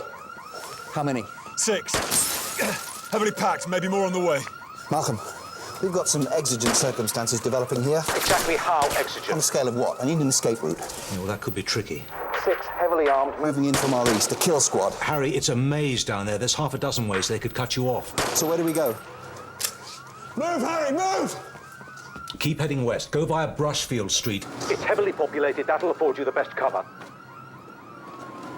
You copy? Harry? We'll bring them back. Yeah, I'm trying. Stop.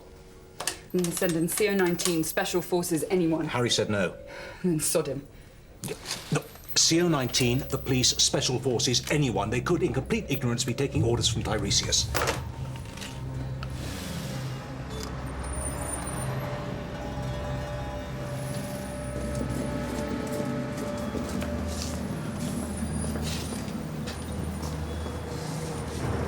We need to cross London to get the Tiresias dossier. Assuming we can do that, we're going to need someone in place to act on that intelligence. We're not going to stop this from happening if you're not back on the grid. We'll be fine. All we need to do is cross London. How hard can that be? Don't have people listening in. Keep comms to a minimum. And watch the rooftops. Don't worry, I've got another route in mind.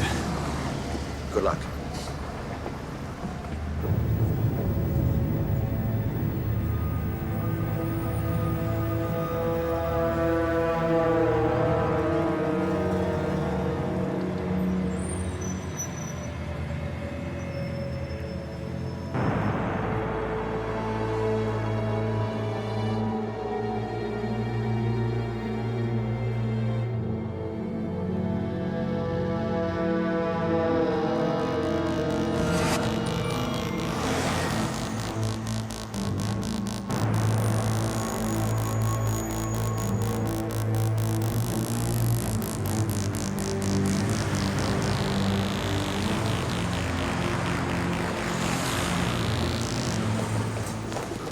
Хорошая работа.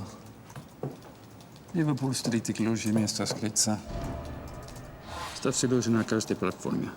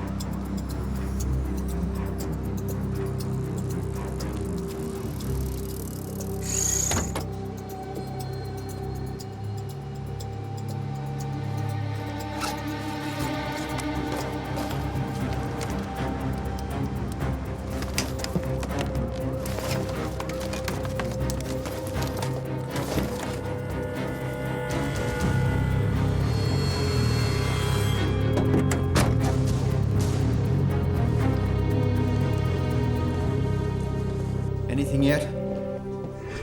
No news. They're maintaining comm silence. Let's hope comm silence is all it is. At last contact, they were in Spitalfields. They need to get to London Bridge. That's 3/4 of a mile away. What's their likely route? It's the city, the highest density of CCTV cameras in London. Whether above or underground, they'll be under constant surveillance. Of the two? They should go for the tube station. It offers crowd cover and the possibility of changing route at the last minute. But our comms won't work underground. They're alone. You train them. I trained Connie too. Well, if anyone's going to survive, it's that treacherous cow. I need to speak to the Home Secretary. The moment you have anything. The moment. Does rain from heaven mean anything to you? Should it?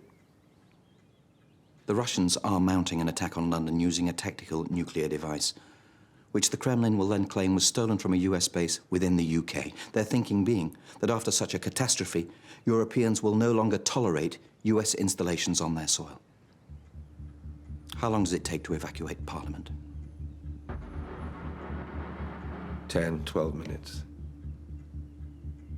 There's a drill, a regular drill. And at 2:45 this afternoon, you'll receive a call from me or one of my officers. If that call comes, you must evacuate the government and the royal family into their deep-level shelters. There will be no time for a public warning. Unprecedented scenes at the United Nations today when a Russian delegation accused the US of failing to report the loss of several tactical nuclear weapons from an American Air Force base in southern England. Russia claims the devices may have fallen into the hands of terrorist organizations. The government has been quick to deny the allegations that any weapons have gone missing in Britain.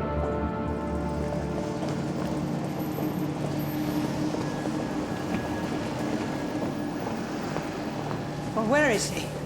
He'll be here. We haven't got time He'll for be this. here.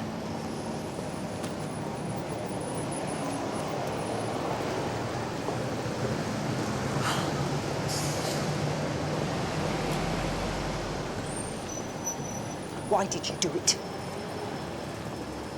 Why do you think? People usually turn traitor for fanaticism or reward. I can't imagine that either applies to you. No, neither did.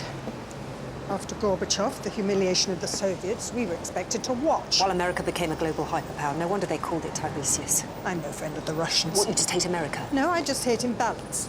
You and I both think the same, Roz, always have done. It's why you hate me. Not because I'm a spy, but because you're looking in a mirror.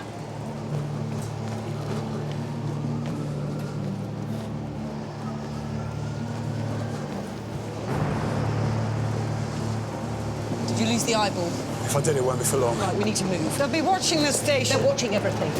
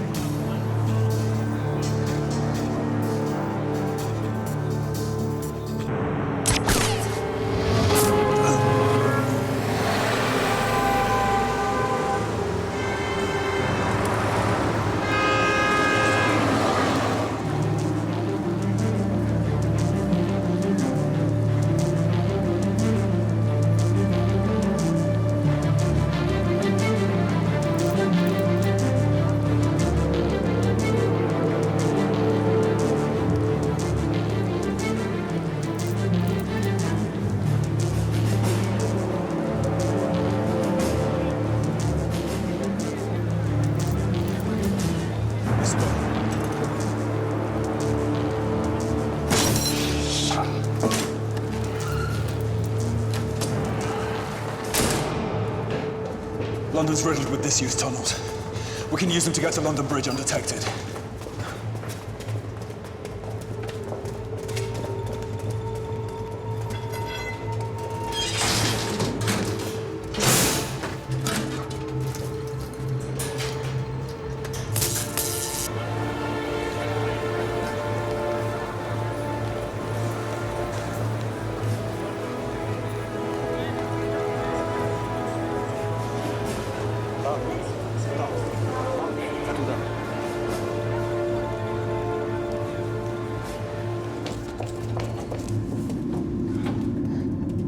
That way.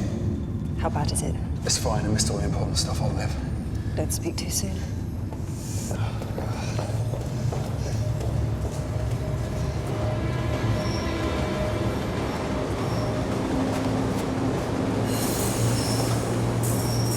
That's live.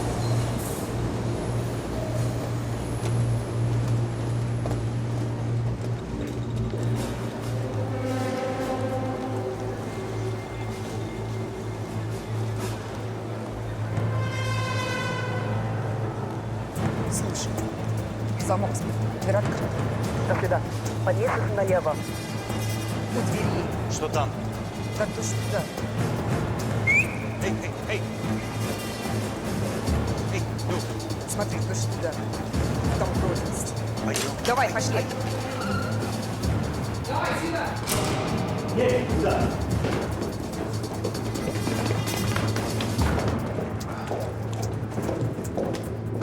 Shit, Whose idea was this? I forgot.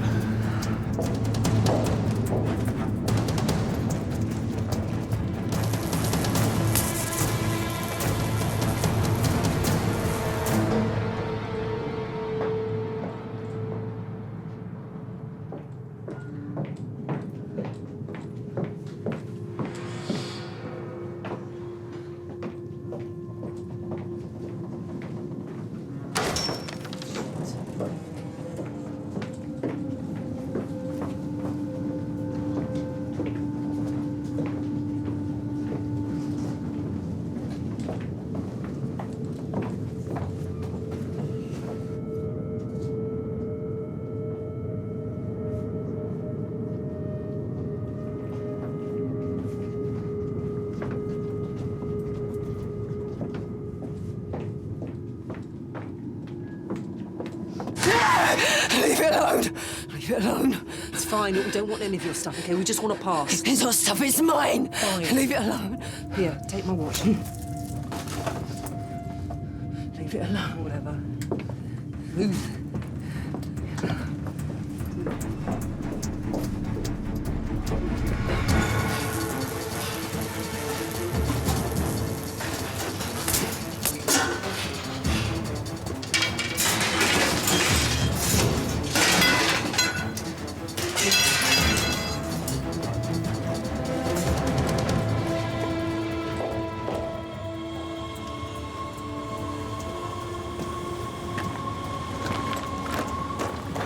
This is the service tunnel we need. Take us directly to London Bridge.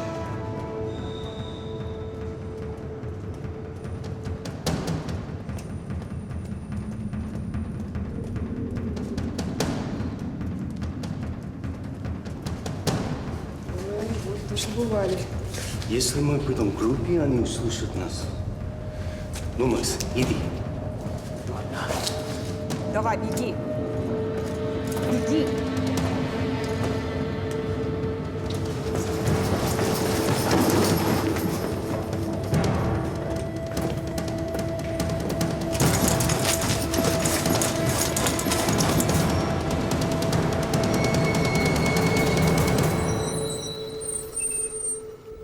Malcolm. Nothing yet. Right. Well, we're not going to stand around here and wait for this to happen. The FSB came after us in numbers. Their orders were to assassinate Connie and the rest of us. But you think they know what's about to happen? You think they know about rain from heaven? An operation of this magnitude would be classified well above top secret. Well above even a station head security clearance. See, the FSB are here in London with us. They have families, people they love.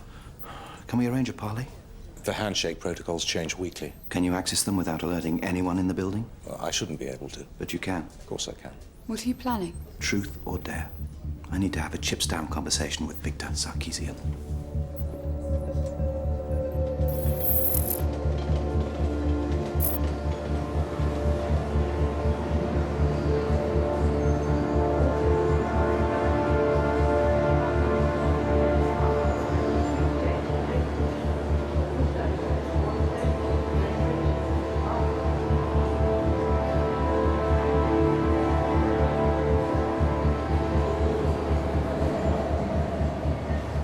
Contacted the Russians using the emergency handshake.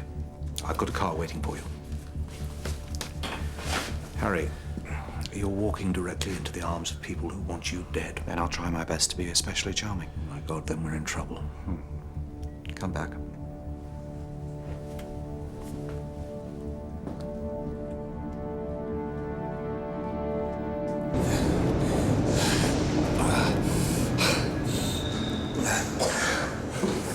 What time is it? past.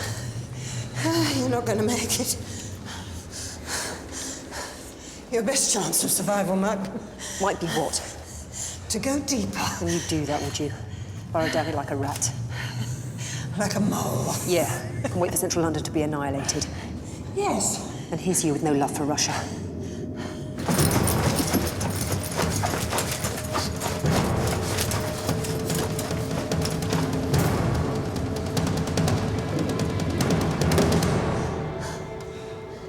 What happens?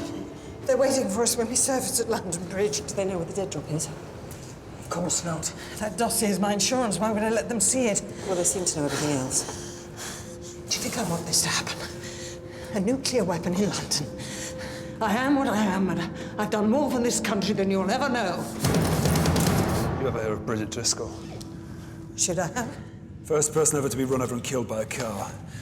She was a daughter, a wife, a mother. But all that's faded away now. All Bridget Driscoll is a single moment. Whatever you've done for this country, Connie, is gone. What's lost can never be found. Leave it alone! Leave it alone. What would you do if you were them? Send in a runner. So would I. Move.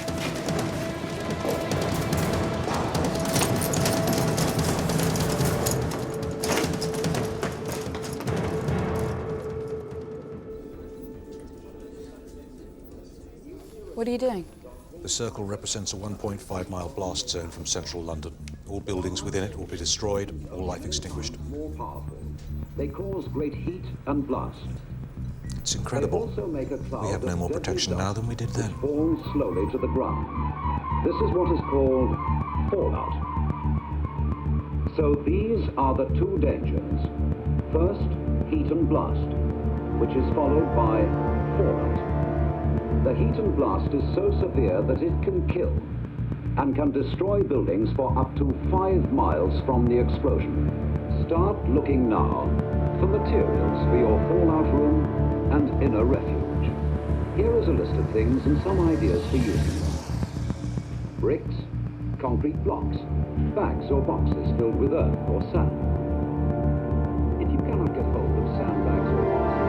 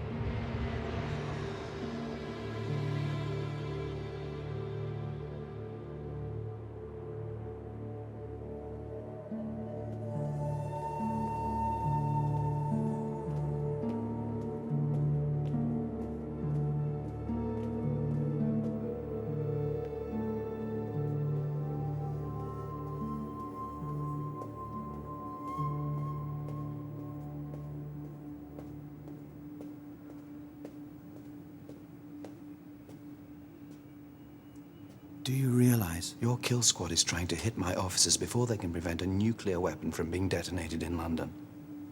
In an hour's time, tens of thousands of people will be dead. If your officers succeed in killing mine, you would have succeeded in nothing except killing yourself and your family. Your country, your own country, is about to kill you, Victor, and I'm here alone to tell you that. If I'm lying, well, keep me, ship me to Russia. If the best you can hope from this operation is Connie James, I'm a much bigger prize. The FSB can do with me whatever it is it does with people like me. Victor, look at me. We're short of time. If I'm lying, what's the worst that can happen? You can make a gift of me to your superiors, a senior British intelligence officer. If I'm not lying, your children have less than an hour to live.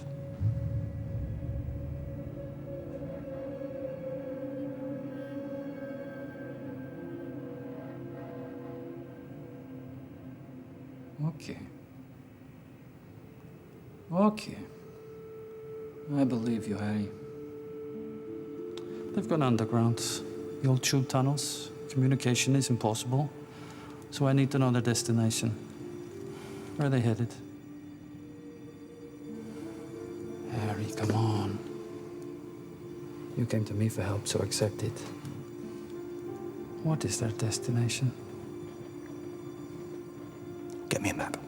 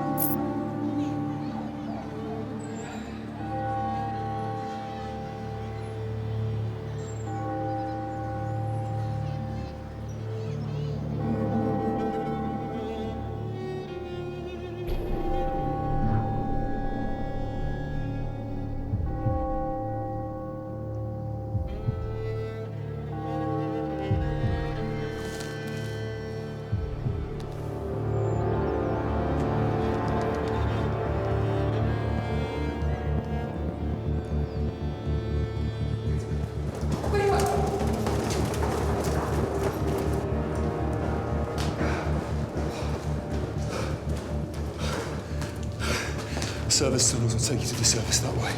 What are you going to do? We're at a 9mm, standard NATO issue, 2 rounds expended. I'll draw them off to the platform.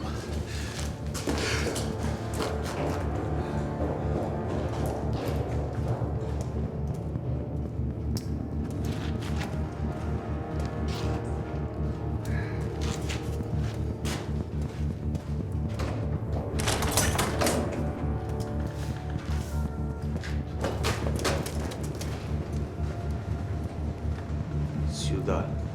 Близко, наверное.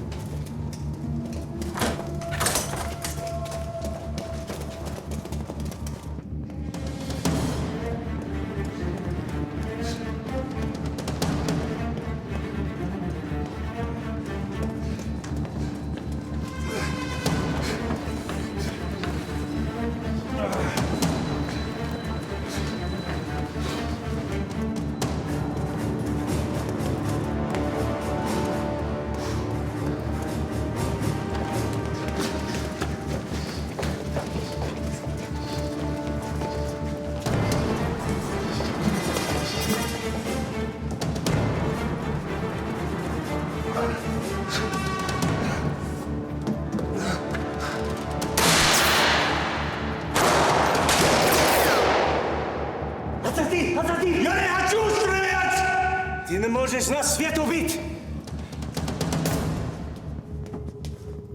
Нет, но тебе я могу! Тебе нет патронов. Иди!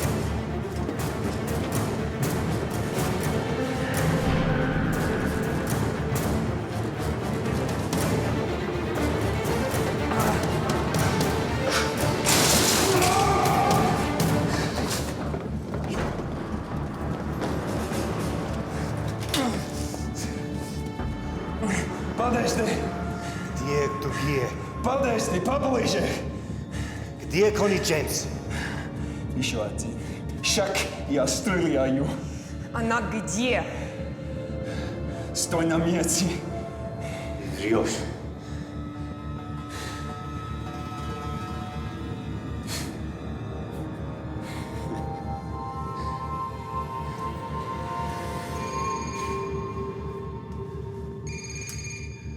Да. Ну, Борн, Саркизм. Да.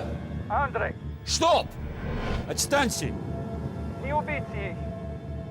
Понял.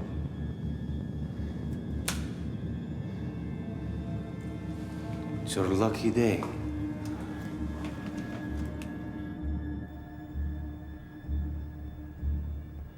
Да. Вот идет забраться. Спицы с метро.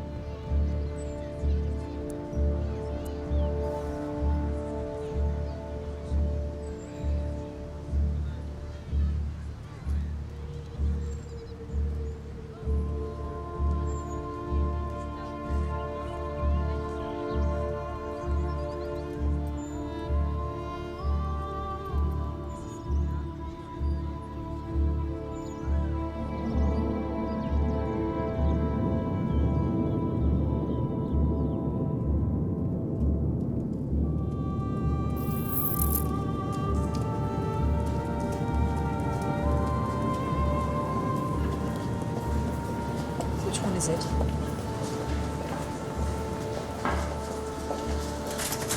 This one?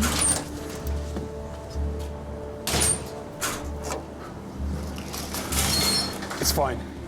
It's fine, they're here to help. How nice. What's the code? 34590X /falls the shadow. It's all here. Every sleeper they've got. Bomber? 250025. The bomber's name is Walter Crane. The bomb's at Grosvenor Square. Wait. By the time you've mobilized the Broken Arrow unit, it'll be too late, even if they arrive in time, which they won't. They're dealing with a Cold War weapon they've never experienced and don't know how to work. Bring it to me. I'll do it. What? I'll do it. Have you got anyone in Grosvenor Square? It's the American embassy. We practically live there. Bring us the bomb. Are you insane? No time to do anything else. Bring us the bomb. We take it underground. If the bomb detonates, we lose central London, but we minimize radioactive fallout. And I need a working light and a toolkit. And a bottle of gin.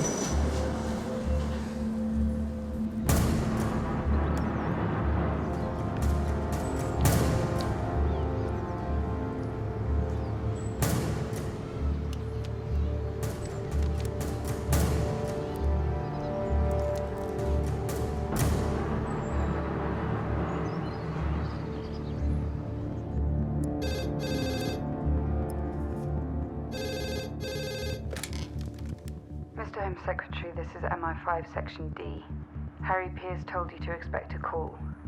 This is that call. You know what to do. Very well. I'm sorry, sir, but you do need to hurry. Yes, of course. Good luck. And to you. Anyone you need to call? Well, Mum will be watching A Place in the Sun. Waiting for Countdown. She loves Countdown. Why spoil it, eh? This is the Home Secretary. I'm invoking protocol landslide. That's right, landslide. Now.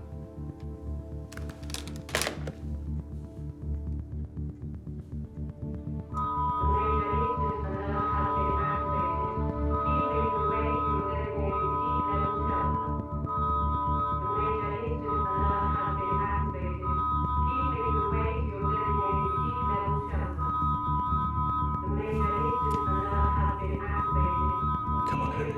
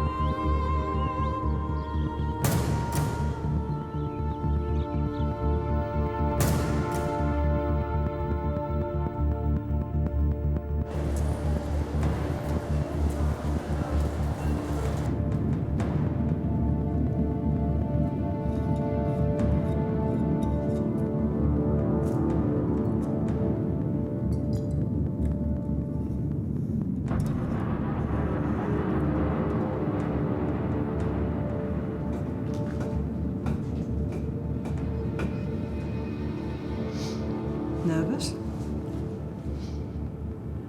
Should I be?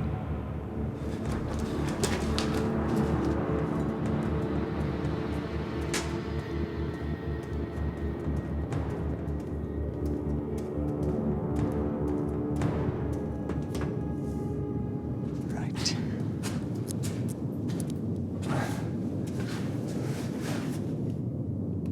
You should both leave. Hurry up, please. Thought you weren't nervous. I'm not. Fine, stay.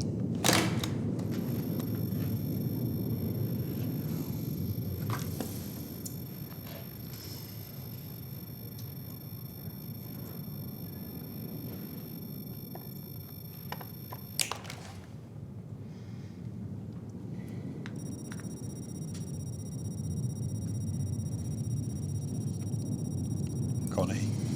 This isn't an improvised explosive device cooked up by some half-wit undergraduate. There are fail-safes and backups. By cutting that wire, I've initiated a secondary countdown. A conventional explosive would go off in less than 2 minutes. If I haven't removed the uranium, it will cause a chain reaction and a nuclear explosion. I need to remove the shell from the central housing and separate the two isotopes. When I do that, the bomb cannot reach critical mass and will no longer be nuclear.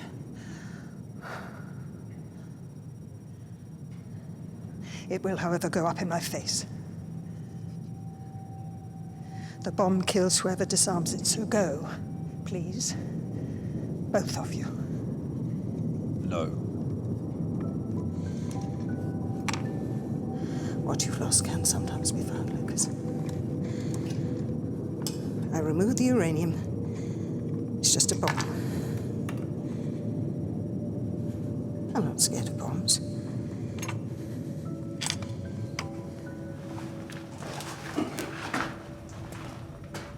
Connie? Oh, Lucas! 3 a.m. when you can't sleep and the nightmares come, who do you blame for what happened to you? 8 years in Russian hell, who do you blame? I blame Harry. Then it's time to let it go. It wasn't Harry's fault. Who was it, Connie, who sold me out? Your 10 seconds. Who was it? I have 9 seconds. I need to know. 8 seconds. Just say it! Leave now. It was me. Always me.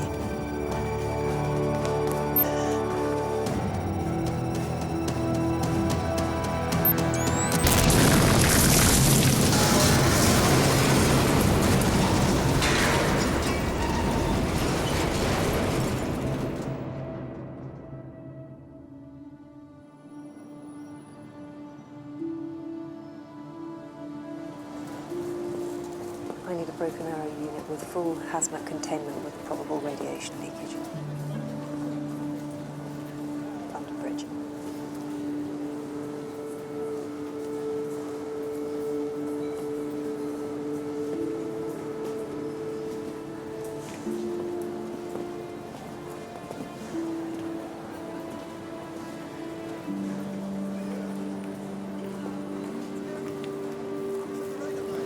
You okay?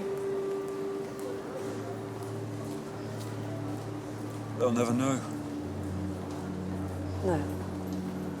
And that's a good thing, Lucas. You know it is. I need to talk to Harry.